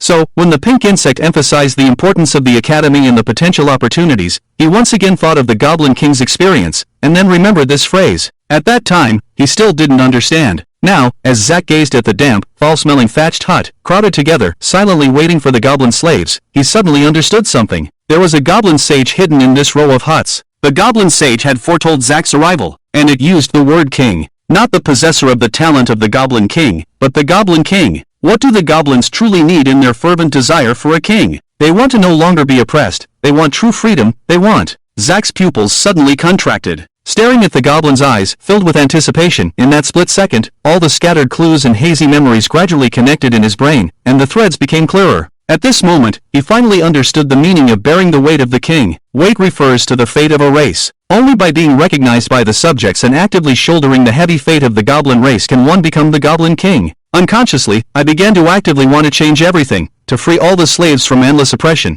To give them real freedom, I must completely reverse the fate of the goblins and the slaves. At this moment, Zack felt the solid membrane begin to loosen. He no longer hesitated and stepped out from the shadows in the form of a goblin. The goblins in the room stopped breathing at that moment, all looking at the tall figure of Zack. King? King? Is it you, King? The sage said that the king would come here tonight to save us. The goblins excitedly whispered to each other. Some of them crawled forward, wanting to touch Zack's ankle. Zack calmly said, I am the Goblin King. I came here for one purpose. From now on, you are no longer slaves. You will gain true freedom. His aura began to surge, and all the magic automatically rushed toward the breaking membrane. The pink insect was working hard to guide the gradually agitated dark source and light source. Young one, your body is undergoing irreversible changes. Stay vigilant at all times and don't let your emotions control you. The goblins had waited for a very long time, and Zack could read from their eyes the heartfelt desire. Many goblins, despite being covered in wounds and with only a breath left, had persisted until today because of the prophecy of the goblin sage. They only wanted to witness the moment when fate was rewritten.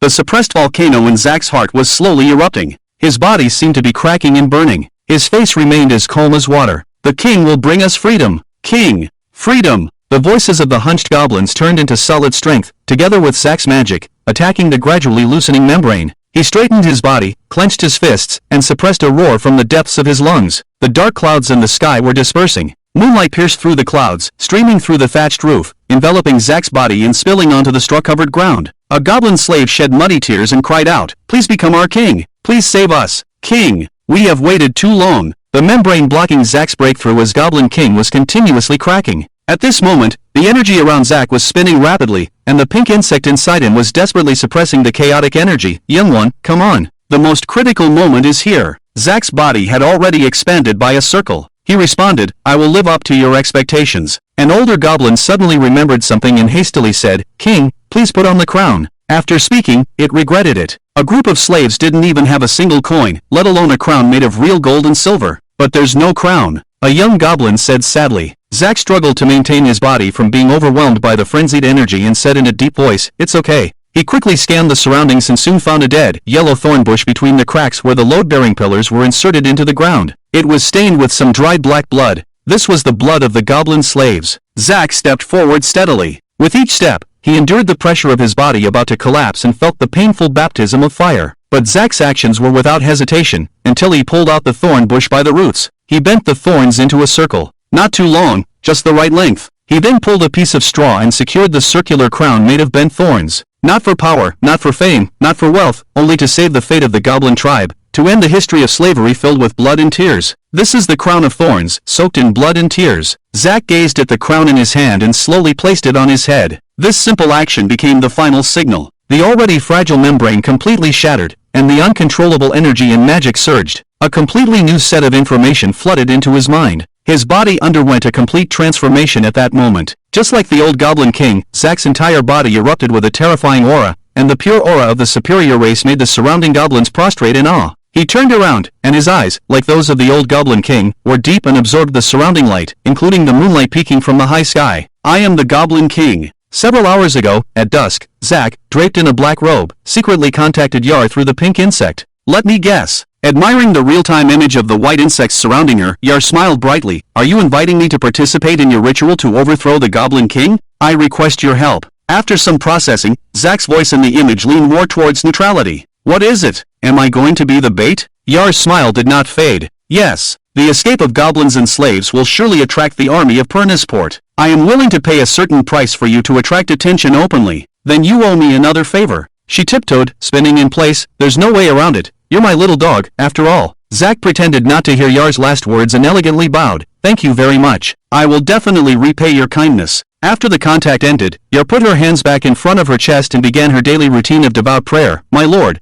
how could I be so ungrateful as to demand recompense from you? To dedicate my life to you is the greatest honor of my existence. The factory district of Puna's port. At this moment, Yar had changed into a revealing off-the-shoulder black evening gown with a magnificent train, standing on top of a giant factory chimney that pierced the clouds. The top of the chimney was extremely cold, but she paid it no mind in her thin attire. Yar stood with her chest held high, eyes closed slightly, facing the wind, hands clasped at her abdomen. She was sensing the messages in the wind, or perhaps the divine oracle from the heavens. A new king will be crowned tonight. Yar's hands gradually spread out to the sides of her body. The end of the old world will begin tonight. Her long, fair arms extended over her head. In her right hand, she held a baton made of purple heart wood. At the peak of Puna's port, I will compose a new life for the king's birth. She slowly opened her eyes, her deep purple irises devoid of joy or sorrow. It seemed as if time in the entire world had momentarily stood still. Then, Yar's raised right hand cleaved through the air cleanly and decisively. Outside the city of Punas, in one of the cemeteries, the white-haired gravekeeper was huddled in his small wooden house as usual. He had been carrying out this monotonous, repetitive work for decades. After making his usual rounds, he prepared to extinguish the dim oil lamp and go to sleep. As he lifted the lamp, the gravekeeper's movements became mechanical, gradually stiffening until they stopped altogether. He turned his head stiffly, his neck almost bent at 180 degrees, and his eyes stared fixedly at the gloomy cemetery outside the window. Among the rows of crosses and tombstones, a decaying, maggot-infested hand broke through the earth and reached menacingly toward the sky.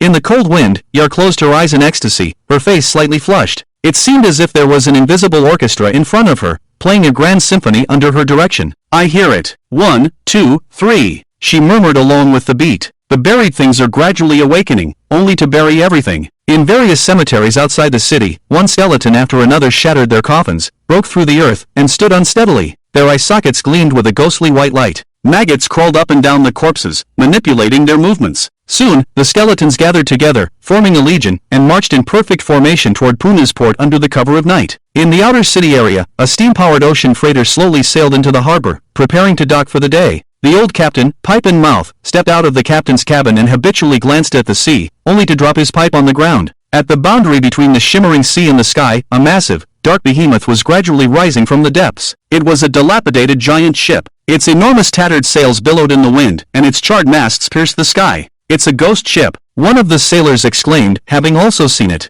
The sailors excitedly rushed to the ship's railing, watching the majestic ship. Thank goodness it's not encountered at sea. It dares to loiter near Puna's port. This will be quite a spectacle. Their chattering voices gradually faded away. 2, 3, 4. Enormous ghost ships rose in succession from the seabed, following behind the lead ship. Their spacing was almost equal, forming a formation heading straight for Puna's port. Compared to the awestruck crew, the fear in the old captain's eyes grew more intense. Finally unable to contain himself, he shouted, this could only be the Fleet of Annihilation. The legendary Fleet of Annihilation from the eastern continent. What are you all standing there for? Run! A sailor asked. Why should we run? The defenses of Puna's port have always been impregnable. At that moment, everyone saw clearly that a flash appeared on the first giant ship. A sharp whistle tore through the night sky, and a section of the outer city wall of Puna's port exploded. Wearing a crown of thorns on his head, Zack gazed at the goblin slaves waiting around him and said loudly, tonight, I will lead you to liberate the slaves and break through the cages. His palm opened, feeling something, and suddenly clenched into the air. Inside the thatched hut, the shackles on the goblin's feet instantly broke with a loud noise. Smash the chains! The goblins shouted in unison, smash the chains! A voice angrily shouted, what the hell are they babbling about? Looks like some goblin bastards are going to die. A nearby overseer, awakened by the noise, carried a long whip and kicked open the broken wooden door, standing dumbfounded. The goblins inside all looked at him in unison, their faces calm.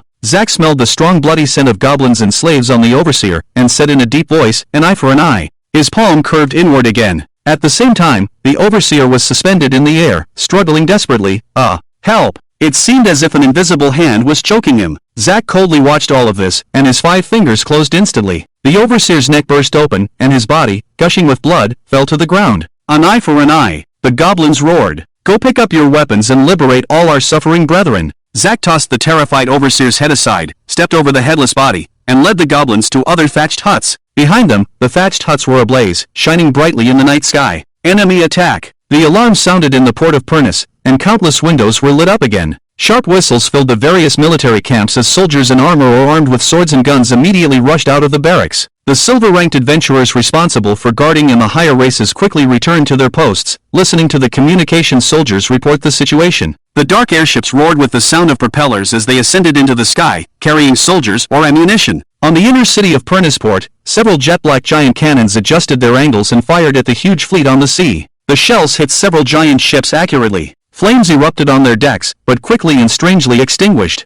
The giant ships remained unscathed, and this seemed to be a signal. On all the giant ships, the fire at the muzzles began to flicker like stars. The deafening roar of the fire and the rain rushed straight towards the port of Pernus. For freedom! More and more goblins joined Zack's team. Without exception, they had all been persecuted as slaves. A big goblin shouted loudly, "King, please let us liberate the slaves of other races together. They are all victims." Zack said in a deep voice, "That's why I'm here. To liberate all the slaves." His voice, though not loud, clearly reached the ears of all the goblins. In response to Zack's words, the goblins raised farming tools such as sickles and shovels as weapons, and enthusiastically rushed into the dormitories of slaves of various races, freeing them from their shackles. The goblins who could barely speak the common language shouted awkwardly, suffering, "Brother, run with me towards freedom. Fight for freedom. We don't have to be slaves anymore. Destroy those beasts." The slaves, who had been so abused and had long been numb, stared blankly as their shackles were removed. The sudden turn of events left many of them momentarily stunned. Seeing this, the dice in Zack's pocket prompted, "Zack, of course, I know what to do," he said, taking a clean white cloth handed to him by a nearby goblin and pouring the blood of an overseer onto it. The white cloth was instantly dyed red with blood.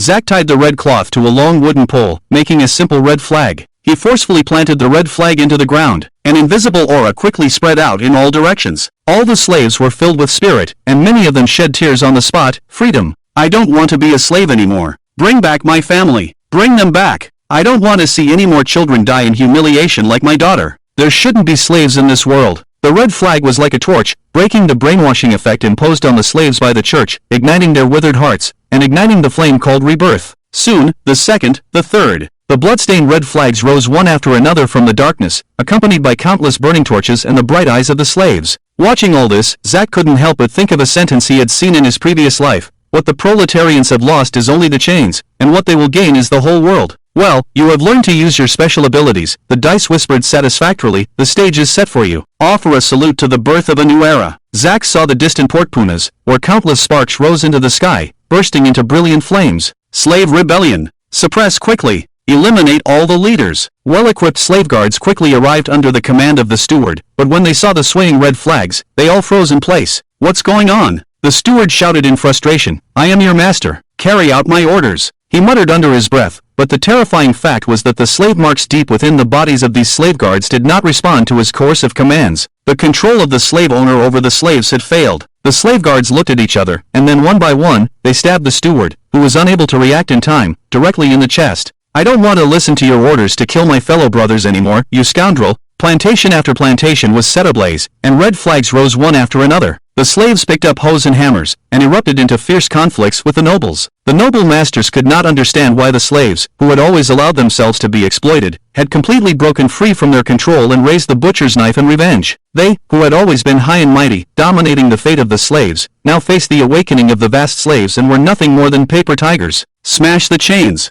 An eye for an eye. Blood for blood. Fight for freedom. One noble villa after another raised the red flag, and many nobles who had mistreated the slaves in the past were directly hacked to death by the angry slaves, their bodies hanging outside the windows. But not all the nobles and their lackeys were weak and easy to bully. The noble guard, composed not of slaves, engaged in a fierce battle with the ragged slaves. "What is the church doing? What are those people in Port Punas doing? The terrified nobles cowered in the fortress, complaining loudly as they observed the crowd holding torches through the crenellations. I have never evaded taxes, and have always been loyal. Why didn't they come to defend us immediately at this critical moment? Because they are also in dire straits. A clear female voice sounded, and a woman with blood-colored long hair stepped steadily up the stairs, her long sword stained with blood. She was Floor. Who are you? Did you command them to rebel? Did you make my slaves no longer obey my orders? The nobleman said reluctantly, his body trembling uncontrollably. The appearance of this woman meant that his personal guard was completely finished. I don't have that ability. Floor, with bloodstains on her face, smiled, and these people have never been slaves, nor do they belong to you. The only master of their destiny is themselves. Do you remember me? Upon hearing this, the nobleman's heart skipped a beat, and he stared intently at Floor's face. He finally remembered something. You should still remember that little girl, right? Führer approached step by step, her bright red long hair flying behind her. That day, in front of her, you held down her only good friend, and peeled her skin off, one by one, until that poor child's screams went hoarse, and she died in agony. You said, if I didn't obediently listen to you, I would meet the same fate as her. The noble's face turned liver-colored. He fell to the ground, desperately pressing against the wall. You can't be that obedient child. You're the devil wearing her skin. Führer's advancing steps briefly paused. The smile disappeared from her face. You're right, the obedient little Führer who could endure any torture and obey is dead. Now, I am the devil returned from hell. Führer's bright red hair flew into the air, and with a sudden stomp of her right foot, a huge sacrificial circle appeared beneath her. Come, I will return all the pain the child suffered back to you. The noble saw a huge tentacle extend from Führer's back. No longer caring about his image, he screamed, Don't kill me. I'll give you as much money as you want. I have plenty of money. Of course, I won't kill you right away. Führer's voice began to sound ethereal. That would be too cheap for you. At the top of the fortress, the noble's pig-like screams echoed through the sky. Huff, huff. Führer was covered in blood, standing with her eyes closed at the top of the fortress, her bright red hair swaying in the cold wind. On the ground, there were only a few clothing fragments and struggling bloodstains left. The fed tentacle affectionately stroked her head, then retracted into the gradually dimming sacrificial circle.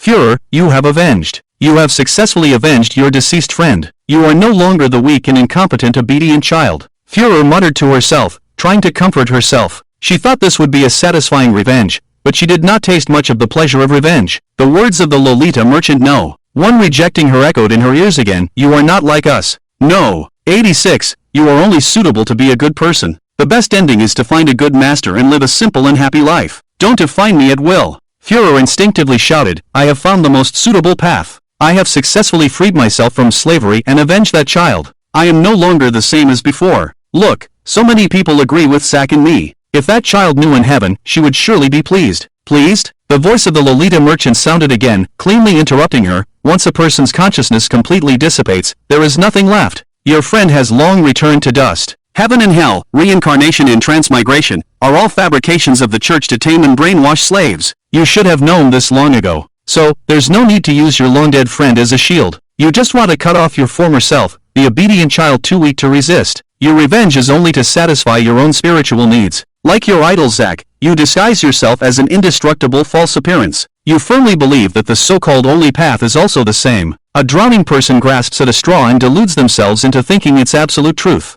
Führer clenched her fists, her nails deeply embedded in her flesh. No! You are the one who's wrong. She was almost going mad, punching the battlement at the top of the fortress. The path described by Zack is the only solution, to let the oppressed slaves rise up and fight for their own destiny and freedom. The voice of the Lolita merchant suddenly approached. That voice sharply said, Is that so? Will the church, which holds the power of speech, just sit back and watch the slaves completely overturn? The gods in the sky will allow their long-standing rule to be completely shaken? Force suddenly couldn't speak. Compared to slaves, the enemy has overwhelming strength without any suspense. Take a closer look at the crowd below. 4. They have nothing but hot blood, no mature guiding ideology, no effective struggle program, and no power to resist the enemy. Do you think this purely emotional and violent resistance will succeed? Slaves have always been at the bottom of society, and there have been many commoners who sympathized with their tragic fate. After tonight's bloody riot, there will be no more commoners standing on the side of the slaves. Similarly, the vast majority of people's understanding of slaves will change from sacred and inviolable private property to a threat that must be completely eliminated. Fuhr stared blankly at the swaying red flag in the night, and the flames and black smoke rising in the air. Be careful of your former master, Zack. The voice of the merchant lowly returned to calm. He caused all this not just to change the fate of the slaves. He obviously has other purposes. Fuhr shook her head desperately. You're talking nonsense. Who are you? Whether it's nonsense or not, you can wait for the outcome tonight, hee hee. The voice suddenly chuckled softly. As for who I am, I have always been you. A few days ago, after Zack successfully took the divine strike of the Mother of the Moon, the underground casino was deserted. Undercover Yar was talking to the dice. See the end of chapter 87 of volume 2. Before breaking through to the superior race, no matter how much divinity is given, it can only be maintained for a short time. Once the concentration of divinity decreases, the humanity of that body will rise again. Too much humanity is prone to accidents and deviating from the path of destiny. He is very likely not to actively raise the banner of rebellion at that time. He is not stupid and knows that such a riot is bound to fail and ultimately will doom the lives of those slaves. His human nature will definitely hinder the plan.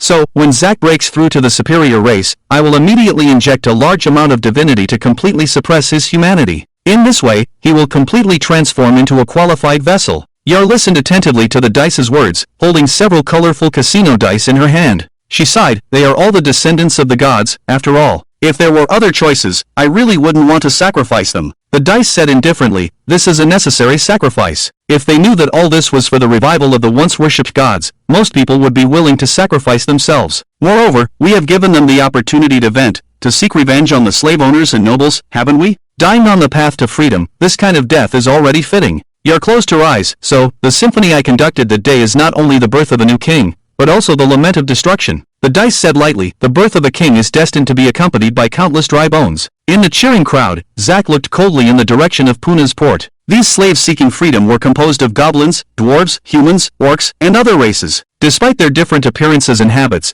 they were united for the same goal of pursuing freedom. Tonight, they had no barriers. He turned to a goblin little one, Goblin Sage, the water has been muddied. It's time to notify the tribe to evacuate. Evacuate? The Goblin Sage was stunned. King, are only goblins involved in the evacuation? Yes, Zack said in a deep voice. A big goblin interjected. What about the slaves of other races? Zack looked calmly at it. I am the Goblin King, not the king of everyone. I am only responsible for the goblins. The goblins around him fell silent. Now is indeed the best time to retreat. The slaves are completely intoxicated with the emotions of freedom and revenge, their eyes bloodshot. After killing the nobles and their families, some of them began to wave their butcher knives at the fleeing civilians, shouting, anyone who stands with the nobles and the church is a beast. Eliminate the followers of the light god. They are the ones who persecute us the most. Settle the score with them. Fight for freedom. Many slaves who realized that something was wrong began to intervene, but their opposing voices were drowned out in the increasingly extreme tide. It is obvious that the slave revolt is getting out of control. Observing the scene around him, the little goblin sage lowered his head and said, King, we will follow you completely and retreat with you. Before that, I dare to ask one thing. Some female slaves have fallen in love with their own kind. If they are willing, can we take them with us? In the process of breeding goblins for the nobles, the tormented female slaves have been treated gently by the slave goblins. The nature of the slave goblins is goblin, and they do not want to force the miserable female slaves. They have become the only light and redemption in the dark and hopeless lives of the female slaves. For a long time, many female slaves have fallen in love with the slave goblins because of this. When breeding, they mostly choose the goblin they are familiar with. After listening to the sage's explanation, Zack nodded gently and said, Okay, I leave this matter to you to arrange. After hearing the goblin sage's profuse thanks, he looked again in the direction of the port of Puna's elder. In any case, the studies at the academy still need to be completed. Rita and Red Soros are important to the plan. The pink insect did not answer. She had passed out from exhaustion after helping Zack break through the Goblin Queen. Zack said to the goblin next to him, Find me a good room. The goblin bowed and said, I will arrange it for you. After a moment, Goblin King Zack lifted the magic that isolated him from the outside world and walked out of the room. Has the matter arranged by the goblin sage been taken care of? Report to the king, it has been arranged. Very well. Depart immediately. The goblins and some female slaves ran towards the vast jungle outside the plantation, while the already fanatical slaves did not notice. After some time, a handsome male elf walked out of the room. He was the elf Zack. The separation of the dark source and the light source is a bit more complicated than expected. Zack looked down at his tattered clothes and smiled. Next, I have to go retrieve floor. Fire. Get the buckets. Explosions everywhere. Help. Save my child, he's still down there. Smoke billowed from the outer city of the port of Punas. Many buildings were destroyed in an instant, and flames ignited one building after another. The civilians who were killed in their sleep were the luckiest, as they had not yet experienced much pain. The residents who were lucky enough to survive were trapped under the rubble, and many of those who ran into the streets were engulfed in flames caused by the explosions. These flames from the cannon were not normal. Conventional firefighting methods were of little effect. The civilians engulfed in flames cried out in agony until they gradually burned into motionless black charcoal. What is the church doing? What is the government doing? An angry civilian looked towards the higher inner city. Doesn't the port of Punas have so many strong people? Why aren't they coming to protect us? Compared to the outer city, the inner city was calm and peaceful, untouched by the attacks. The shells launched by the giant ship exploded in the air or were shot down directly before hitting the buildings. The government and the church clearly had the ability to deal with the intensive bombardment, but they did not care about the life and death of the outer city's civilians. Damn. Inside the port of Puna's Noble Academy, most of the noble children were awakened by the sound of the cannons and rushed out of the dormitories. With the help of telescopes or farsight spells, they quickly noticed the huge fleet on the sea. The Demon Clan's fleet? It doesn't look like it from the outside. This seems to be a ghost ship, the legendary ghost ship that only exists in stories? How can so many appear at once? Will they come to attack us? Do you think it's possible? The government always prioritizes the safety of the nobles. Many people even bought snacks from Rita's snack shop, eating and chatting while watching this grand fireworks display. Alphany, in her pajamas, yawned, I have to record this once-in-a-lifetime ghost fleet. Oh, I forgot to bring my notebook. She hurried back and inadvertently heard the worried voice of the elf Miss Hippie. There's a fire in the outer city area. Are those civilians okay? Shouldn't they need help? Watching the flames rising and the continuous explosions in the outer city area, a female student from a civilian background let out a loud scream. She then covered her mouth and sat weakly on the ground. My home is in the area that's on fire. Dad! Mom! Alphany frowned, thought for a moment, and still ran back to the dormitory. She still felt that it was more important to hurry and record the ghost fleet. Hippie ran up and said, Classmate, do you need my help? I can take you to the outer city area to save your family. Miss, the blue-haired slave anxiously reminded her, don't help others recklessly. The outer city area is very dangerous right now. The civilian female student looked at Hippie with teary eyes and a trembling voice. Are you willing to take me there? I have a few civilian classmates I know, and their homes are also in the outer city area. I'm sorry, Hippie said helplessly, bowing her head. My abilities are limited. I can probably only help one person. Truly a hypocritical elf who likes to act like a big shot. Fatty Compu, holding snacks, joined the lively conversation of the noble children, wanting to help people, but because you're useless, you can only help one person.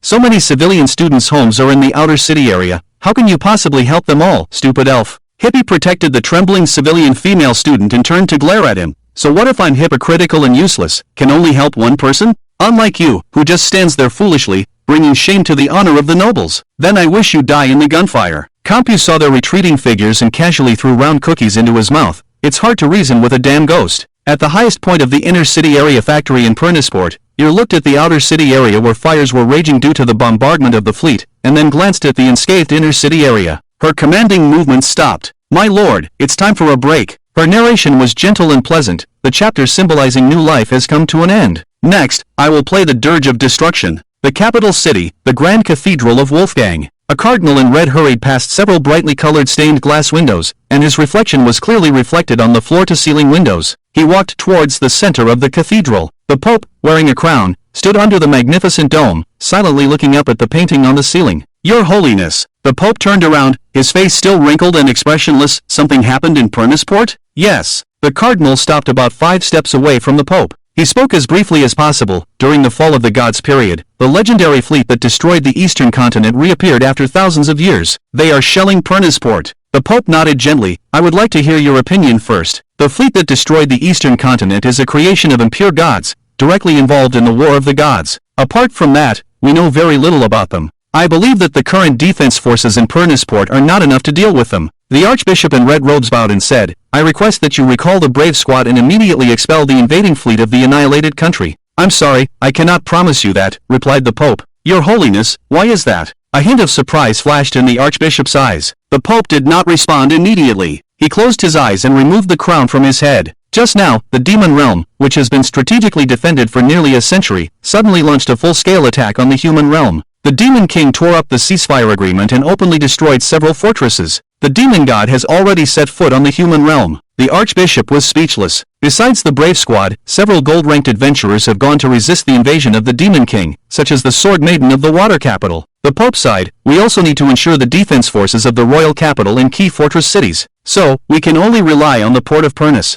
As the Pope was about to leave, the Archbishop hurriedly said, Your Holiness, there is still a situation in the port of Pernis that has not been reported. A slave uprising? For the first time, the Pope's usually calm face showed a slight change. Yes. Preliminary judgment indicates that an invisible force is rapidly spreading, causing the slave marks imposed by the gods to lose their effect. The Archbishop said in confusion. The Church is studying the reasons for the failure of the slave marks and brainwashing effects. The fleet of the annihilated country, the slave uprising, the port of Pernus, the invasion of the Demon King. The Pope murmured, pacing back and forth. It seems that there are pawns who want to become players. Are you referring to the entrance of the divine game? The chosen ones did all this? The Pope did not respond, continuing to gaze at the painting on the dome. After the Archbishop left, he scrutinized the portraits of the gods of light and darkness, squinting his eyes. Now we can only wait for the attitudes of the gods. A fleet of airships carrying several silver-ranked adventurers took off one after another, heading straight for the giant ghost fleet on the sea. Dozens of steam-powered ironclad ships sounded their whistles as they sailed out of the military port behind the giant pillars supporting the inner city. There is hardly any information.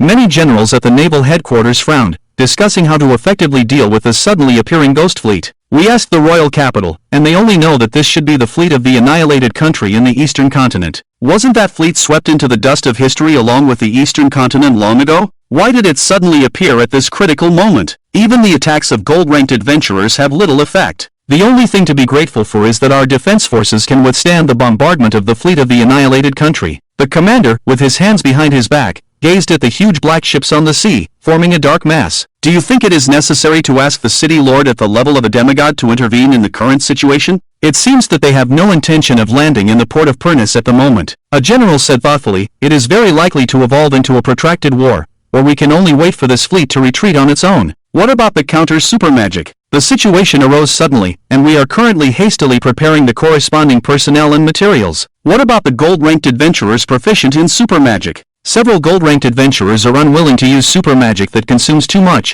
and the only silver-ranked adventurer proficient in super magic is serving at the Pernus Noble Magic Academy and is not a member of the military, currently in a state of being out of contact. The commander criticized in a deep voice. Pernisport has been peaceful for 100 years, and the city defense has slackened to this extent. Issue the order to spare no effort and accelerate the deployment of super magic. Yes. Yar stood upright, looking up at the dozens of military airships flying overhead. The airships were surrounded by defensive magic formations, intercepting all the bullet-like shells. They fired at the giant fleet on the sea. But like the attacks from other directions, they did not cause any damage to the giant fleet. The tattered black warship was under attack from airships, city defense cannons, and ironclad warships, with explosions going off one after another, but it remained unscathed. Soon, the port of Punas will use superdimensional magic. Yar smiled as she gazed at the massive fleet, her fair arm holding the command baton reaching towards the sky. Her arm suddenly struck down vertically, and her black off-shoulder dress fluttered in the wind, turning blood red in an instant. White stripes flowed on the crimson hem of her dress. Yar's shoulder-length black hair gradually turned white, swept up by the howling wind, scattering like an unnamed white flower in full bloom. Her smiling face gradually turned frenzied. To my forever lost homeland. O lost giant ship, at this moment, reenact a fragment of the Battle of the Gods. As soon as she finished speaking, the gunports of the massive fleet on the sea surface suddenly changed. They all turned a conspicuous crimson. The situation has changed, be on guard. The commander in the airship was the first to notice this, immediately ordering the silver-ranked adventurers to deploy high-level magic defense. However, the incoming shells easily pierced through the airship's multiple layers of defense magic, as if they were made of paper. What? The silver-ranked adventurer decisively jumped out of the cabin, while the commander and other soldiers had not even reacted yet. Boom! Several airships were directly penetrated by the shells, causing violent explosions. Boom! The steam-powered ironclad ship that had just left the port of Punas was broken in half, with naval soldiers and ship fragments flying into the air together. Boom! A series of small mushroom clouds suddenly rose from the inner city area of the port of Punas. Warning! All defenses have failed. Warning! All defenses have failed. Faced with the sudden turn of events, the nobles in the aristocratic area, who were still watching the fireworks, were all stunned. Before they could react, a sharp sound rang out, and the shells exploded above their heads. The naval commander stared at the unstoppable, directly approaching death god, leaving behind a final sentence. Immediately informed the old lord of the city. Yar spread her arms, gazing intoxicatedly at the dozen or so airships above her turning into burning meteors, trailing long tails of flames as they fell towards the sea. Whether noble or commoner, death will be given equally to all. She suddenly tore off a piece of crimson hem and tied it to the command baton, making a rough red flag. Yar stared at the red flag and said with a smile, "Go and fulfill your mission." With a toss, the red flag fell towards the industrial area below, sinking into the darkness. Without the command baton, it's not very convenient to perform. She reached into her close-fitting dress from her chest and elegantly pulled out a brand new purple sandalwood command baton. Luckily it's big enough, otherwise you'd have to tie it to your leg. Another voice sounded in her head. "Brother, you're in a good mood today, even teasing me." Yar smiled, once again raising the command baton. "I am indeed very happy to see the warships of my homeland again." The The voice said, "Don't keep the gods waiting too long. Yar, continue to perform." Okay. Although located on a mountain, the Puna's Magic Noble Academy was not spared. Several shells broke through layers of defense and hit within the academy's range, exploding loudly. The noble children who had placed themselves outside the battlefield to watch, chat, and eat snacks were suddenly in disarray, fleeing. "Mom! This way, run!" Hondo carried the frightened Rita, weaving through the crowd, fleeing to the other side of the mountain, the opposite slope area. "The snack shop has been destroyed. Zack will be sad when he sees it. I've let him down." Rita turned back, looking at the flames rising into the sky in the darkness. Hondo comforted her, "As long as Mom is okay, Dad won't be angry. The snack shop can be reopened in the future. Open as many as you want." Rita thought of something and asked anxiously, "Red Bean, where is Zack now?" Red Bean was also unsure of where Zack had gone, so he could only reply, "Dad is very capable. He will definitely be fine." Rita nodded gently, but the worry on her face did not fade. Fuller was being carried by the elf sack as they ran, not knowing what to say along the way. He forcibly took her away from the battlefield between the slaves and the nobles, passed through the bombed city gate, and went against the fleeing crowd without any explanation. He only said one thing, "Fuller, I need your help. Please go back to protect Rita and Red Soros." "Zack, what do you want to do?" "I will explain to you later. I have something important to do." Zack seemed unwilling to waste time on conversation. After sending Fuller far away to be with Rita and Red Bean, he disappeared into the shadows, using the powerful perception of the upper race to carefully search. Soon, he found the target of this trip. Fatty Camp was busy packing various luggage with the slaves and bodyguards in a panic. They hid in a secluded place for fear of being robbed in the chaos. "Princess Port is no longer safe. I have to find my father, the city councilor." "I don't think so." Camp raised his head at the words and immediately showed a surprised smile. "Brother Zack, you came at the right time. Can you protect me to go to the city government? I will give you a considerable amount of gold." Zack stood with his hands in his pockets, leaning casually against the wall. "Are you going to run to the manor outside the city?" "Of course not." "Zack, haven't you heard the news?" Camp asked in surprise. "The slaves outside the city have revolted. My family's manor is probably more dangerous than the academy. We need to run to the capital, that's our family's headquarters." Zack said indifferently, "There's no need for that. It's good to stay at the academy." "Good. The ghost fleet is about to land. The army in Princess Port is all useless." Camp's words were intense, shaking the fat on both sides of his cheeks. "Brother Zack, you are smarter than me. Can't you see how the battle is going? The lord of the city has not made a move yet." Zack casually stretched out his hands. "And you misunderstood me. I think it's best for you to stay at the academy forever." Camp and the others were stunned. Zack twisted his hands in the air, and flames ignited on everyone except Camp, and the tongues of fire soared into the sky. "Ah, these people died in the flames caused by the explosion of the shells." He listened to the screams of the slaves and bodyguards, and said indifferently, You. Camp, who was frightened, became incoherent, his face turned pale, and he struggled to crawl back. Zack watched as he crawled into the room and calmly said, "And you will die right in the center of the explosion." He clasped his hands together, and the joints of his fingers suddenly bent. There was a bang. The house in front of Zack instantly exploded, and the heat and flames soared into the sky. Without looking back, he turned and left, with flames dancing wildly behind him. If the elf Zack wanted to continue his studies at the academy, he had to kill Camp. Only he and the people in the manor knew that he had gone to see the slave goblin before the slave revolt. And the slave goblins had all evacuated tonight, and the people who knew about the manor were either the rebellious slaves or had been killed by the slaves. Once Camp knew about this, he would definitely suspect that something was wrong with him. The bombardment of the eastern continent's fleet brought chaos and opportunities, allowing Camp and the others to die in the gunfire. Just in case, he even contacted Yar to ensure that the snack shop would be shelled after Rita and the others ran out. He had also made prior arrangements with his teacher Lana on how to explain his disappearance to the academy in order to accelerate Zack's progress in learning advanced magic. They held private lessons in a secluded location cut off from the outside world. This left Floor as the only variable. I should kill her on the other side of the slave plantation and erase all traces, but that would make it inconvenient to explain to the academy why I was having private lessons while my slave went missing. Zack hurriedly made his way to the outer city, and my body seems to instinctively resist the idea of killing Floor. The influence of humanity still lingers within you, a voice emanated from his pocket dice, but as time changes, divinity will thoroughly cleanse this body for your use. Zack nodded, "Very well. I'm quite busy tonight. I'm back here again." Zack, or rather the human Lu Jia, opened his eyes. Before him lay a vast wilderness, immersed in eternal twilight. "Zack, congratulations on breaking through to the upper race." He turned his head and saw the dice, now a size larger than last time, rolling aimlessly on the grass. "I don't think this is a time for congratulations." Zack recalled everything. He had just broken through to the upper race, only to be forcibly returned to the wilderness. He felt something was amiss. "Dice, can you explain the situation?" Of course.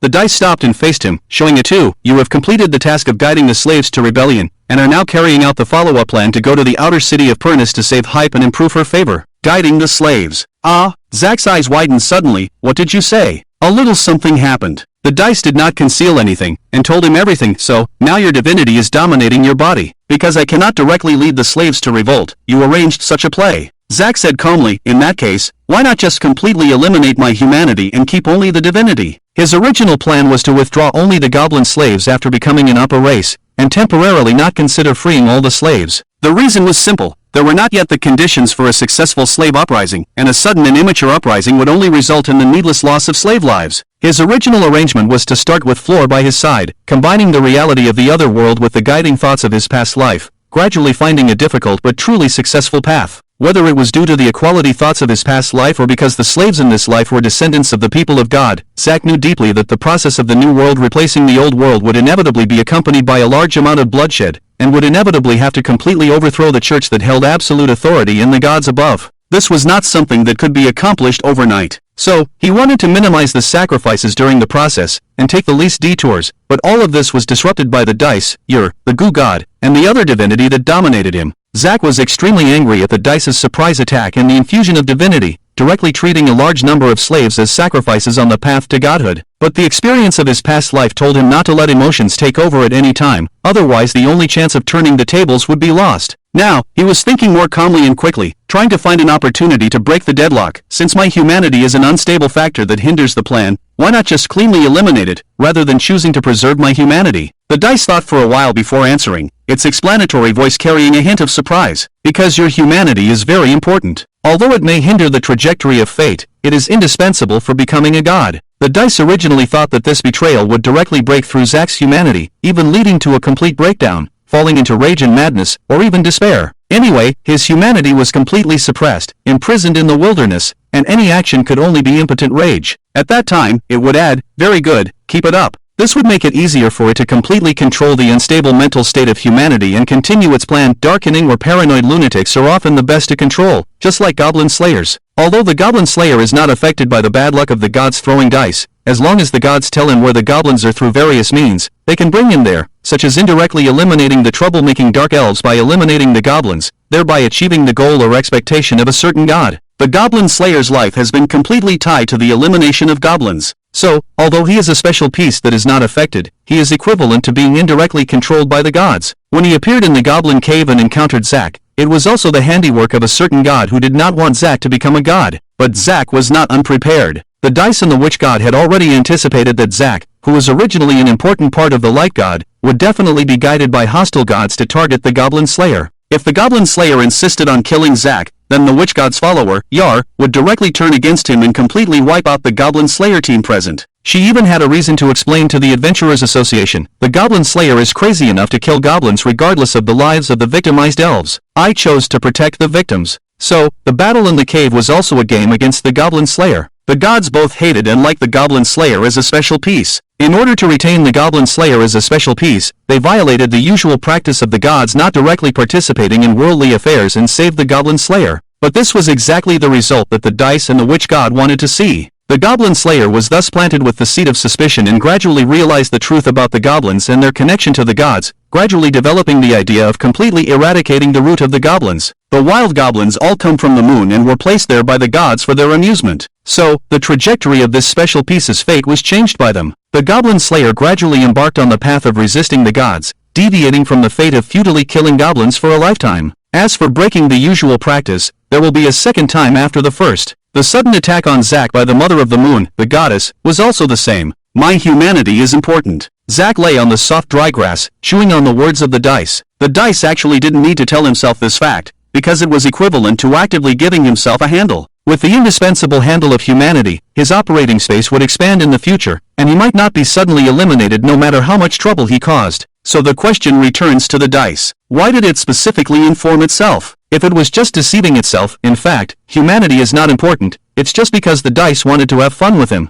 This is indeed possible given the unpredictable nature of the dice, but it has an important reason for not doing so. Keeping Zack's humanity as an unstable factor is no different from keeping a tiger as a pet. Even if the dice likes to have fun, it wouldn't be foolish. A certain high-ranking demon is a cautionary tale. I remember the dice saying that it is also a part of the fallen light god. Although after the fall of the light god, the split witch god, Dice, and Zack all have their own thoughts and personalities. If the creation of the god is successful, and the various parts of the fallen light god are reunited, will there be multiple different personalities coexisting in a complete deity by then? Probably not. Zack finally understood why the Dice had specifically informed others of the crucial fact that humanity is indispensable. It was to make him realize that he could actually use this to counter the dominance of the divine within himself. Zack couldn't help but think of a fable. The snipe and the clam are in a fight, and the fisherman benefits. He chose not to expose the Dice and instead rolled over on the grass. Dice, I have lost control of my body. Even if you tell me that humanity is important, I can't see its significance. It seems that I no longer have any presence from now on, Dice, he hinted to the Dice, indicating that he needed to know how to counter. Zack's humanity can indeed understand my hint, the Dice said, standing up on its edge and spinning in the air, aligning one side with Zack. 4 points. Through. Indeed, there was no need to drive Zack's humanity crazy in order to control him.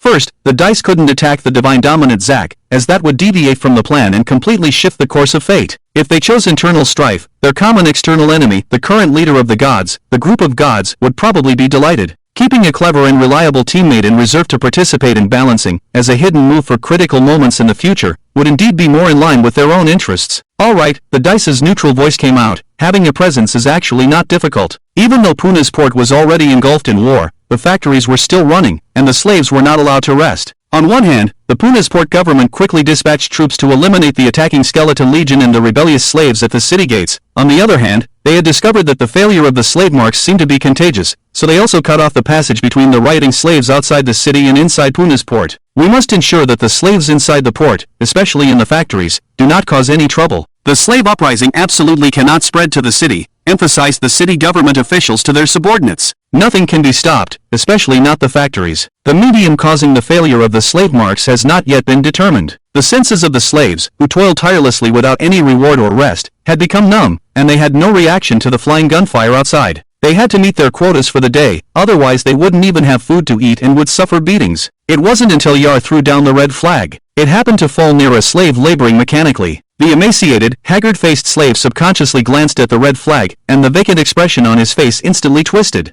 Why have I been deprived of my personal freedom and the right to be born as a human? Why can't I decide my own life and death? Why have I silently endured for so long? Why? Why am I destined to be a slave since birth? A series of questions completely shattered the slave mark in his heart, and the spiritual brainwashing of a lifetime as a slave to atone, and in the next life, become a human failed. Instead, a strong sense of resentment, anger, and even hatred surged forth like a fountain. He remembered everything. He had a daughter once, but she was bitten to death and eaten by a noble's pack of dogs, simply because the noble felt that his daughter's emaciated, stooped body was dirtying his eyes. He had a son once, who was not yet 10 years old when the slave owner demanded his participation in the factory's work. After failing to meet the adult production targets for several days and going hungry, he had to steal the cat food prepared by the slave owner for his pet cat. When caught, the slave owner chopped him up and made him into cat food for the pet cat. The slave stood still, his eyes turning red. He gritted his teeth, breathing heavily and convulsively crying out of extreme anger and sorrow. His fists gradually clenched, his jagged, dirty nails deeply embedded in his flesh. Not far away, the overseer quickly noticed that someone had stopped working. "Hey, you pig! You're finished!" He raised the whip aggressively and was about to swing it. Bang! A heavy iron hammer struck the overseer's back. Ah! The overseer let out a painful scream and immediately knelt on the ground, not even realizing what had happened. He turned his head and saw all the slaves in his line of sight had stopped working. They had heard the overseer's earlier cry and now saw the red flag lying on the table. They were all staring at the overseer. "Are you planning to rebel?" The overseer shouted. "Do you want to rebel? Do you think you, a bunch of idiots, are irreplaceable? There are plenty of people who can do your job." Bang! Another hammer struck him. The thin and weak slaves swarmed him, raining down punches and tools on him. "They're crazy. They're all crazy. Stop. Spare me." The overseer, who had always been arrogant and tyrannical, gradually turned into a sobbing beggar, and his voice gradually faded away. He was beaten to death, and the fists did not stop until then. "Yar, is the red flag so magical that it can directly control the unity of the slaves and even make them follow one after another?" "Not exactly, brother. The red flag can only break the slave imprint and brainwashing effect of the descendants with the help of the divine, and it has no other effect," Yar explained to herself, smiling as she directed. "Well, not entirely without other effects. It has some psychological inducement, but that's all. So, the reason these slaves have become so crazy?" "Exactly. It's not so much because of us, but mainly due to the nobility in the church, due to this corrupt and festering era." Yar closed her eyes slightly, tiptoed, and raised her baton, elegantly spinning on the chimney top amidst the flying gunfire. Even if they gave the slaves a little dignity, things wouldn't have escalated to this extent. Since they chose to crush and exploit the slaves, they should be prepared for the backlash one day. For thousands of years, these arrogant beasts have completely forgotten that the slave imprint and mental brainwashing are just a cover-up. Even if not now, they will eventually face the accumulated anger of the vast slaves. The funeral bell symbolizing the end of the old era tolls for them. The industrial area of Puna's port. The emaciated slaves, having killed the overseer, spontaneously gathered around the red flag made by Yar. Their bodies were thin, but their eyes were bright. A trembling slave raised the flag and roared, "We have no way out. What should we do?" Even the wavering slaves knew they were at a dead end. Whether they surrendered or not, the nobles and the government, who had always oppressed and exploited the slaves, would not spare them. Continuing to work will only lead to torture and death.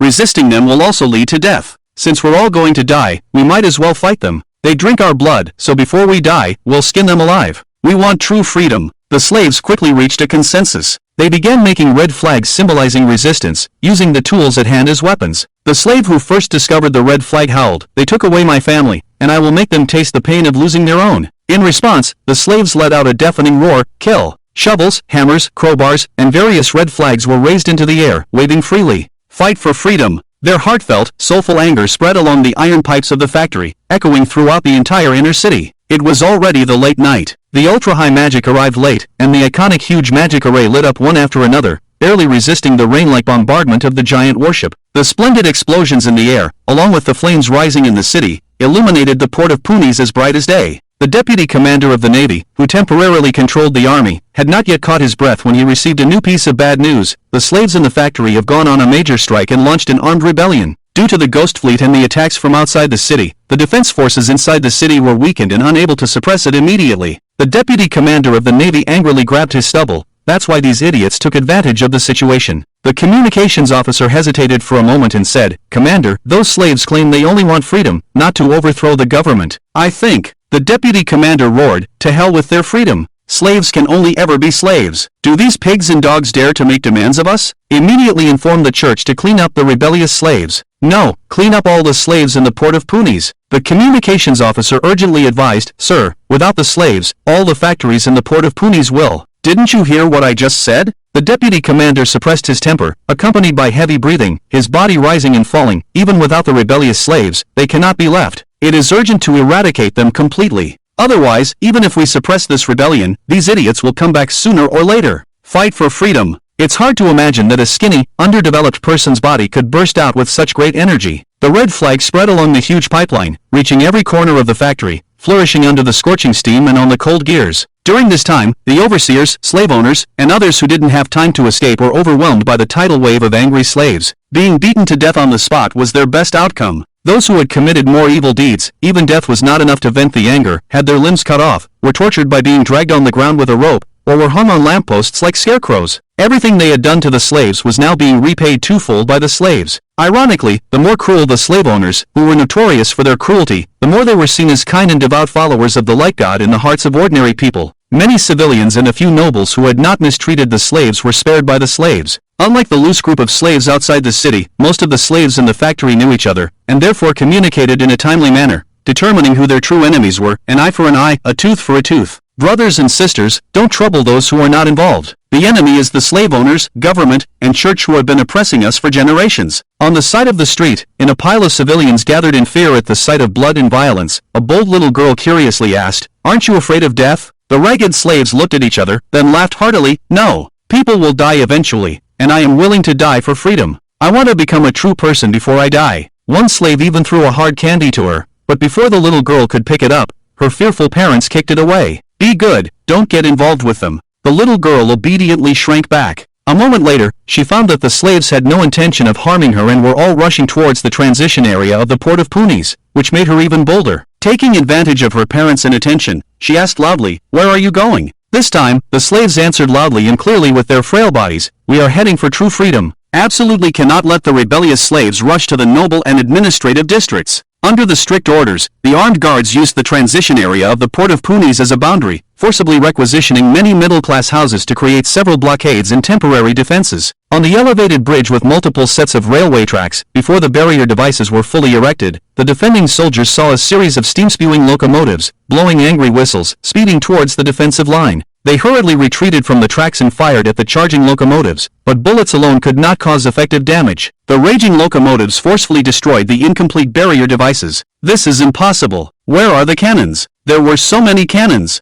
What about high-yield explosives? A soldier pointed to a gradually dissipating mushroom cloud in the distance and exclaimed, "The ammunition and weapons depots in this area were destroyed by the Ghost Fleet long ago." The military officer of the defending soldiers cursed loudly, "This is damn impossible. Are you telling me that we can't even come up with a single bomb now? Is it really that coincidental? I also find it unbelievable, but it's true that we don't have anything usable, sir. Some of the undamaged explosives mysteriously became unusable due to dampness and other reasons, and there hasn't been any wet weather recently." As they watched the locomotive that had already broken through the barrier line and the countless red flags erected on the industrial area pipelines, the officer fell into contemplation. The superposition magic defense array is now activated, so we don't need to worry about the Ghost Fleet's artillery for the time being. Immediately request from the church and deploy the armored trains. The whistling wind blew down the decaying grass. The wind, too, will eventually collide with a thick brick wall and come to a stop. We may be the wind, or we may be the grass. Will there be someone to knock down that wall again? The conductor on top of the chimney stopped conducting once again, and her sweet voice was singing an ancient ballad. She was surrounded by several silver-ranked adventurers in an attacking stance. As Elle's hair had grown longer and completely turned white, her appearance became even more pale and poignant, as if she had completely transformed from the inside out. Not a single one of the silver-ranked adventurers associated her with the devout follower of the light god, Elle.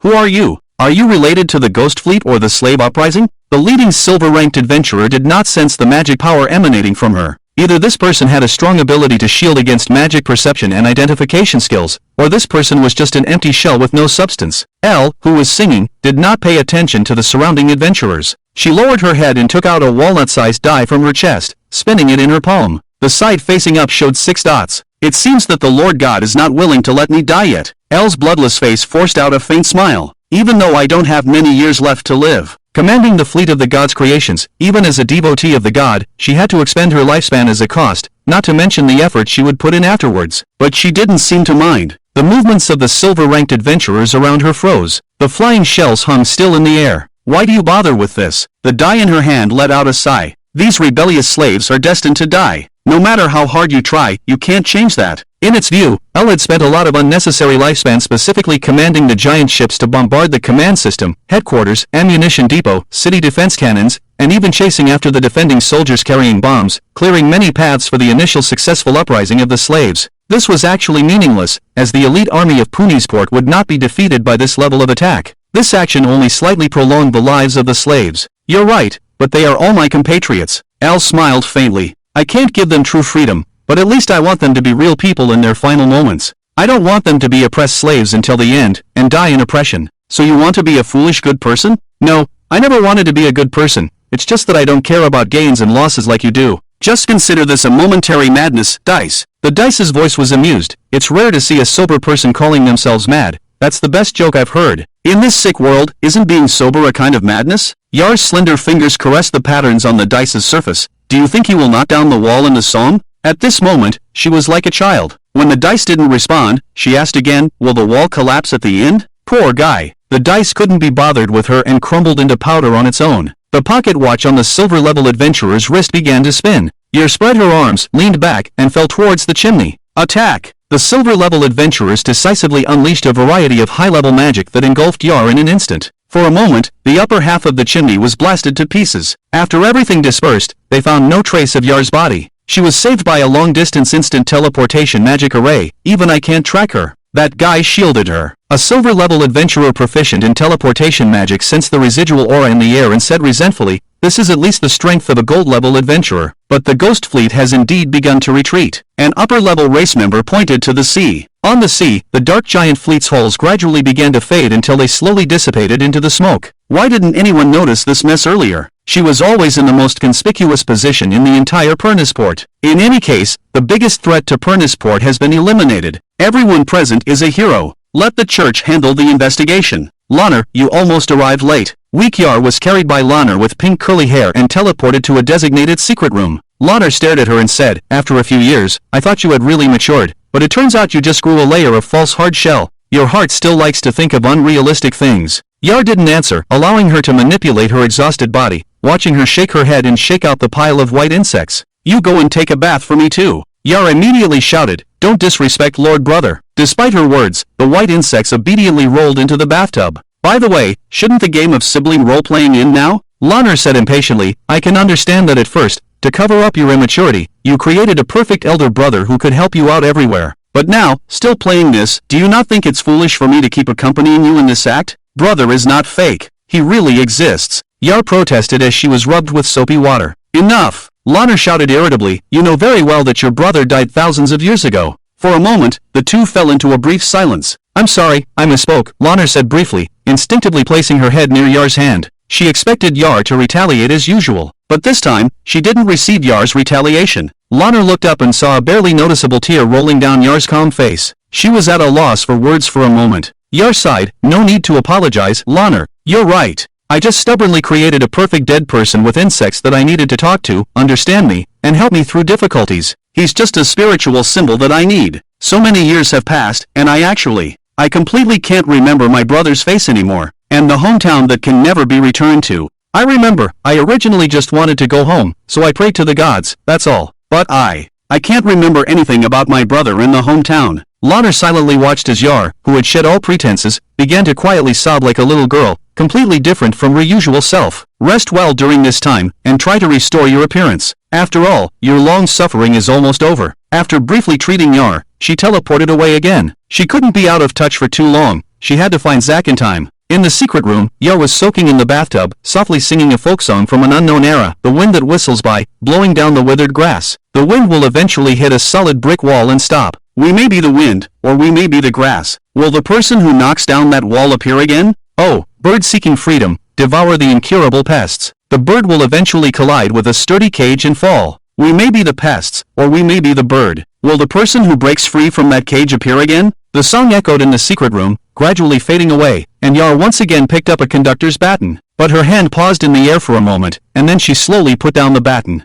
She just murmured softly, will I be able to see the moment when the wall collapses? Can the caged bird finally find redemption called freedom? The elf Zack was carefully searching in the outer city area. He ignored the woman rolling in the fire, stepped over the man wailing from his broken leg, and walked past countless charred corpses of civilians. Compared to these, he was more concerned about other situations. The fleet's bombardment has just stopped. Interesting, Yar held out longer than I expected. Suddenly, his eyebrows twitched. Zack stopped and stood on the ruins, feeling the breeze. He discerned something in the pungent smell of smoke and the burnt odor. Very good, Hip has been here. Hey, come help. Zack turned his head expressionlessly and saw several police officers in the distance struggling to rescue civilians pinned under several nailed-down pieces of wood. The civilian was groaning continuously. A police officer shouted to him, yes, you, come and help. Without much hesitation, Zack decisively stepped forward and effortlessly lifted the pile of wood, moving it aside. The civilian with the injured leg straightened up and said with difficulty, thank you for saving me, respected elf sir. This strength, truly worthy of the elven race. The police officer politely saluted, although I'm sorry, you will have to come with us next. The police station and the church are searching for people, to arrest the accomplices of the slaves, please understand.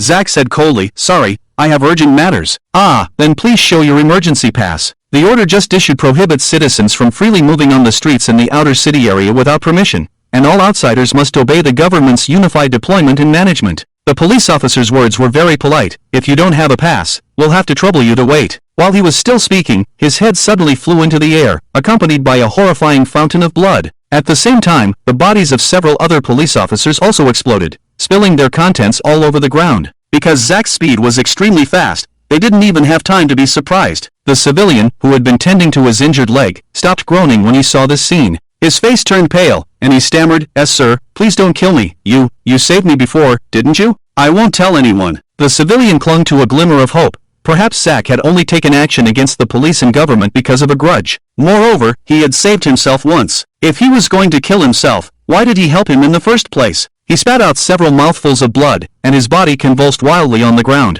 Zack crushed his heart from a distance. "I only lent a hand to avoid arousing suspicion from the police," Zack said as he looked at the dying civilian. "Don't think I came to save you." Walking away without a care at that moment would have been the dumbest move. A few police officers would have immediately seen him as an enemy and called for backup. If Zack had rescued the civilian and the police had let him go, then they would have naturally left each other alone. When the police tried to forcibly take him to the church for questioning, they became his obstacle. Zack turned and left, the flames covering the bodies of the police and the civilian, consuming all traces. At that moment, the dice in his pocket spoke. "I don't think it's necessary to be so ruthless, Zack. You can try to use your special abilities to alter their memories. This can also help you become more proficient in mastering the bodies of the higher race that contain divinity and some divine authority. Zack calmly responded in a low voice, I am not a bodhisattva. A few small fish and shrimp dying is just that. I only seek to regain what I have lost. I am not the one to knock down brick walls, nor am I the savior you expect. The dice interjected, you are being a bit extreme. Extreme? Zack sneered, the essence of this alien world has always been a game.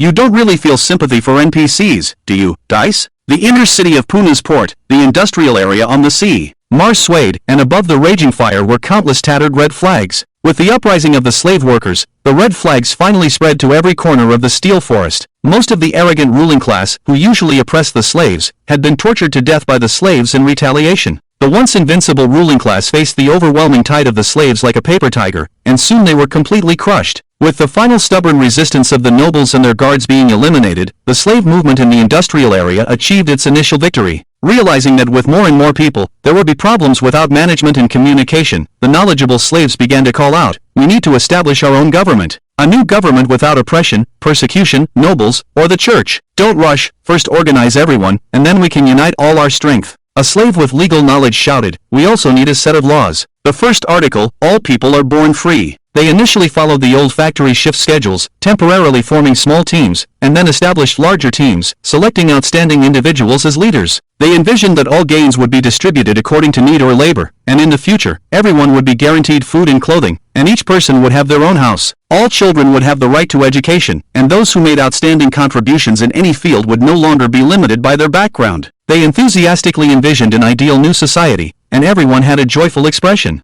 Many years later, a sociologist deeply involved in the slave movement was very interested in the various novel ideas and plans of the slaves. Considering the actual situation, after the threat of the ghost fleet